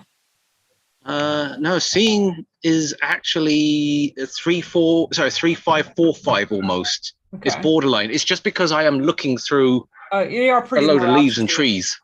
Yeah, I'm still looking through the tree. Yeah, I'm still looking through the tree right now. That's why I can't seem to find where focus actually is. Yeah, I'd leave the Barlow on. It's cool. Yeah, I wanted to get the big moon coming up from behind the hillside, and no, of course not. So sad.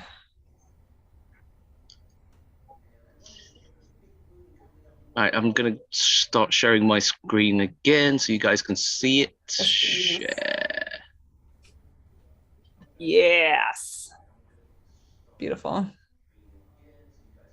Yeah, so we can definitely see how red it is.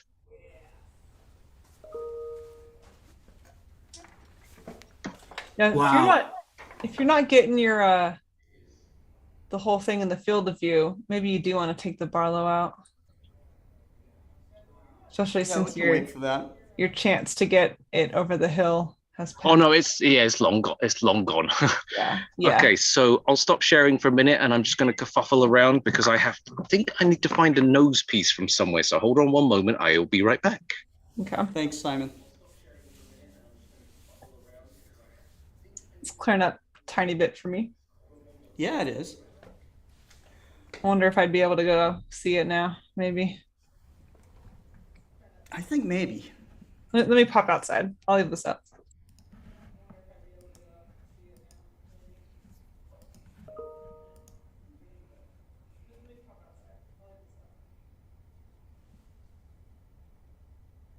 So maximum eclipse will happen, let's see.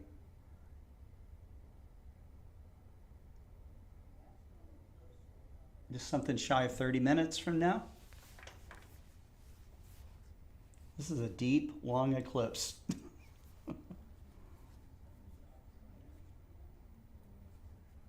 P. Edward Murray says, it's so dark that my cell phone won't even show it.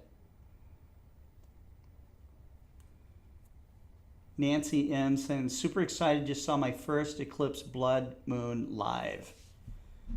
That's great, Nancy. Mike Oracker managed to grab a few images and then clouds banked up again. It is a beautiful color of red. Just barely. Could just barely see it through the binoculars. Oh, wow. How did it, could you see the red color? A little bit. Just kind of a boundary of it, probably through the binoculars. Yeah, it was just a real dim little thing. Get this recentered again. Yeah. Awesome. Nice.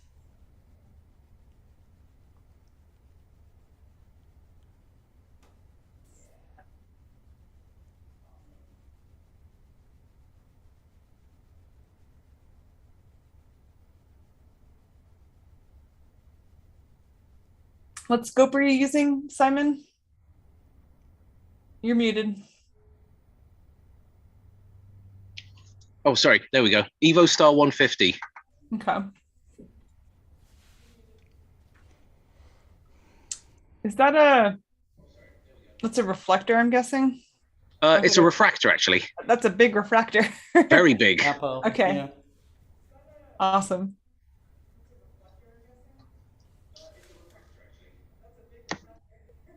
Oh, and there it goes. Back behind the clouds for me. But luckily we have Simon. Yeah. Yeah, I'm still seeing this tree, all the branches in the way. Mm. Am I going out of focus yet? Yes.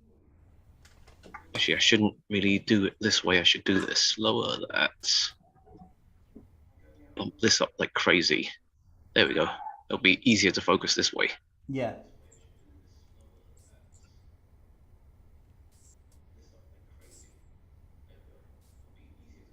Actually, that's a good view. Okay, that should be good. That is nice. Oh yeah. Perfect. Fantastic. This is what we came here for. Right, exactly. Not This is convinced. part of what we came here for. Actually, the biggest reason why we came here is for all of us to be together.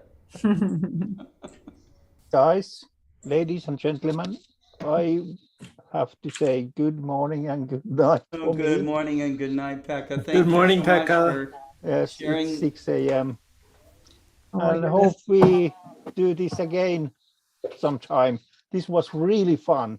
Yeah, It's really fun. we'll do it again. Yeah.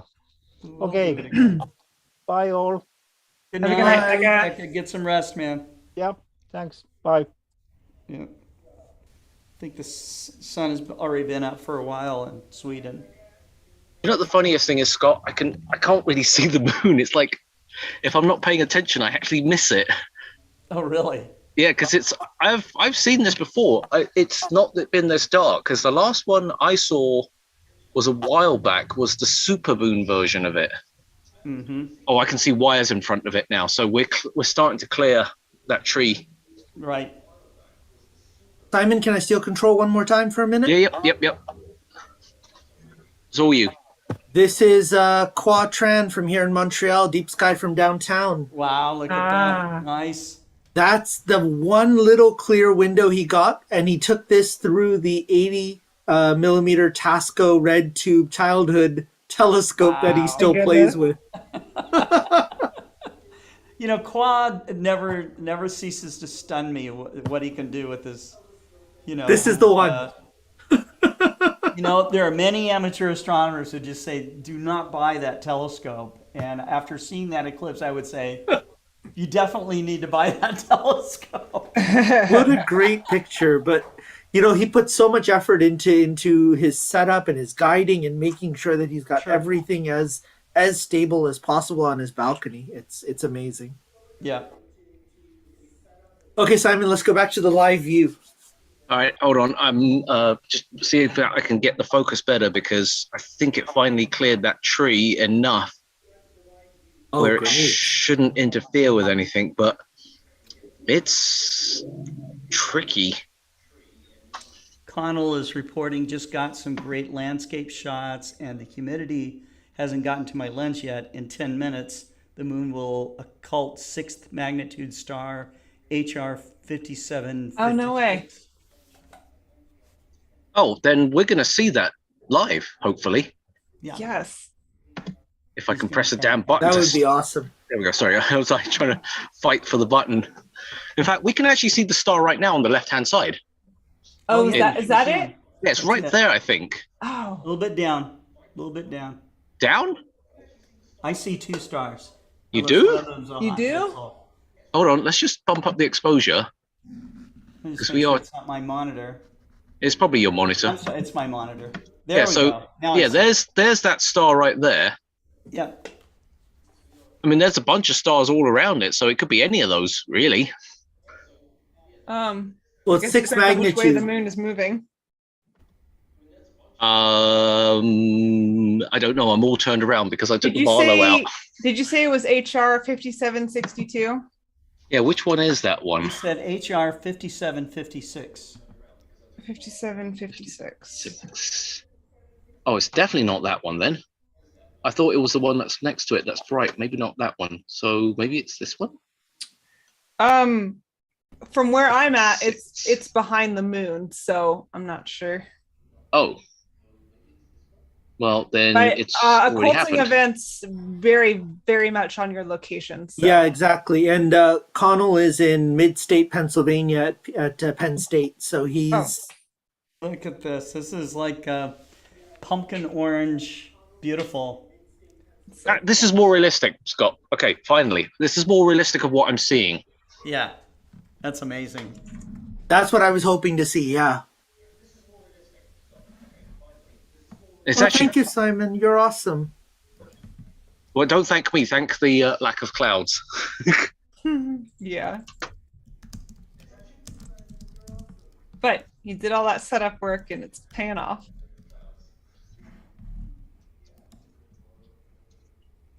No, Molly, you heard Simon. We have to take him for granted. If there's clear skies in California, we just have to tell Simon. He'll take care of it. Exactly. I can't believe it's so dark. You know, so now I can flip everything. So I can flip. Outside for just a moment here. I think it flipped both, isn't it? Yeah. This should be the correct orientation now. Great. Now my pad's going to be upside down, inside out, left, right, up, down. That can't be the correct orientation. I think you're up, down, flipped. Yeah. Yeah, I think I am. Your right, left is good, but your up, down is flipped. Is it this way? Yes. Yeah. There's Woma. There's Woma. Yeah,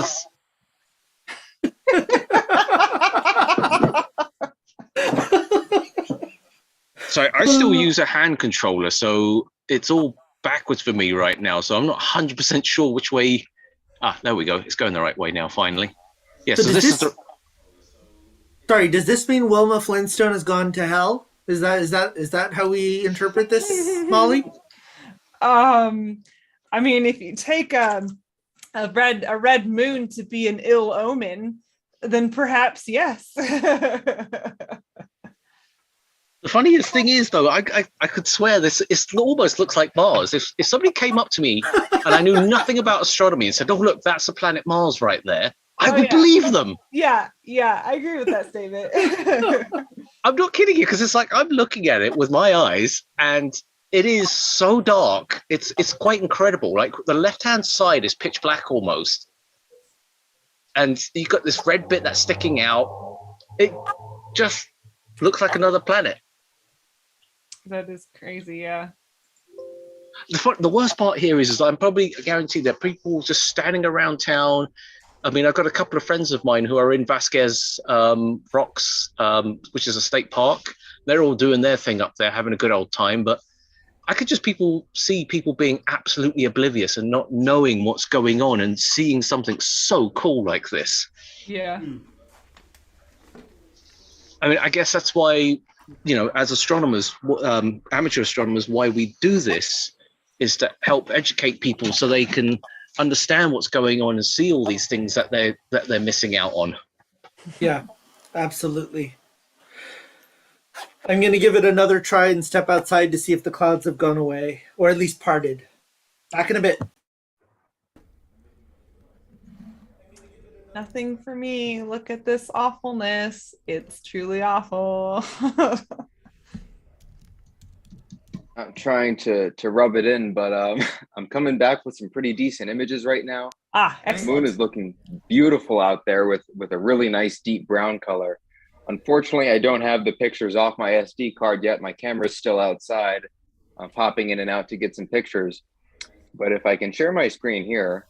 Sorry, let me stop screen sharing. Go for it. I see you sharing. All right, thanks. I'll go to Sky Safari here. Now, just a couple of minutes ago, there was a 6th magnitude star. It's actually a double star, a 6th and an 8th magnitude star.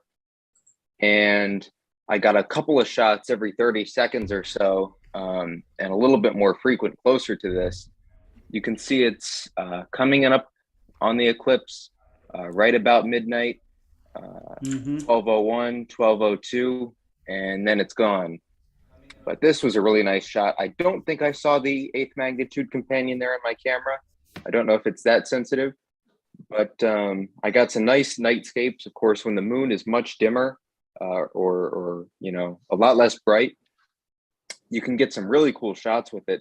So of course you have Antares coming up and Scorpius. I was actually using Arcturus to focus my camera, and it worked out beautifully because the star was perfectly still. It wasn't even flickering or twinkling. So I'm getting some periods of really steady seeing if those bright stars are as steady as they are. But anyway, if we zoom in here, there's 3, about 6. I'm going to interrupt you for a moment. Sure. I just want to give you a report. I'm coming in for a couple minutes to give a report. What I'm seeing out there, a not completely black eclipse, but it's pretty dark. I guess the dimensional number I give about a 1.5. I don't know what you guys are giving it, but it's pretty dark out there. I was able to get last night with a 7-second exposure. I was able to get 14.9 on the variable star I was looking at. Tonight, using a full 30-second exposure, I got to fainter than 17.3. Oh, nice. Anyway, I'm going to go back out. I'll come back in a little later. All right. Thanks, David. All right, clear skies. All this talking, I haven't even done any captures yet. Although I think I still have a wire in the way because I've got this black band in front of me. I'll worry about it. Screen again? Yeah, I was going to say I'll worry about the black band later. Oh, look. Did a star just show up from behind the moon? It did. There it is. Yeah, there's your occultation for you. Completely missed that one. That's great. Let's see. Is it different in California? Is it on the other side for you? It's on the left hand top side. I don't know which way. I'm like so 11 flipped. o'clock position. Okay. Yeah, It's like north-south position will depend on your latitude. Oh yeah. Look, you can see it twinkle a little bit. That's so cool. Definitely a live image. This is In case there HR was any doubt. 5756. That's great. Yeah, you'll have to like make a, I don't know, streak the star or something, show it coming out from behind the moon there when you process these. Well, funny enough, I just had the entire sequence captured and I wasn't paying attention. It wasn't intentional. So these are the other guy, the Scott Roberts, his live show too. I swung it over to him just. Hi, Scott. Oh, I'm here. You see me? Here. I look like a ghost, but Yeah. Molly's on too. Okay. Yeah, with a bunch of clouds. I've been getting some fabulous images and sending them on to Gianluca Masi over there in Rome, but I thought I'd jump on here. He lost his feet or something there for a while. Too bad. Hi. Cello. Hi. I'm trying to. The moon was there. I'm trying to show the moon live, but let me see.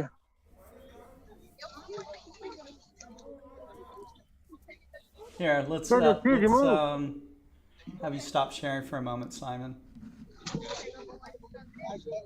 Oh, I see. We can see now. We don't have clouds here.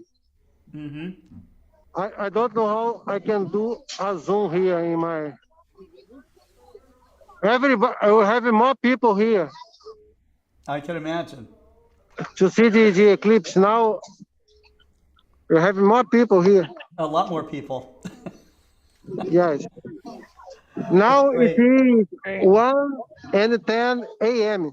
here. 1:10 a.m. Wow. Okay. Yeah. We have a lot of people here. Yes. It's the main part of the city. Wonderful. And now we don't Marcello. have clouds here. Yeah, congratulations. You have a successful event. Wonderful. I try to show again the moon. I don't know if it is okay. Now I think that it's not. I can't show. It's probably really dim. Yeah. Yes, very dim because now is the maximum of the eclipse. Yeah, you're maximum now. Mm-hmm. And it is. It is dark.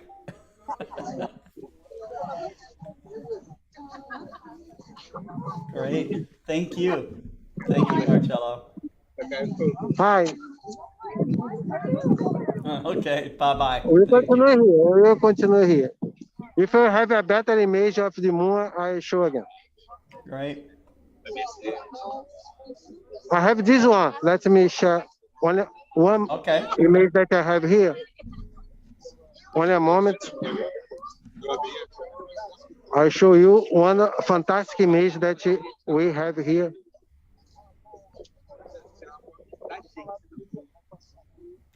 Oh, Can yeah. you see? That's very good. Yeah. That's very good. Few minutes, 30 minutes ago. 30 minutes ago. Okay. Wonderful. Hi. If I have news, I return. Okay, you have news, come back. Okay. Bye, Marcello. Bye. Bye-bye. So, John, are you getting live views yourself, or? Yes, I'm getting some fantastic images. I could probably try sharing one, or I was trying to send you one via your email too. It's better if you share it. Okay, let me get it up here, and then you can let me share. Just a second here. Sure. Okay, hang on. Where am I at here? Oh, this guy. There it is.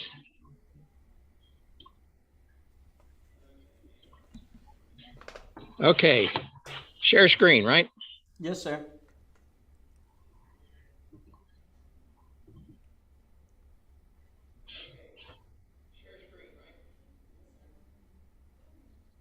Did it work? Not yet. Here we go. There you go. Oh, yeah. Wow. Fantastic. That's nice. Isn't that cool? That's gorgeous. Cool. That's super. That's the money shot. That's well, right. thank you, guys. Great. Yeah, beautiful. Great work there, John. Well, I'm, like I said, let me get back off and take a few more here.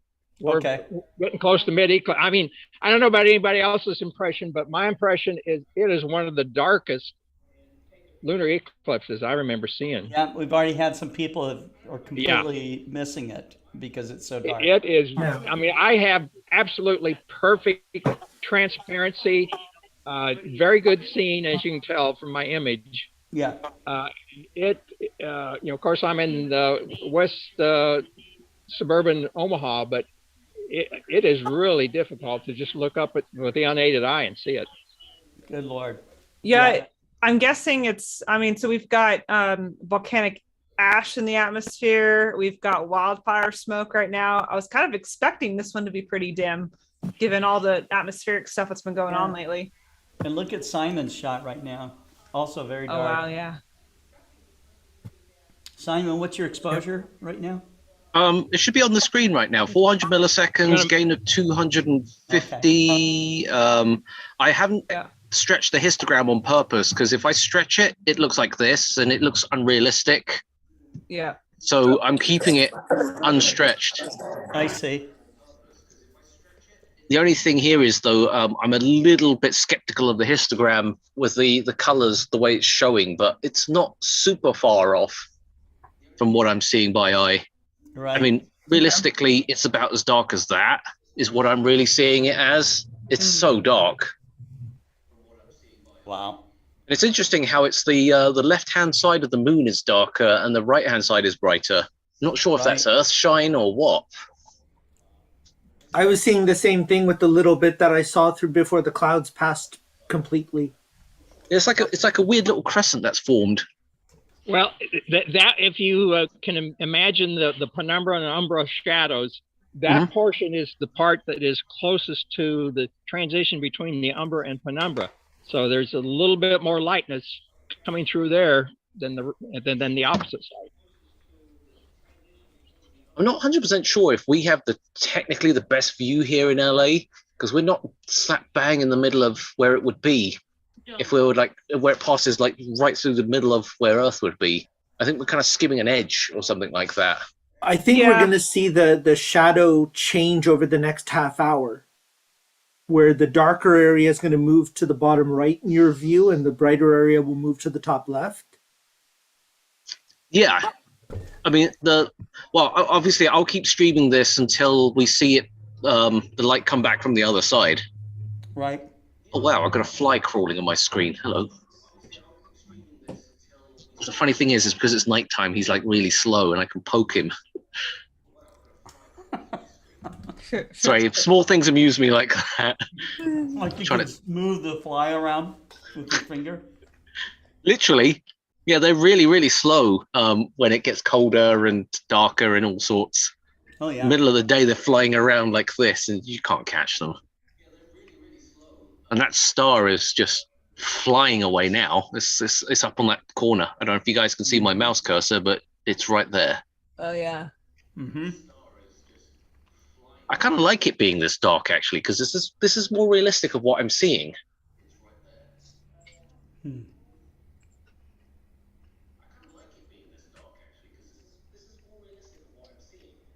Just so everybody knows it's live, I'm just moving the scope around. Right. All right. Well, I have some good news and bad news here on my end. Unfortunately, some clouds have rolled in just about 10 minutes ago. But that does mean I've come in and I just imported all the pictures. So I have some great things to share here. They came out beautifully. Oh, I'll stop the share. It's all yours.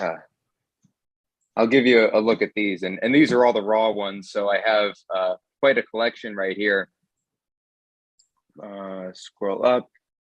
Here we were. This was just as the moon was rising.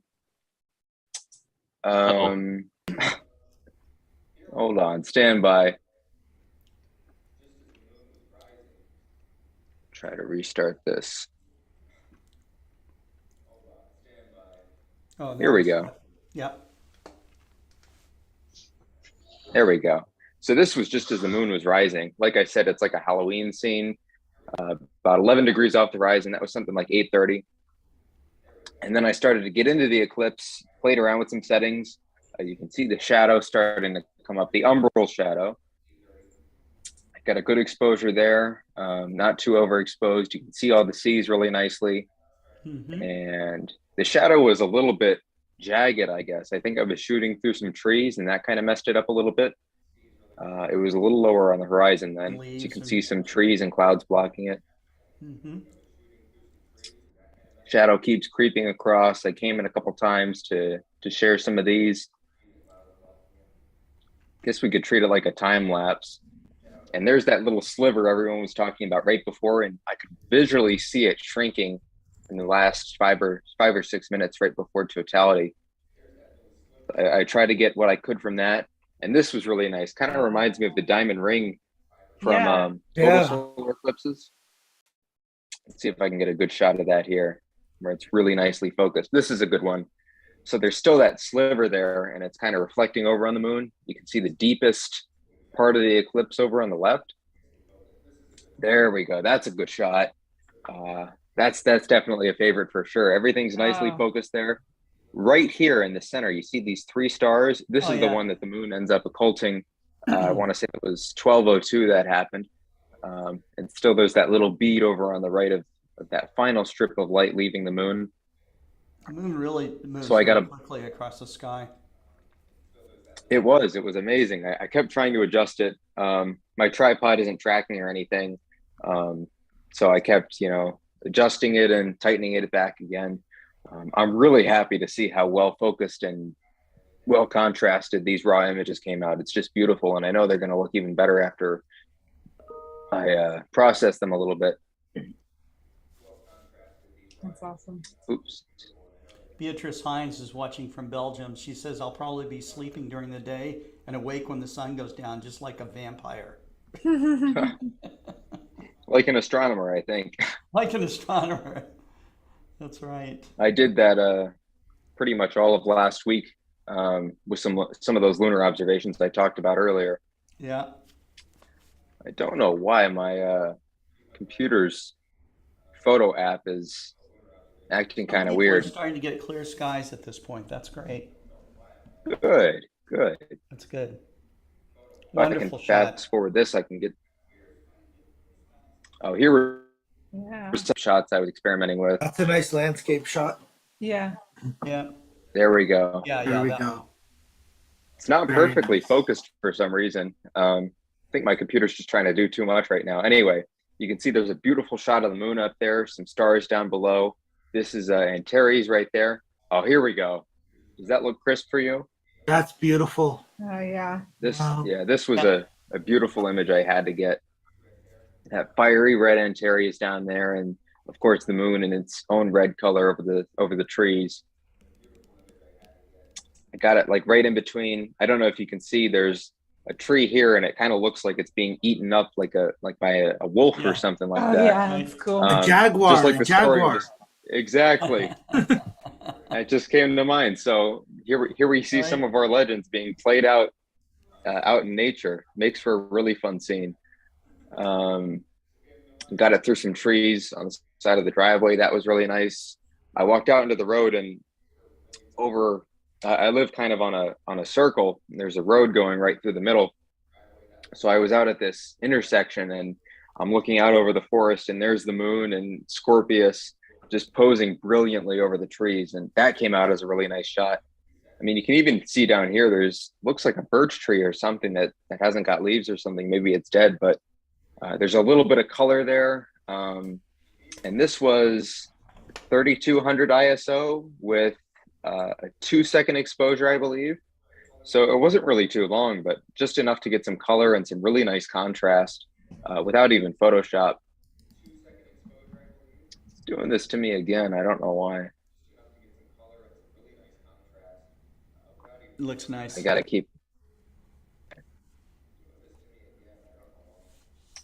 keep restarting this. I guess in the interest of time, I could fast forward over to the event I just captured. Here we go. There's that 6th magnitude star I was talking about right above the cursor. The moon's getting closer and closer. Yeah, check that out. Hoping I can make this into some kind of sequence. And I think this was the last one before it disappears. There it is. Slipping behind the moon right there. And Sky and Telescope was talking about that a little bit. It was one of their online articles. I have the magazine in front of me to see if there's anything they mentioned about it, but there was that star. I know for a couple of people, I don't think everyone, that went right through the center of the moon. There's a really nice focused image. That's a great starting point for that occultation. That's really nice. Here we go. Let's see how the next one turned out. Just about the same. Perfect. Yeah, I'm really happy with how that turned out. And I think Simon saw, it might have been the same star actually kind of popping out at the 11 o'clock position and almost grazing the moon. So it'd be interesting to see how that worked out for different people.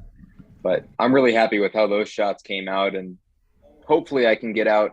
I don't know what the weather is going to be like, but at least I got up to totality. So I'll count that as a good success for now and maybe get the rest of the sequence. Awesome. Great. Amazing, Connell. Yeah. Thank you. Wonderful. Wonderful. Again, I want to thank our audience that's watching right now. We have quite a number of live viewers, simultaneous live viewers that are checking it out, which is great. And we know that there'll be many of you that might watch it in reruns. So thanks for tuning in and sharing as much as you have.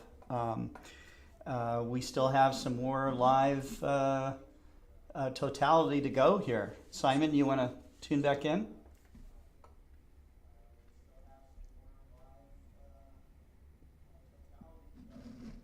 Sorry, I'm messing around right now. Awesome. That's cool. You're allowed. This is basically at 100% of what I'm looking at. So ignore that red dot. That's just a hot pixel. But yeah, seeing is not great, but it's not bad either. So we can live with it. I mean, you can actually see that rippling effects going on. Yeah. But here's a full view. Wonderful. Now you're getting the cattail eclipse in front of my camera here. Is that what that was? See, when it gets to be a certain time of night, occultation. he's concerned that I haven't gone to bed yet. Yeah. What's wrong, Molly? Yeah, he's Why are you staying awake? Yeah, he's bugging me now.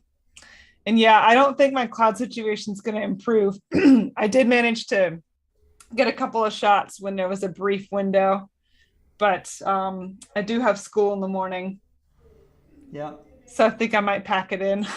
All right, Molly, thank you for sharing with us today and coming on to the program. Yeah, thanks. thanks. It's always great to have you.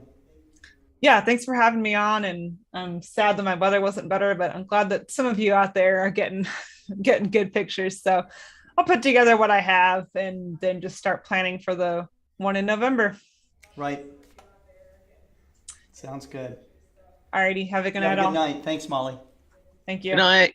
Good night. Bye.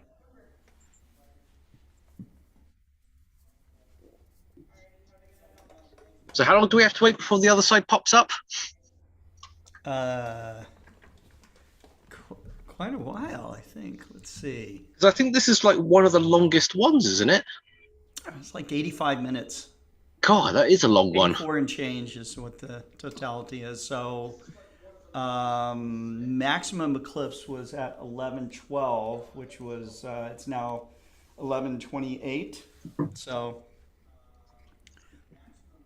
Totality will end at 11:53, so we got quite a while before Totality ends.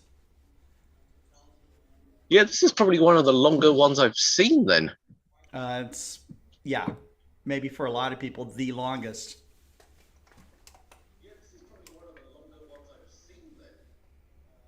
Yeah, I can kind of see that crescent has moved to the bottom. So when I'm not going to get that passing effect, it's gonna do this. It's gonna roll along the edge for me, I think, is what's going to happen.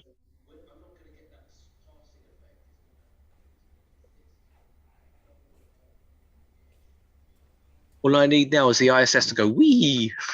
It's not going to happen. You never know. Well, I do know because I would have. Yeah, I would have seen that actually. Well, maybe something else. I would have seen that on the app.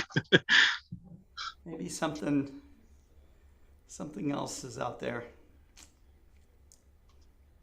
Has everybody disappeared? Did we lose Maxi and everyone?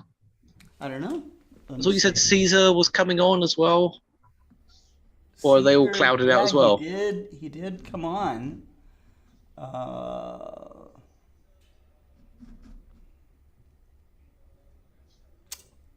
Wow, it looks like it's me and you. Oh, I can see Nicholas. Yeah, there he is. Guys. I'm here. Still there? Okay. Yes, because I'm here with some friends, and here I we was go. just trying to get one picture beneath the clouds, and I have one. Let me share my screen. Oh, hold on. Let me stop the screen sharing so you can do that. Go for it. Now, David is still with us. Kareem, few others. I could get. Oh, that's good. This one. Yeah. I want this. I was hoping to. That is almost what I'm seeing right now with my naked eye, Scott. Yes, and this was only in when a window in the clouds is really. Really just opened up. You got the picture and it closed back up. Yes. But well, I had my picture. So, but here is a lot of clouds and some maybe a little rain, maybe. Mm-hmm. But well, I got something. Very good. Excellent. Yeah, I agree. I'm back, Maxie. That looks just about like it looks unaided eye up here. Just barely can see it.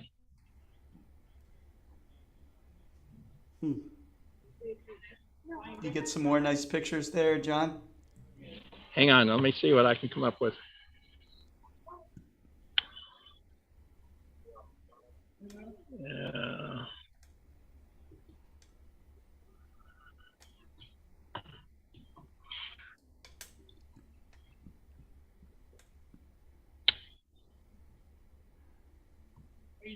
Is that the one you took? Yeah. Okay, let's try this. Off? Nope, hang on. Oh. Got to get it up here.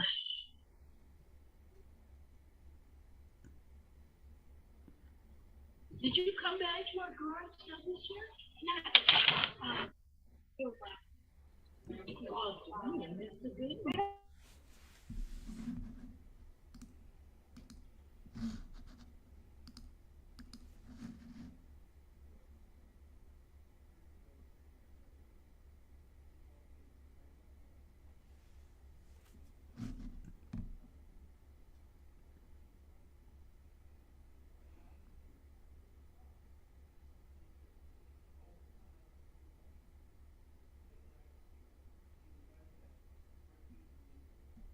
And you are muted, John.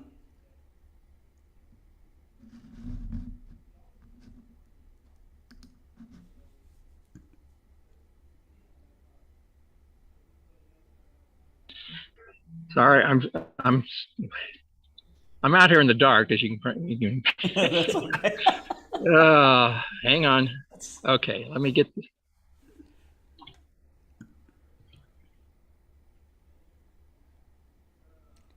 Now let's try it.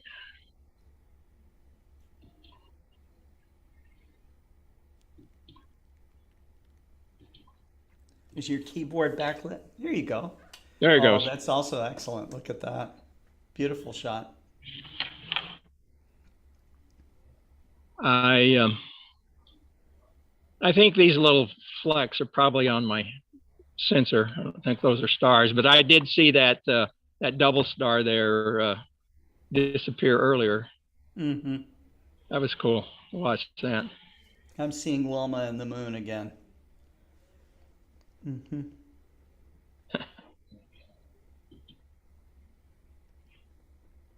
Anyway. Wonderful.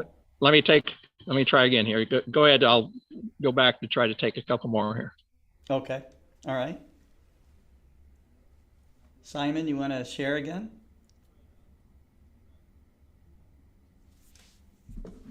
Must be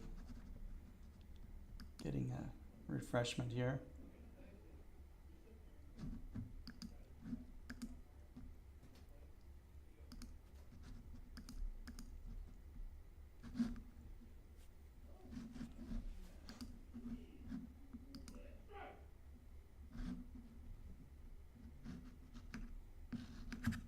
Anyone else want to share?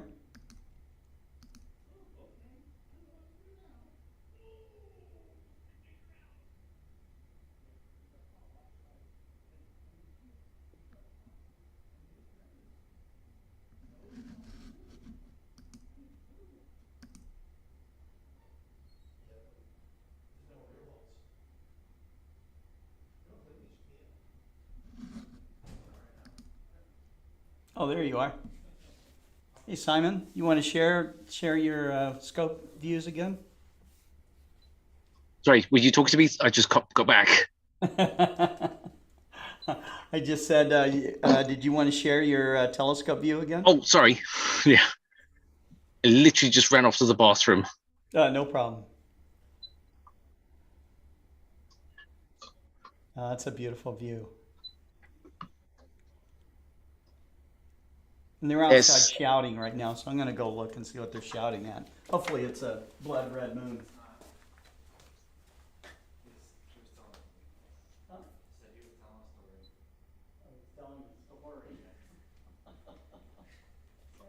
No problem.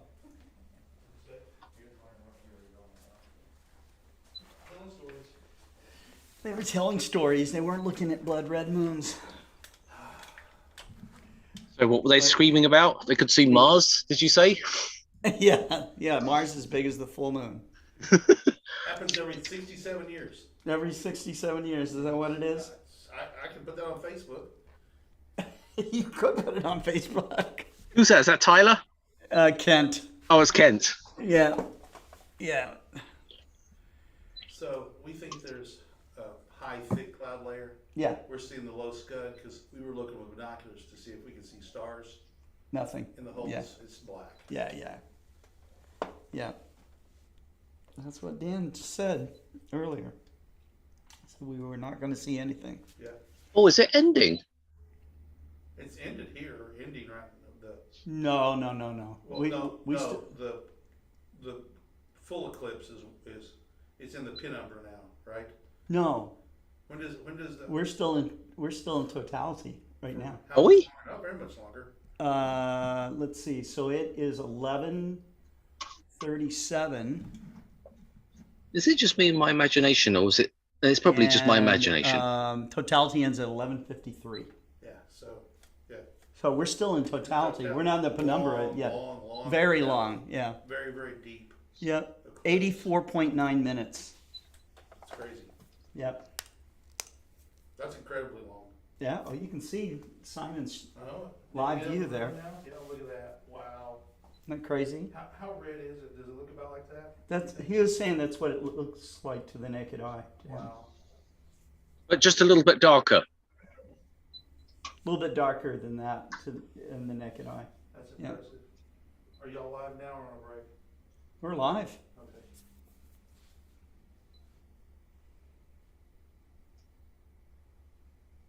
So who else is on it now? We have Simon on, Maxie's there. We have a number of people. Nico, I think, is still there. David Levy. We had 4 people come by. So, and we'll clean up in here. Okay. I'll shut the room down. All right. Sounds good. Thank you.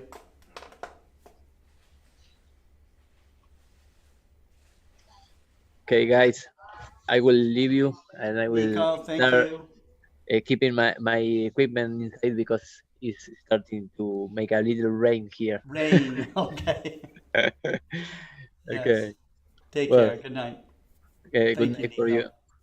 Thank you. Yep. Bye bye. Bye.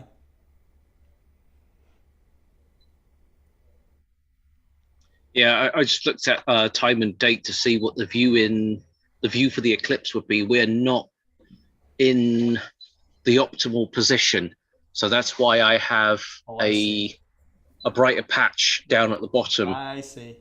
Which is here, obviously. Yeah.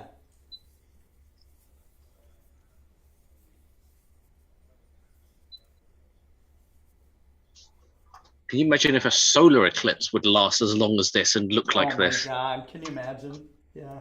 I mean, I suppose you could get a permanent eclipse if you just followed the entire path and moved with it. Enough. Yeah.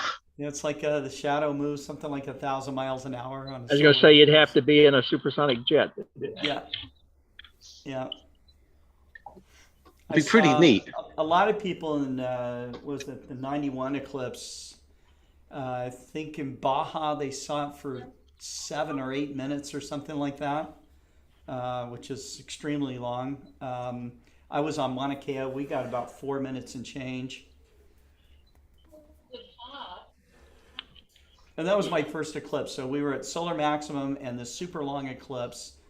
And that was what I have compared every other eclipse to. So I was totally spoiled from the get-go.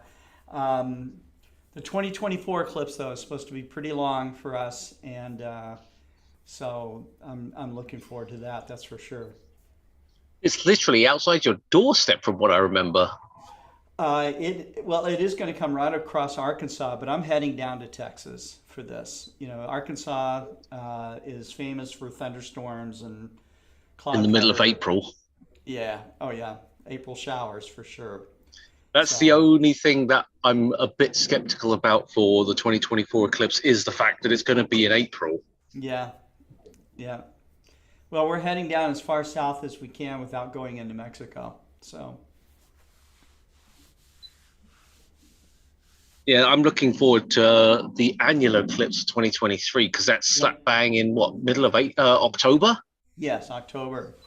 So can you imagine imaging that in H alpha? That would be just incredible. Well, that's why I'm curious to do this. Although the whole bunch of friends want to meet up at Four Corners, but I've got a funny feeling everybody and their mother is going to be congregating at Four Corners. Probably. We're heading down to this ranch just west of San Antonio. It's up in hill country of Texas, and it's where both eclipses are going to go across the same piece of property that we're setting up on. Well, that's handy. Yeah, so you can have a test run on an annular eclipse, and then come back the next year to the same spot and do it again for a total eclipse.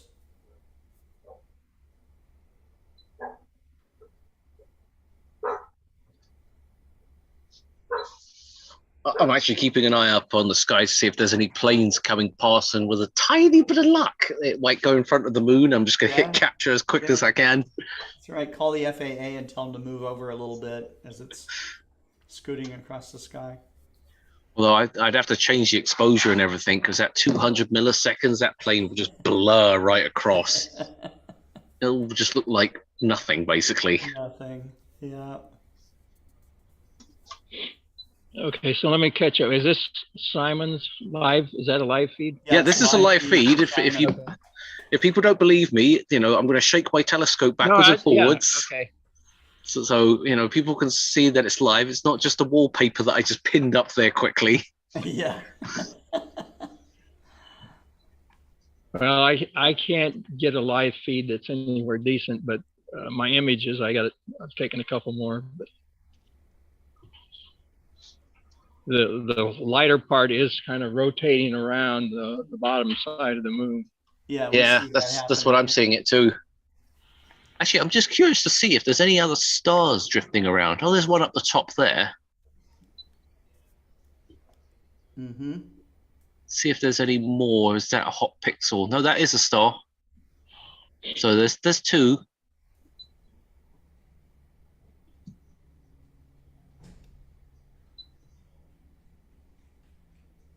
Is that my imagination, or is that a cliff, a hill, or something like that on the side of the moon?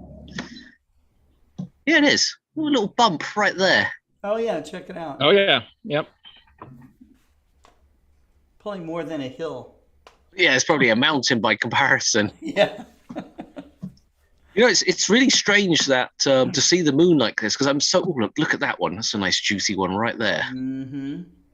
I'm not actually used to seeing the moon like this because I can normally afford to do higher resolution looks at this. That's why I had the 2x Barlow on there, but I just wasn't expecting it to be like this. So it's very, very different shooting this. That's for sure. Because usually I can get right in the cliff sides. I mean, seeing it's not terrible, but it's pretty interesting still. Yeah.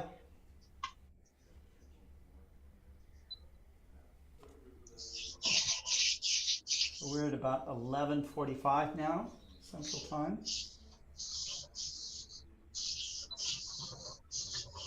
Yeah, I got a couple of people watching on our live stream. Yeah. I think, well, to be totally honest, anybody here in LA should not be watching the live stream. They should have their head out the window or be standing out in the street gawking at this thing. Right. I mean, you could see this thing anyway. It doesn't matter if you've got light pollution or whatever. You should still be able to see this. Well, unless you've got a building in the way. Now, the interesting thing here is that would there be an uptick in car accidents because people are too busy going, what's that? We have about 7 minutes of totality left here.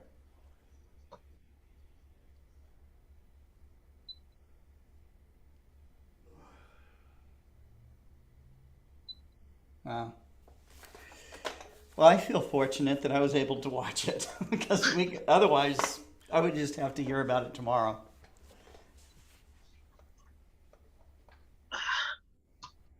Well, I mean, a couple of other people got views of it, I think.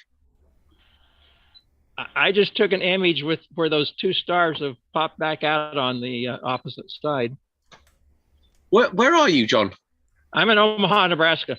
Oh, okay. And is it clear still for you? Oh, it's perfectly clear. I mean, we've been waiting for a night like this for weeks, if not months. Yeah, it's absolutely crystal clear here right now. That's great. Yeah, transparency is really good, but seeing is not as good as I hope it would be. Not that it really matters at this point because we're doing slightly longer exposures, so seeing is not drastically going to affect us that much. If I drop the exposure down, then we're going to start seeing how bad the seeing actually is. So if I'm here, it's going in 100%. Yeah, you can really see it wobbling. Oh yeah. It's not terrible, but there's a couple of ripples in there. Worse. I've seen it worse, for sure. Not bad.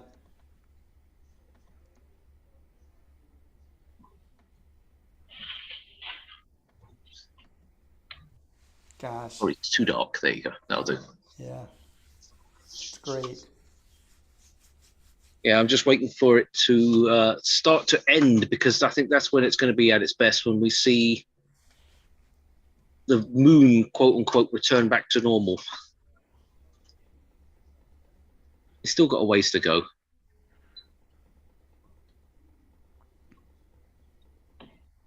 Anyway, if I could pop up this image with that double star. Oh, yes. Right. Let me stop my share. Go for it.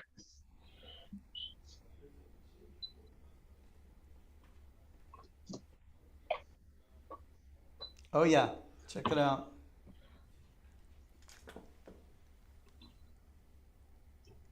Oh, check it out. Yeah. Oh, yeah. Look. Yeah, can we zoom in? As the double star. Well, that's what I was trying to do, but I don't.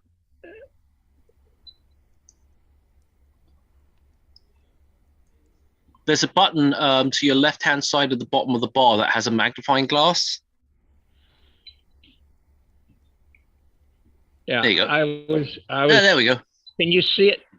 Because when I zoom in, let me see if I can move this. There you go. Okay, there we are. Yeah.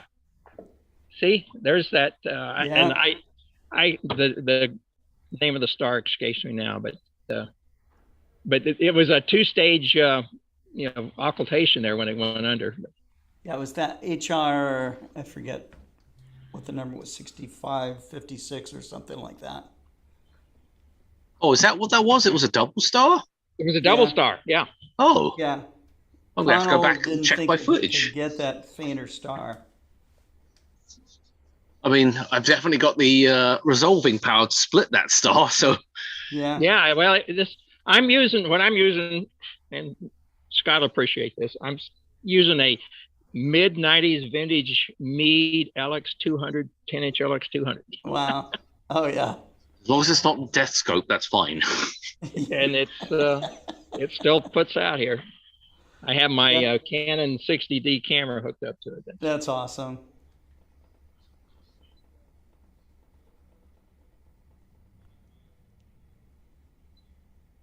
You see that light part shifting around. Anyway. Yeah. Beautiful. Thank you. That's enough. If you guys are satisfied, I'll pop back out. Yeah, I think so. It's pretty neat. Makes me want to go back and look at my footage to see if I actually caught the same thing.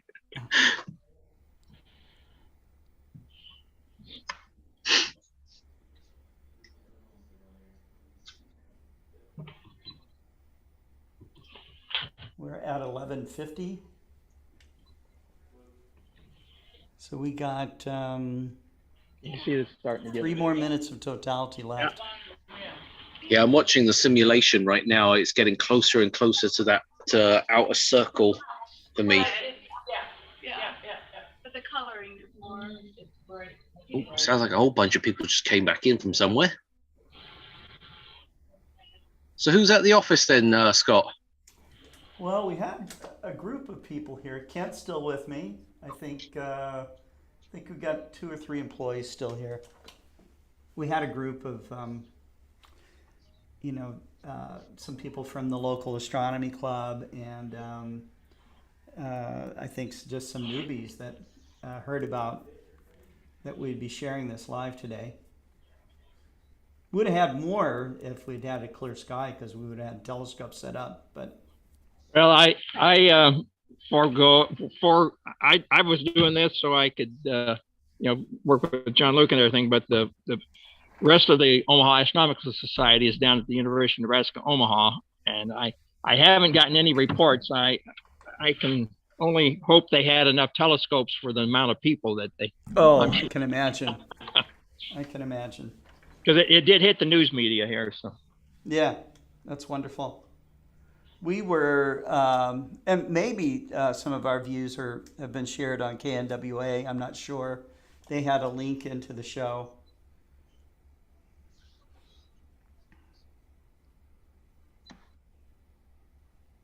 So I'm just going to play around with the color settings because I'm starting to see white on the very, very bottom of the moon, but it's not coming across on this video. And I don't know if it's. Oh, but you can see that brightening starting to happen. Yeah, that's why I'm just adjusting it so it's 1 more minute. So it's obvious. So around about here, even though it's a bit unrealistic at this point, we can see now at the bottom it is brightened up a lot more. I mean, I can visually see, if you, like I said, Scott, if you really want to convince somebody that you're looking at Mars, you can say, oh, look, there's the polar cap right now. That's it, yeah. Yeah, that's it right there. It's 11:53. That was the end of totality.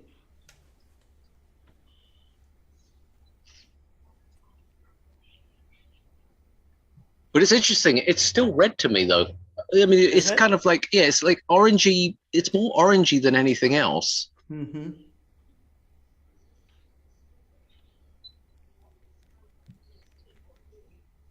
It'll probably just be a slow march to.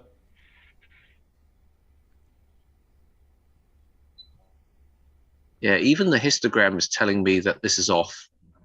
Another half hour, 40 minutes. Oh yeah, look at that. Look at it grow. Mm-hmm. Yeah, it's starting to really creep across really fast. So if I lower this is where we start lowering the exposure a lot more. Yeah. So I think I'll let people see this view here, as we can see the bottom creep up. But look how fast it's going. Yeah, it's racing over. Yeah.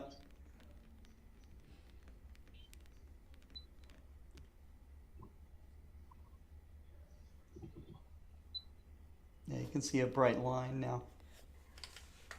Get some god awful cell phone pictures real fast. Hopefully my time lapse is still working. Although that's if it doesn't work, it's not the end of the world. I'm not too fussed about it. Okay, now we can see the white at the bottom there. Let's capture some of that. Easy.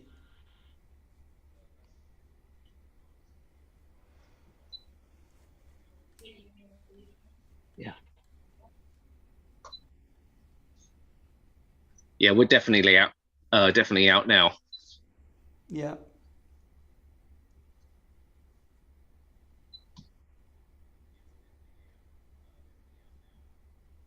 Trying to think, how would I match that view on screen? I suppose I could bring up this.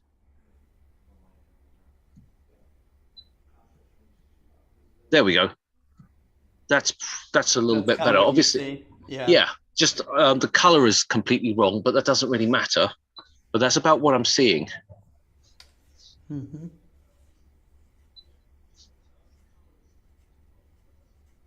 Yeah, look at the histogram. It's still moving.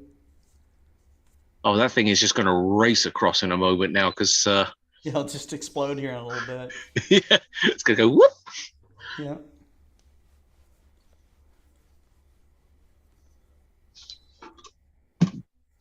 Actually, this will be probably a lot of fun doing this. Let me just readjust the position. So at 100%. Oop. There you go. Oh, check that out. Yeah. Is the edge of the Earth's shadow. Yeah, that's better. That's better. Yeah. It's a big shadow too. It's remarkably big in the sky. I think that we'll probably see some mosaic images done of the partial phases where you can see just how big the Earth's shadow is. You know, we could start another one of these stupid rumors where when the sun hits the shadow at the right point and you can see Mount Everest, you can see the peak showing up on the moon. As if we need any more rumors and pseudoscience in the world. Or the Eiffel Tower. That'd be a fun one. I would say that the number of amazing scientific discoveries and the rate of pseudoscience has increased almost in parallel. Oh gosh, look at the histogram. It's completely changed. Oh boy. Yeah, it's way over there now.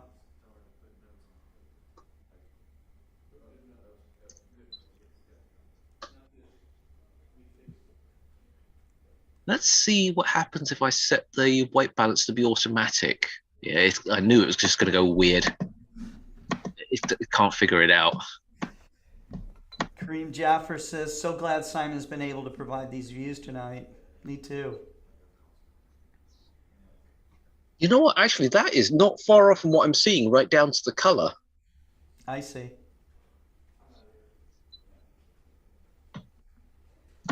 With a few captures. Watched it with binoculars. Pretty nice view. My baked eye view is yellow-red. It sure looks like a double star here on the iPhone. Referring back to the stars. Oops. You're out of here? Yeah. Take care, Ken. I We'll need see you. Stephen too. We'll lock Yeah. in. Take care. You guys are the last ones?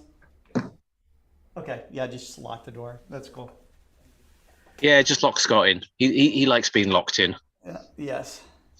Julian Parks from Rego Park, New York City, New York. Clouded here finally after 12 a.m. Eastern Daylight Time. I observed from 21:18 to after 00:00 a.m. Touch and go with clouds the whole time. Julian, thanks for your report.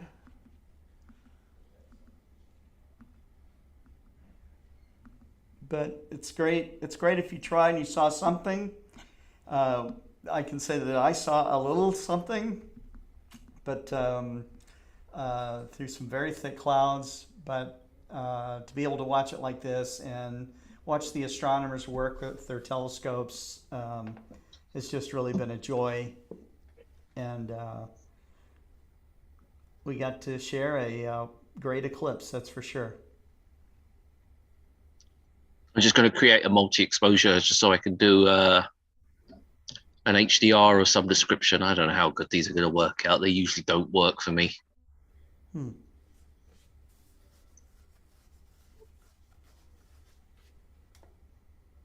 This one's going to be an early one for you, isn't it, Scott? Usually I'm up until like 1 o'clock with you. Yes. Yep, it is now midnight here. Yeah, it's an early one for you. Mm-hmm.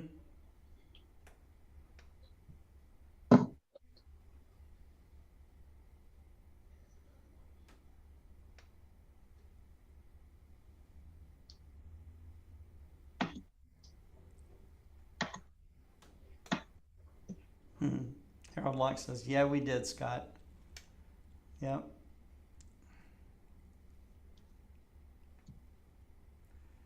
Stephen Bell, 15 by 70 binoculars once the clouds cleared and the moon cleared the trees in Boise, Idaho. Really deep eclipse. Yeah, the only thing I'm a little bit bummed about is missing that shot when it coming up behind the mountain. But oh, right. I had a funny feeling that the bush that's right in front of me, bit in the wrong spot for the yeah, bush. just got in my way. Because I'm looking at it going, that is right on where it probably needs to be. And I'm like thinking, well, because where my scope's set up, because I do solar, yeah, is actually in the prime position for when the sun gets up for solar.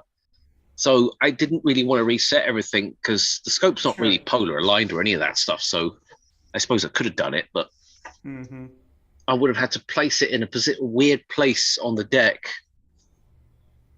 And then I would have gotten it, but then polar alignment would have been impossible. Actually, I'm starting to see something here, which is quite fun.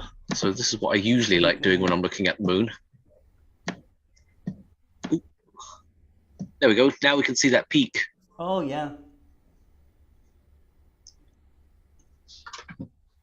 Really obvious. Just see if I can check focus a bit more. There you go. There it is. There it is. There it is. Yeah. Now I wish I put the Barlow back on. Yeah. I'm not going to. It's too much disassembling to get that thing on and off. Yeah. And it's starting to swim a bit too, so. Yeah, it's not going to be conducive for a Barlow. What's the temperature out there right now? It's actually quite pleasant. 72. Perfect. Oh yeah, check this out.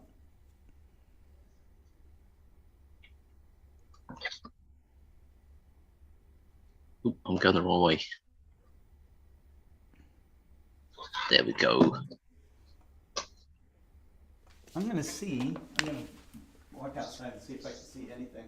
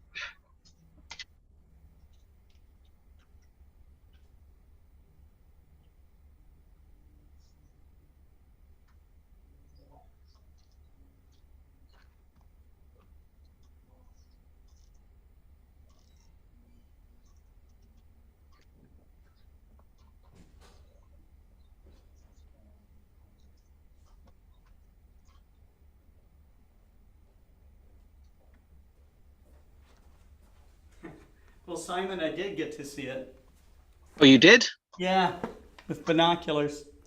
So I just needed that little bit brighter edge there to get it. And you could still see a little bit of a kind of a brownish tinge. Yeah, even for me, there's still a bit of a tint. Yeah.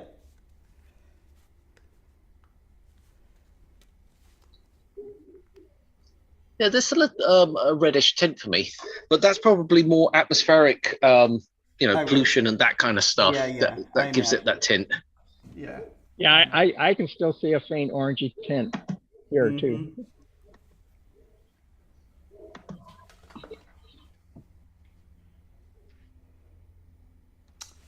Who's saying this? Greg Turner. Well, I managed to get a nice shot of Arcturus during a brief cloud opening overhead, but no moon from Pea Ridge, Arkansas. Lots of laughs. Thanks to everyone who shared their eclipse views on the Zoom meeting. Thank you, Greg. Charity Rose is crying. My phone is dying. Laurel Cornfield, finally cleared enough at the last moments of totality to see a very faint, fuzzy moon. It's lightning on the bottom left. Just out of curiosity, Scott, do you think we can actually see our atmosphere on the shadow here? Yeah. Actually,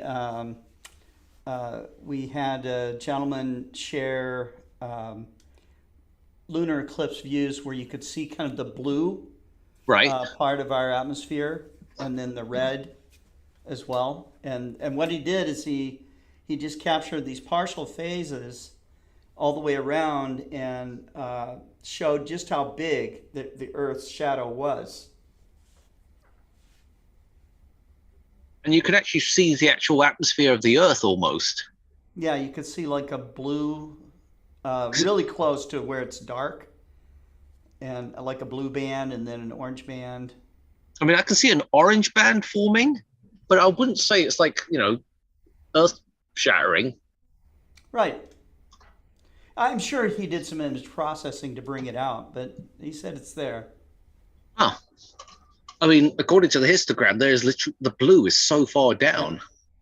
Yeah, the guy that's been coming onto the program, his name is Robert Fugate, and he is the the father of laser guided adaptive optics technology, and amateur astronomer. So his technology will probably be used on the extremely large telescope, the ELT, and of course it's being used on every other giant telescope right now to correct out the blurry vision. And but he loves making astrophotographs with his rig, and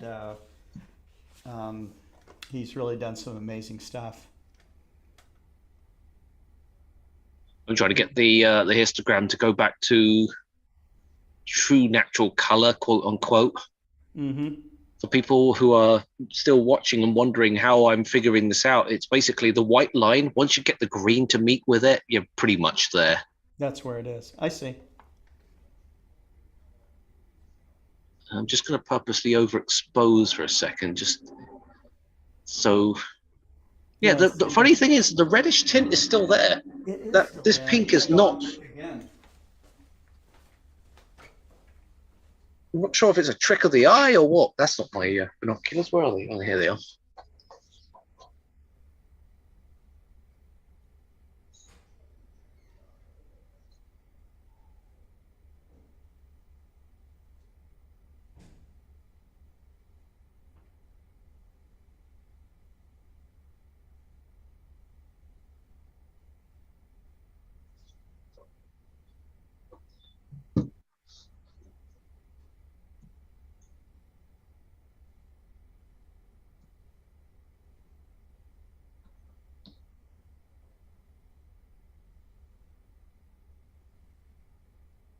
Well, I've just come in from shooting the eclipse coming out of Totality, and that orangish red. What's that? You want to take control then? No, you're good. I don't have any other pictures yet. The camera's still outside. I heard you talking about that reddish orange tint. I mean, I think it's still going out there. I can still see it a little bit. Yeah, so can I. Got some really interesting shots. The clouds are a little patchy. I think there's kind of a lower level haze, maybe some thicker clumps, however they're layered. So I got some images of just that slice out of the western part of the moon. And then there's some dark clouds just covering up some of it. Looking really cool, going right through the center. And then some of those lighter, larger, hazy clouds are kind of passing in front of it, making it a little hard for me to get images. So I don't think I have too much longer that'll be able to capture that reddish tint.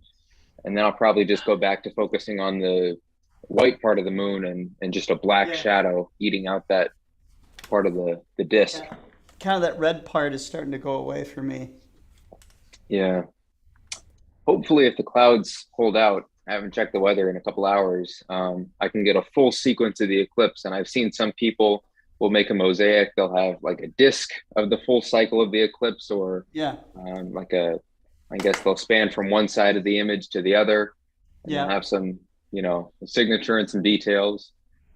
I should be able to do some fun things with it.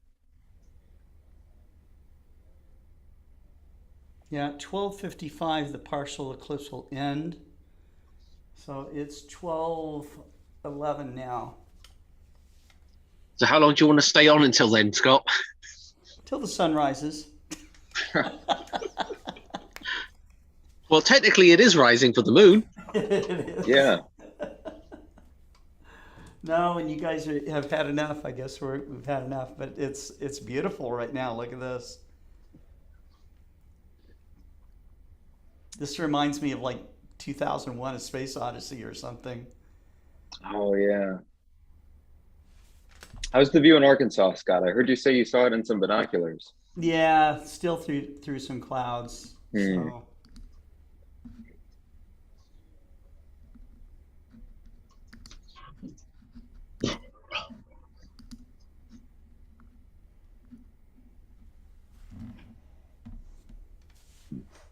We had somebody spamming a sexy chat adult dating site. Blocked, okay? Yeah, I still got a tiny, tiny tint of red, or I'd say it's like more of an orangey color than anything else. Ah. Well, that just could be chromatic aberration on my binoculars. Actually, in your view that you have here, you can see like some... Slightly pinkish, right? There's a tinge, yeah. Yeah, there is a slight tint. I mean, even the histogram confirms that there is a slight tint. Yeah. I'd say that's real. I just couldn't see it anymore. Well, I think it's going to get to a point where the brightness of the moon is just so much that you can't see it anymore. I can imagine all the astrophotographers going, oh, look, it's a crescent moon tonight. I should start doing, H alpha and whatnot. Not realizing it's a full moon. Mm-hmm.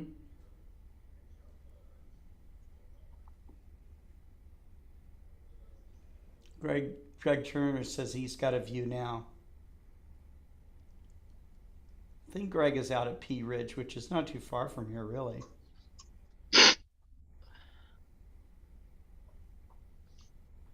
40-minute drive, something like that. Start to get overexposed for the histogram. Mm-hmm.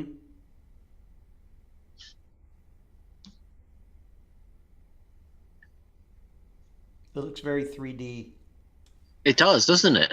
Yeah.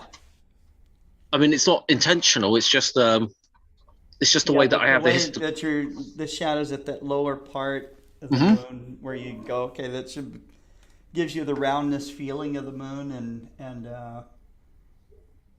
but that's the edge of our shadow from the Earth onto the flat disk of the moon, right? Sure. Just because the Earth is flat, and so is the moon must be flat too, right? Well, the moon's not flat, but the Earth is. Yeah, that's right. No, it's the other way around. The moon's flat, but not the Earth. I can't remember. And the sun is a giant light bulb. It's a giant light bulb. That's right. It's a giant coal burning in the sky. Yeah. Mm-hmm.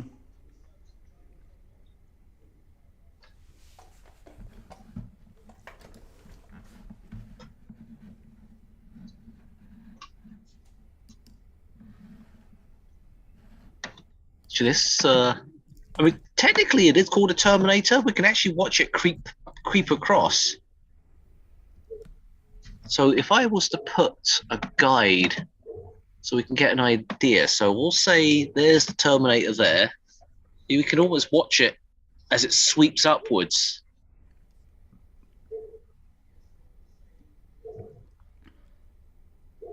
Yeah, it's not my imagination. I can actually see it sweeping upwards. I mean, it's slow and it's subtle,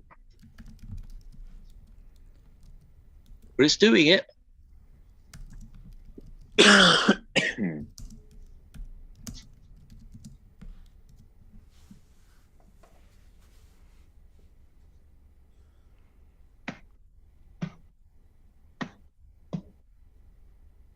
The first mechanical theories of solar heat were meteoric, based on the assumption of massive meteor showers falling into the sun, thus feeding it with energy. However, it was soon realized that meteors were unable to generate the necessary energy, and since about 1860, another theory became widely accepted.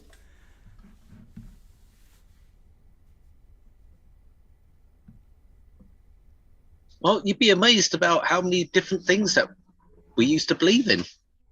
Yeah. You know, we used to think that everything revolved around the Earth, and they discovered that it wasn't. Here's an article. How did astronomers deduce that the sun was not a ball of fire? Well, it technically isn't a ball of fire. Back in the classical period, Anaxagoras, I can't even pronounce this, Anaxagoras had proposed that the sun was a heap of molten metal. I don't know whether this was widely accepted by his contemporaries. The idea of the sun as a ball of metal or fire certainly persisted for some time, through perhaps largely for the lack of any better ideas. We didn't even understand oxygen and combustion until the work of Lavoisier and others in the late 18th century. So detailed calculations were presumably out of the question for a millennium or two after Anaxagoras. I don't know when calculations of how long combustion could sustain the sun were first done, but it appears to have been not more than several decades after the theory of combustion was developed. So visually, that orangish tint is almost gone. It's just on the extreme edges of here is what I'm observing it as. Yes. Eclipses, I mean, really show you, I mean, just, you know, it's just such a great, you know, plainly to understand, you know, example that, you know, all things in our solar system are moving, you know. I guess people conceptually know that they're orbiting the sun, but they don't really feel it until they see an eclipse.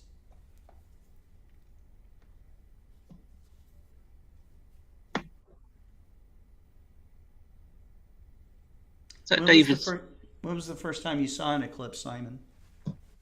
Wait, a solar eclipse or a lunar eclipse? Either. Both. Gosh. Okay, let me start with the solar eclipse. Where was I?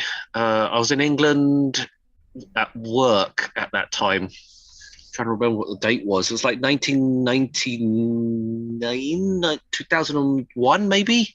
Mm-hmm. So that was that one in Europe, but it was a partial for us. So even the people up in Scotland, they still didn't get the full eclipse, but they got close to it. So, you know, they had a good old show, which was basically clouds. Oh. And then lunar eclipse, I probably had a few, but I never paid attention to them or didn't know what I was looking at. So the only one that I remember was the one that was the supermoon lunar eclipse. Do you remember that one? That happened, I want to say 5 years ago? Yeah. That was probably. Say again? That was tonight. It was a supermoon eclipse tonight. This was a supermoon eclipse. This is a supermoon? Yep. That's the reason why it lasted so long and it was so deep. Oh. Perigee, this is a supermoon There eclipse, was right? about around the time that you're talking, I do recall being set up in Fayetteville, Arkansas, you know, showing people on the street corner, you know, total lunar eclipse. Yeah, because I think the total lunar eclipse that we had about 5 years ago, because I remember a slightly different part of the sky, because I have a picture of literally I'm sitting in the exact same place in the back of my backyard doing the same thing, but it's more over to the left than it is where it popped up from behind that stupid tree that I'm going to chop down tomorrow. But yeah, no, I just remember it being to the left, and I remember my neighbor sticking his head out going, "What are you looking at with your telescope?" I said, "I'm looking at the moon." And he said to me, the funniest thing was, it's like, "Why are you looking at the moon? It's nothing special." And I was like, "Why don't you look at it right now?" And he just turns around, looks at it, and you hear all this profanity come out, and you're like, "Yeah, I told you." It's like, what happened to it? What's going on with the moon? The moon is very special. So David is back. Hi, David or David. How are you? David is back. Well, how was it for you, That David? totality was pretty dark. It's not the darkest. I think it's the second darkest eclipse that I've seen. The third darkest was the 1992 eclipse in January. But the darkest one remains December 30th, 1963. But this one was pretty dark. Still giving any kind of you know, atmospheric dimming at all in 92? Because I know it did for the you know, we had some effects on Mauna Kea from Pinatubo while we were. Well, this was a few months after Pinatubo, which is almost perfect for the lunar eclipse, and that's what made that one dark. And the two volcanoes that erupted early this year is what made tonight so dark, as I thought it would be. But Wendy and I had a disagreement. I think Wendy thought it was a little brighter at the edges than I did. I don't know. I think the edges were brighter on this one. I think so, but what I managed to do in the middle of totality is that I did a few minutes of searching for comets right around the eclipsed moon. And the moon came into the telescope without any darkening, any brightening whatsoever. I was able to search right next to it and right by it. That's cool. That was very special to me. Yes. I'm going to go back out and look at it since I have some visual view of it. See everybody doing the mineral moon all of a sudden. Everyone's capturing the same thing.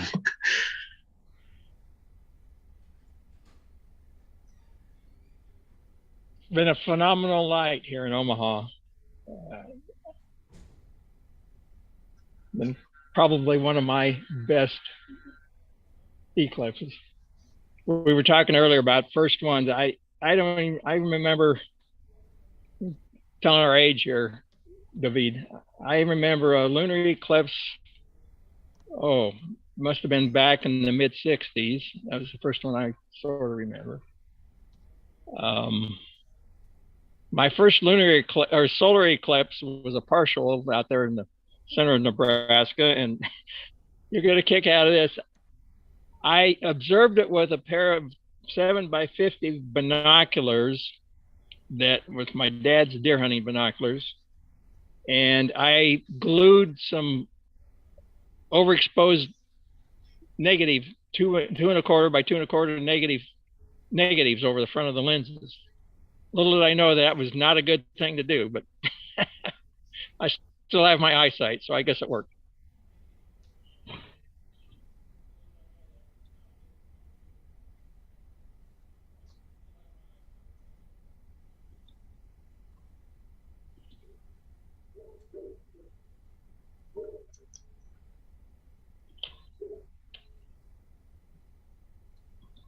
John, how was your weather tonight? Did you get a good night? Yes, it was absolutely perfect. It cleared off. We had some rain last night. It cleared out. Transparency was just remarkable. And for us up here, no wind. We've had so much wind blowing this spring. It's just awful.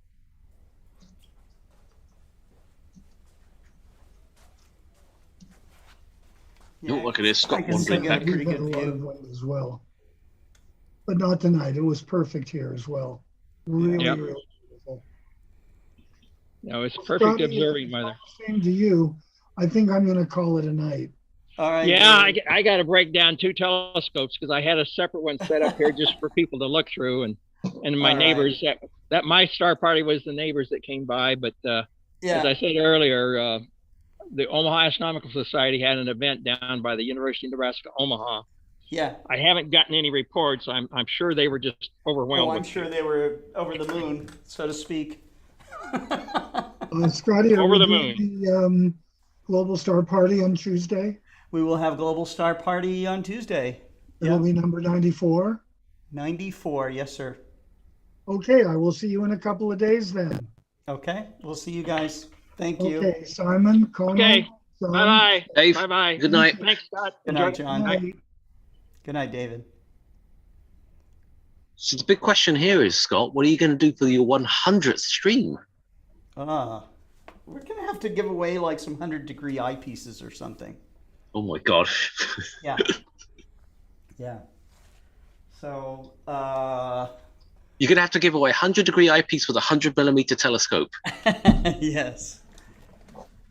So I know that Karina Letelier, who does all these amazing sky, Milky Way shots from Chile, she's going to be on. I am checking to see who else would join us here.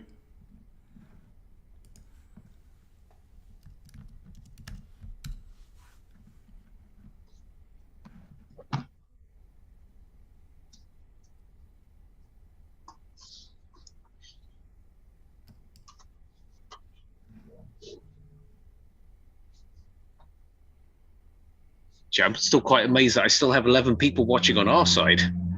As far as those guys haven't given up yet. Yeah. Let's see what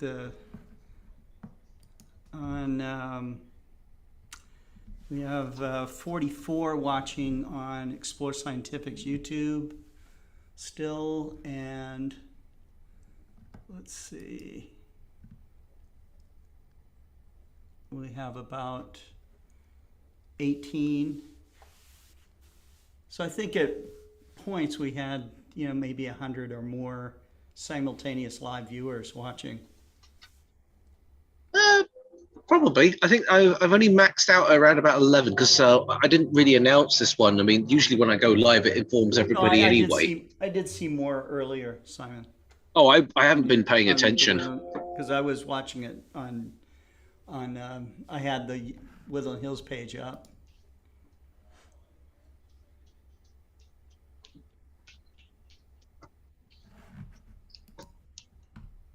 It's weird because the view that I'm seeing now on my screen and then visually is almost the same now. Right down to the bright overexposed part because my eyes are dark adapted now. Dark adapted, right. And then you've just got this blaring light at you now, so it just looks brighter than usual. Yeah. And I could tell it's going though. It's starting to move. But yeah, it's racing across. Yeah.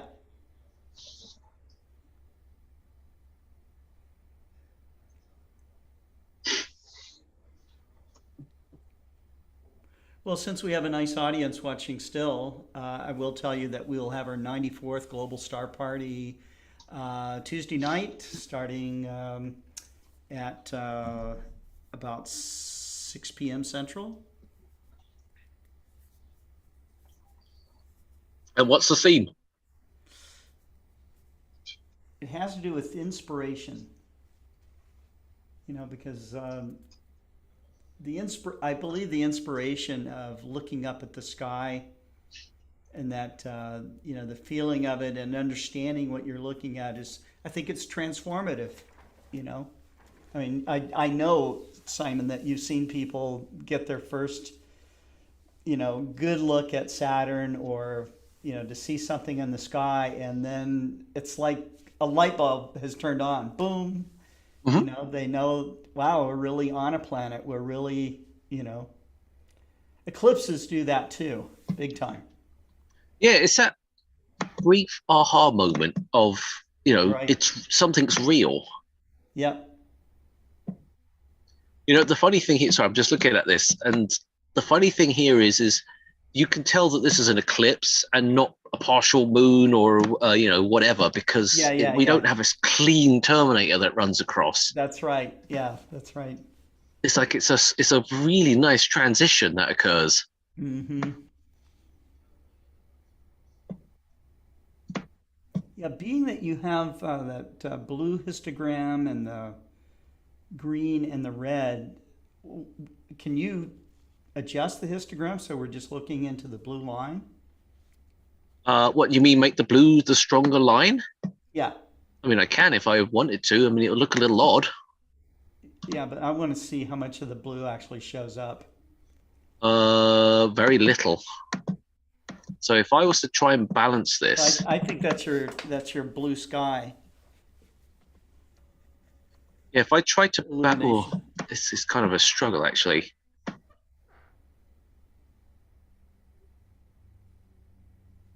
So this is where it's starting to go. Now red's too strong. Ah, there it is. So this is where all the colors meet. I see. Which gives it that boring gray tone that everybody's used to. Mm-hmm.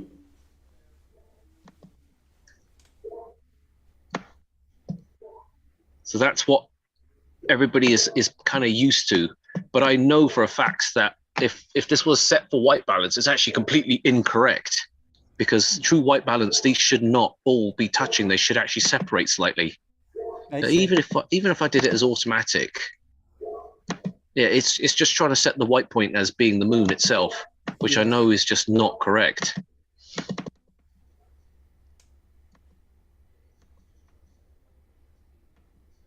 Yeah, this is where the red's way too high.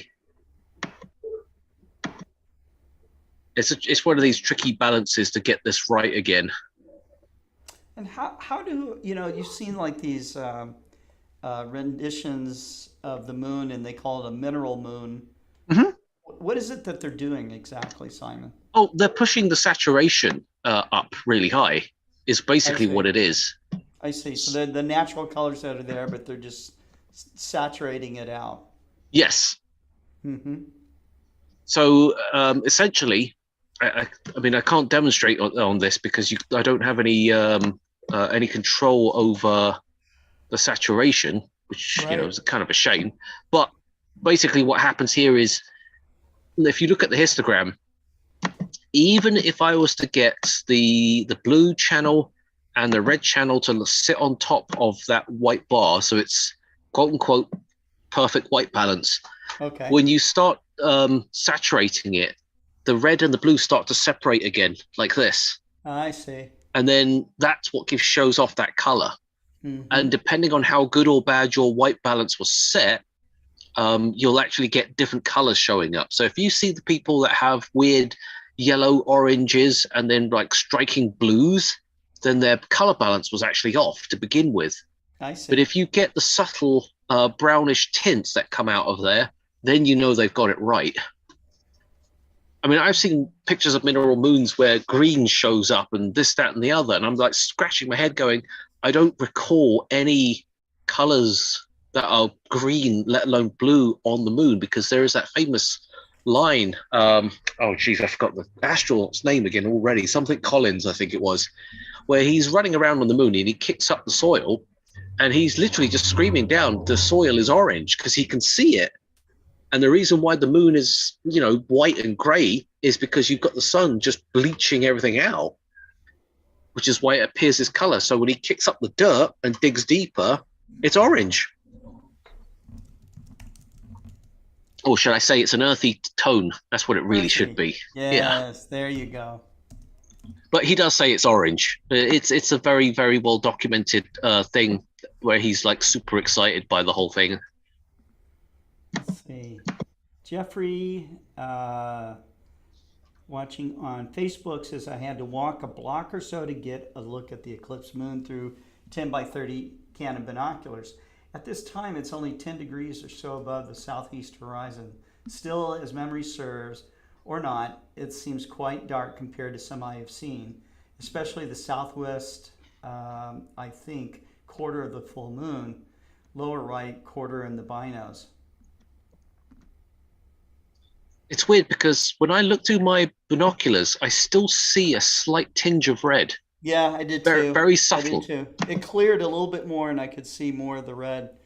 Clouds, when I looked from the time before, it was thicker and I couldn't see the color.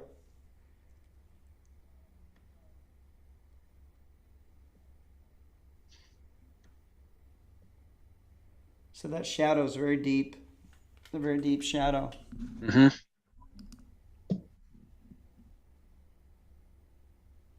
Jeffrey's saying, please recall this was about 2 hours ago.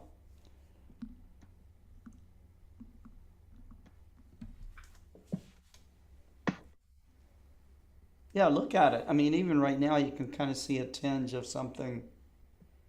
There is a tinge of something, but it's very, very subtle.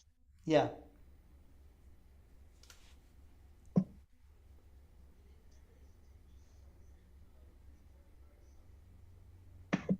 But yeah, as it stands now, this is what the moon should look like naturally with that lack of color, or what appears to be lack of color.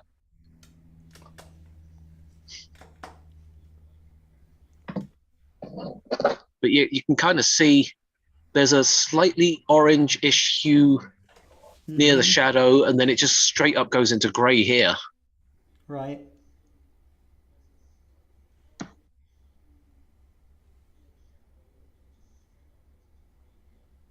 We're about 11:37 right now. So this is what the mineral moon. I don't know if you can see this, Scott, but in the darker areas here, so there's a dark patch here, but then there's a slightly lighter part, but it appears slightly orange to you. I don't know if you can see that. Oh. So if you look here, so see there's a darker part, and then there's this part here. It's ever so slightly orange or slightly earthy tones. Yeah.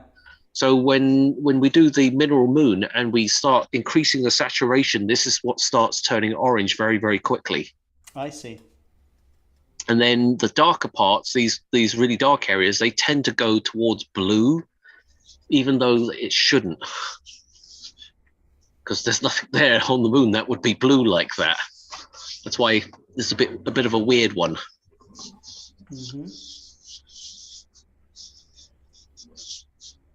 But yeah, we are almost complete. How much long do we have to go? Well, when does it end? How do I right now?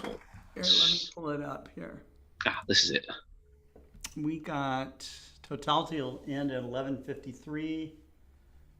We've got 20 minutes to go. Yeah. So we'll be in that partial. So there's still what the penumbral eclipse ends for me at 11:50. So that's a long way away. Long ways away. But I think we will call it a night once we hit the end of partial. Yeah. Because to be totally honest, there isn't a lot to see in the penumbral eclipse part. It's almost undetectable. It just, I mean, I don't even know. I say totality ends. We're way past totality. 12:55 a.m. the partial eclipse finishes. We're at 11:39 or 12:39 right now.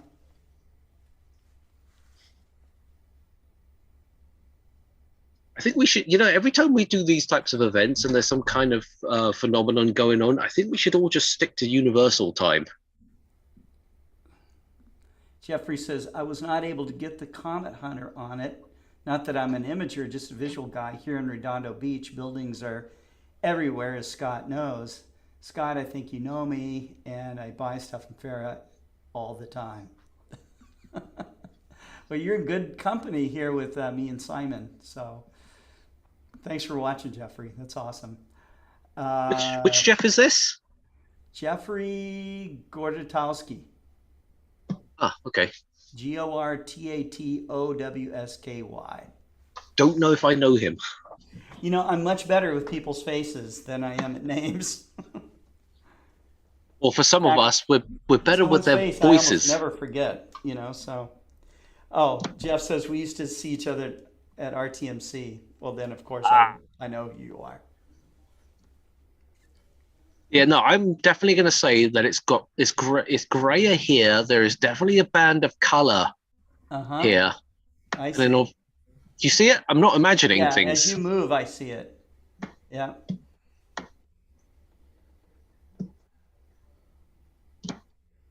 Yeah, and it's really evident here as well. Mm-hmm. I mean, that really does look three-dimensional. Yeah.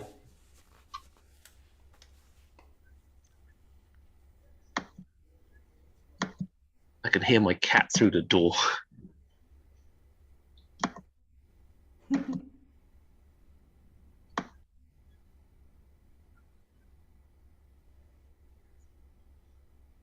have about 18 minutes left. I haven't done a capture in a while. Might as well. Jeff says, I think this was darker than many. Any clues why? The reason why, Jeff, is it was a supermoon. So, you know, the moon was actually closer in its orbit to Earth. So it was deeper in the Earth's shadow, so to speak. Also, we had some volcanic ash up there. Jeff wants to know what you're imaging with, Simon. As in what camera and all that stuff? Camera, telescope. So the telescope is the EvoStar 150. The camera is a 071 of all things, an ASI 071. There you go. Which I very, very rarely use this camera. This is my my test camera where if it gets blown up, it's not the end of the world. Like I will do all sorts of things with this camera, you know, over voltage, over amperage, all sorts. It's basically for sort of testing purposes only. So I put it through the ringer, but it still works. So it's like a robust camera to buy. To a certain extent, yes. It's actually so there's two versions of this. There's the original version that came out from way back yesteryear, and then there's the current version, which the body is physically bigger, as in the cooler, the Peltier cooler, and the way you attach everything. This is the old version of it that has the really bad amp glow. So when I was doing exposures earlier on, you may not have noticed this, but there are two bright patches on the left-hand side here from the amp glow from the camera. So because I didn't do any darks or calibration frames or any of that kind of stuff, it was really obvious. But this is why this camera is not used by anybody any longer, and it's from a value standpoint, it's not worth as much as it used to be. So this is why it turned into the test camera, where we could just destroy it. I see. So it's not a video camera, right? No. It's one of those ZWO cameras. Yeah. I mean, I've got plenty of other broken cameras that are genuinely broken and don't work whatsoever. So, but you know, I'm not going to plug that in because we see nothing.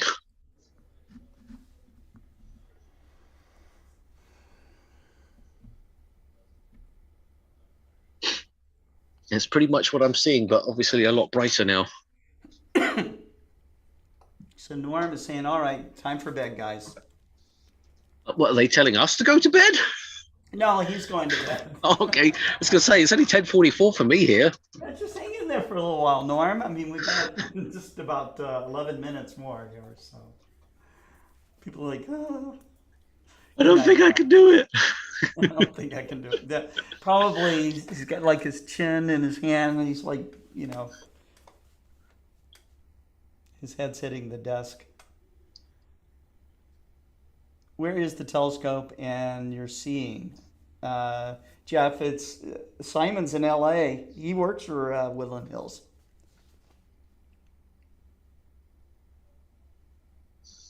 I'm sure you've met him before too. Beatrice Hines, for me it's 7:44 a.m. Yikes.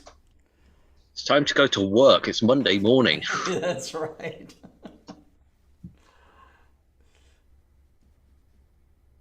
And then we leave to go to AIC on Thursday. Are you going to go? Yeah. Yeah. It's a great event. Well, I've been booked to speak on Friday. Mm-hmm. So the last time I was, or the only time I've been there, and you had a wonderful kind of documentary film of all these people. Oh, that's right. That was the video. Yeah, it was wonderful. That was a great video. You have a great skill in your craft there, Simon. I honestly, I still really want to do a documentary at some point about people who do astrophotography. Yeah. And what it is that gets them into it. I mean, I know that there's a lot of people that have done these types of interview style things, like biographies almost, but there's nobody that's really done a documentary about what it means to somebody when they do this. Oh, hey, Cameron. Howdy doody. Cameron Gillis is on. Yeah, how you guys doing? Good. I've been watching the whole stream, and then I got a little bit of time, and then just before you guys wrap up, I'll tell you, it's been awesome. This is a fantastic, the best lunar eclipse event I've ever experienced. Oh yeah, it was awesome. Did you get some clear skies out there in Seattle? No. That's a funny one. No, I should show you the radar here. It's been having some pretty heavy storms. We haven't had thunderstorms, but pretty much buckets. There was some clear skies in between, but just enough to tease me, and I was like, darn it. But then it's so nice to see, you have enough great astronomers here as part of the team. It was really neat to see globally in South America, even, oh yes, watching Marcello and Brazil. Marcello, thank you. Marcello, that was really good, and Maxi a little bit. Doing his outreach thing, and then and they got clear views of it, So we were up and down into South America, and the best views, Nebraska, and then of course Simon's views probably stole the show here tonight. So. And John's pictures in Omaha, man, beautiful, just gorgeous. Yes. Yeah, I did really love those, right. And the double star, and really nice. And of course, was it? Oh man, I'm forgetting the name. Connell Richards. Yeah. Yeah, Connell had just a whole series of shots and just awesome stuff. Yeah. And Molly hung in there like a trooper, showing us. That was beautiful. Yeah, that is astronomy, 101. I mean, just hardcore, show the stuff, get it all out there, and that's it was great. I mean, better. And this, Simon, my gosh, your setup here, this is absolutely astounding. I mean, the detail, even with the atmospheric, rippling there. It's just super high resolution. Actually, with some lucky imaging, you can make amazing pictures. Too bad right now. Yeah. I mean, he's showing it pretty magnified, but. I mean, it's a shame that I had this bush and tree in the way where it was rising out of the hill. And I was so determined to get it. And I was like sitting there thinking, I just knew that this bush would get in the way, and I was staring at it earlier on during the daytime going, I'm not even sure how I'm going to cut this down, because it will take quite a bit to chop it all down. Yeah. But I was seriously thinking about it. Well, it depends on how mad you are, So. You will know. You will know. Tomorrow morning, right? Blade, So. Well, I mean, it's a long wait for the next one to happen. So, it's like missing that shot. It is what it is. Yeah. No, imagine how big that bush will be years from now. Oh, no, I need to cut it down, cut it back, because, we're going into the summer now. So this thing does need to be trimmed right down. It is quite wild and overgrown. So yeah. Oh, that's no, but you have a pretty good horizon view. You said the mountain is about 10 degrees altitude off the horizon. For me, there are roughly 10 degrees. That's not bad. I mean, that's where it's kind of mucky anyhow, so that's not bad. Well, I mean, the way he wanted to pass on his thanks to you for showing your images. Yeah. Yeah.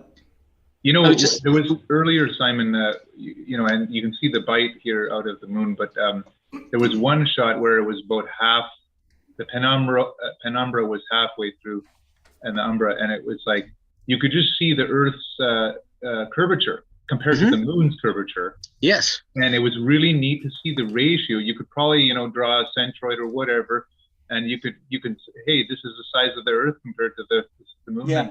It was really cool. Yeah, and those mountains along the edge too. That picture you had earlier, Simon, when it was in Totality, and it was like that deep blood red, brownish red. That I've never seen that capture, especially live. That was how you were playing with the exposures there. That was fantastic. Yeah. So Scott, this was the place that I always like to look at visually, as well as imaging wise. Okay. So if I put the 2x Barlow in, and it was really good seeing, you literally do see the side of a cliff right here. Oh, check that out. Yeah, you can sort of see it popping in and out now. Yeah, those are like craters. Yeah. Well, yeah. So this is a crater right here, but there is a dark shadow that you'll pick up just here. That in higher magnification, it's actually a cliffside. You actually see how the cliff swoops down into the crater. I see.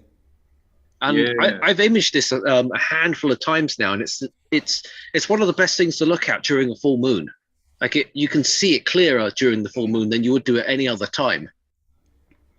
Very cool. That's yeah, I can see that. I mean, already with this atmospheric scintillation, you can still make it out, and and with steady seeing, man, that's cool.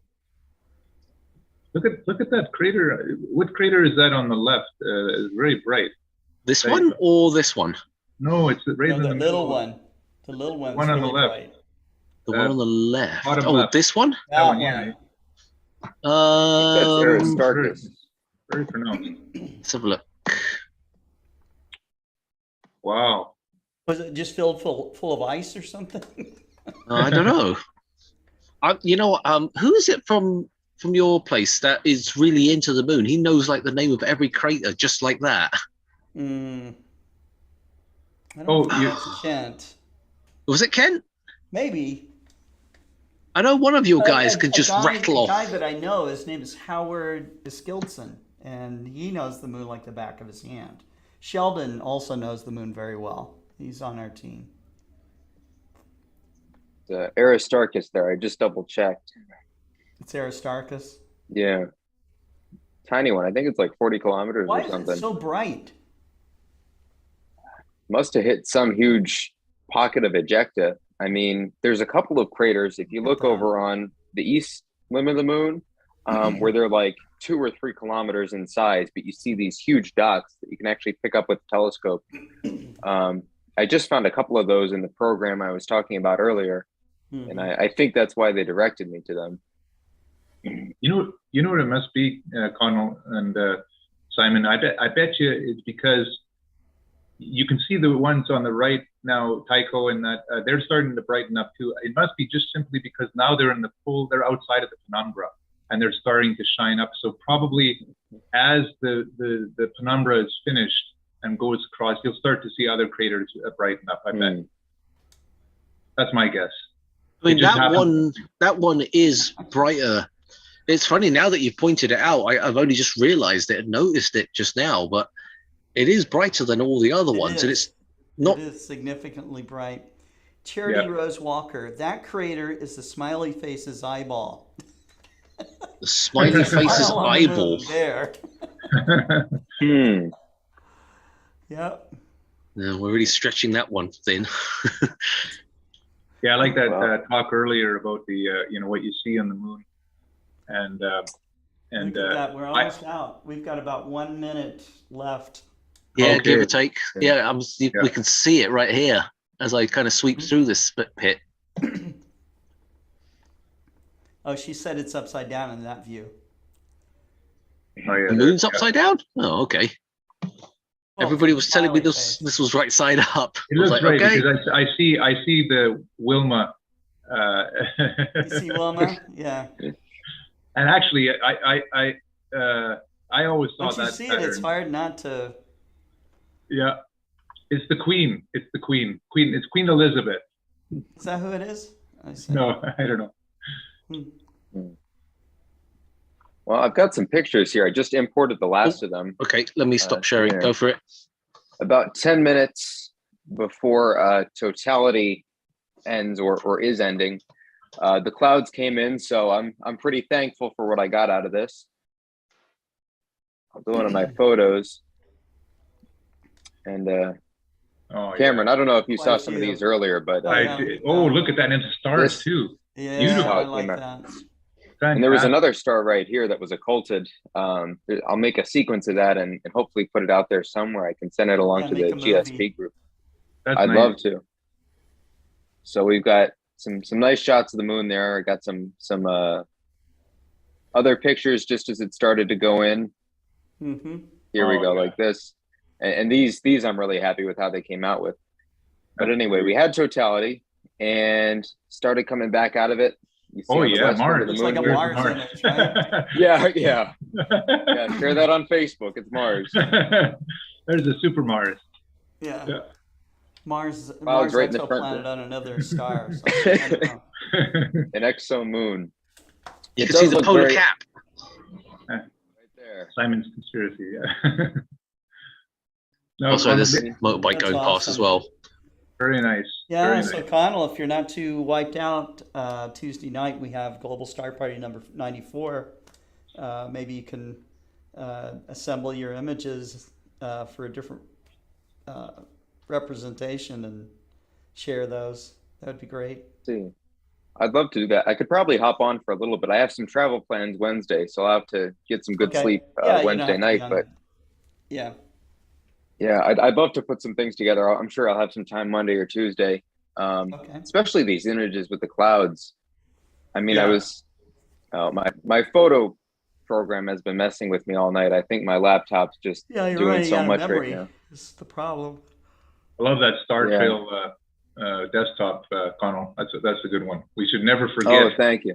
That the Earth rotates at night as well. Right. It's true. This is actually a campfire down at the bottom here. That was at a local state park last summer, I want to say. And it's one of my favorite astro photos. However, these are starting to rival that with how well they came out. I mean, you can see some of these, there's a little bit of a reflection there or something like that. I found if I turned down the brightness or did a shorter exposure, that kind of took care of that problem. So I ended up with something like this. What did you take them through, Connell? These ones? What was your optics? I used a DSLR, Canon EOS Rebel SL3, I think it's called. Yeah, SL3, that's the model. And I had an ISO of Totality. I was using an ISO of 3200 with a 2-second exposure. That kind of limited the trailing and gave me some pretty crisp images with some decent color. Coming out, I had ISOs of 800, 400, 1200. I was kind of dialing it back as Totality went back and forth. And then still exposures of about a second or two. And then once it started to get a little more like this, you can see the moon's very overexposed here. Eventually I got it down. This is just messing with me. I think my laptop's doing like zoom in pictures. I have a light here that it's running as well. It's just trying to do so much. Yes. Regardless, here's a decent image. It's disappearing now. Well, you can kind of see it there. Oh, that's nice. Yeah. We got some of the craters and the features there. There's Aristarchus, Copernicus. It's Eratosthenes there. Might have some of those mixed up, but the features are coming back out, and there's that shadow kind of wrinkled moving back and forth. These were taken with an ISO of 100 and an exposure time of maybe a second or so. Yeah. All of these done with f6.3, which was the highest I could get out of that lens. And that worked pretty well for the most part. And then you could see there were some clouds kind of at the end here. I was trying to capture a lunar halo that I saw that was coming and going with these clouds. You can kind of see it there, kind of lit up in this ring. Some nice clouds coming by. You can still see the shadow from the eclipse. I thought I'd do something a little more artistic. Blue and see if I nebulosity. could finish. Yeah, blue nebulosity in the form of Earth's atmosphere. Yeah. But if we go back earlier, these totality shots were probably my favorite. You can see the different parts of the center of the shadow where it's deepest and darkest. I got some landscape shots here with Scorpius down here and Terry's looking nice bright red. Yeah. These shots are probably some of. This is where a 6th magnitude star, you can see there's 3 stars here. Yeah. The moon came by and occulted that. Zoom in that one. I think it's right on the, there it is. Yeah, right here. You're right on it. Yeah. That's really slick. That's cool. Yeah, nice. We get one more. There we go. A little bit closer. I did a couple of these. These were in the 2, and it's gone. You know what would be really cool is if you did a star trail through the moon. You know. That would be cool. Yeah, that'd be a cool shot. I'll have to think about that for the future. Yeah, that would be an interesting shot to take. These were some good ones. Love it. This kind of reminded me of Bailey's beads for a solar eclipse because you could see there was a strip. Well, visually, there was this little, I guess, banana-shaped strip at the edge of the moon just before totality started. And the camera, of course, picked up a lot more light. So you can see that whole eastern side of the moon is pretty much white and a little bit of gray. Hasn't even hit that reddish brown yet. But there's that little bead just over to the right and then some 3 stars next to it. So it made for a nice frame, a nice image. Yeah. And they came out really crisp too, at least better than I expected. There's a little bit of trailing there. I think I did that was ISO of 1604 seconds. This is 3200 with 2 seconds. And this came out, this was probably the best. You can even see some curvature, like some smooth curving in that shadow. That's right. Can you imagine, right through there, Connell, what that would look like looking from the far side of the moon back at the Earth, just as it's, completing that? It must I be have blinding. to wonder. It's like, wow, what's that? Hey, you were just talking about that earlier, you guys, about having a longer eclipse. There you go. A longer solar eclipse. You could just go to the moon. Yeah. Amazing. I mean, solar eclipses, the total solar eclipse, of course, that's always kind of held up as the great standard for the greatest thing you can see in amateur astronomy or observing. But I've had some great memories of lunar eclipses, especially this one. This was probably one of my best. And I certainly had a great time with this one. There are always some very fun events. You have a lot of time to photograph and observe and share it with other people. They're great outreach events. And they happen often enough that, it's a nice rare treat, but something that you can see pretty frequently and, without traveling too much. Yes. But imagine again, you're on the moon and you're in a lunar eclipse from Earth, but it's a solar eclipse from the moon. And then you're looking at, and imagine the corona, what that would look like with, when you completely knife edge, no atmosphere, right? You're seeing the Earth's atmosphere around as a sphere, and then you have the corona coming out. That would be absolutely spectacular. It has to be unbelievable. I hope to see some picture like that someday. Yeah, it will happen. I truly hope so. Yeah. There was the earlier one, Pekka was showing the satellite picture of the Aurora Borealis, right? That was really beautiful. And imagine, what the spacecraft, if you were in the space station looking at the lunar eclipse, that would be pretty cool. Very cool. I have to wonder. I saw an article earlier today. I guess something came out from NASA. They were explaining a little bit more of the Artemis schedule and kind of doing a breakdown of the first few missions. So, of course, we have SLS launching later this year, and hopefully that goes well. And they were kind of laying out the framework for the construction of the Gateway and some kind of a lunar base in Shackleton Crater. And I really hope that in the next couple of years, should people touch down there, that we get some great images coming back of what the lunar surface looks like and kind of what it's like to look back at Earth from such an interesting part of the moon. Because I mean, they're all the way down at the south. At least that's where they'll be. Yeah. So it's something to get excited about, I think. Yeah, I love perspectives. It's neat, different points of view. So Simon, I guess you're probably collecting a lot of good data. Data. Let's see. In all honesty, I haven't really captured as much as people think. Because stuff like this, it's not a capture. You got to kind of live through this moment. That's the only way you can really describe it. Because wow, you just got to see it. This is live. Yeah, no, this is live right now, but physically seeing it is a different thing than seeing it on a screen, because, every now and then you're going to have some person saying to me, oh, this is just some, picture that you just threw up on your screen. And to prove it, I mean, I'm just going to wiggle the scope backwards and forwards. I mean, I know that doesn't prove anything, but, this is how we know that it's live. Plus, we saw the occultation occurring, so we know it's live. But, Simon, I know a lot of us are imagers, but looking at it with your own eye, we capture images, I believe, a lot is just so that we can capture that moment and share it. And then when you go back to the eyepiece or you look at it with your own eyes, there's no substitute. It's kind of like, you have all these professional photographers taking pictures, let's say, of the Grand Canyon, right? And it's spectacular. It's amazing. But if you actually go to the Grand Canyon, that's a totally different thing. So you're right. But it's beautiful that you can show this while we all have cloudy, rainy nights. Yeah. I know you're in California, so here in the Pacific Northwest, same time zone, but boy, there's no chance.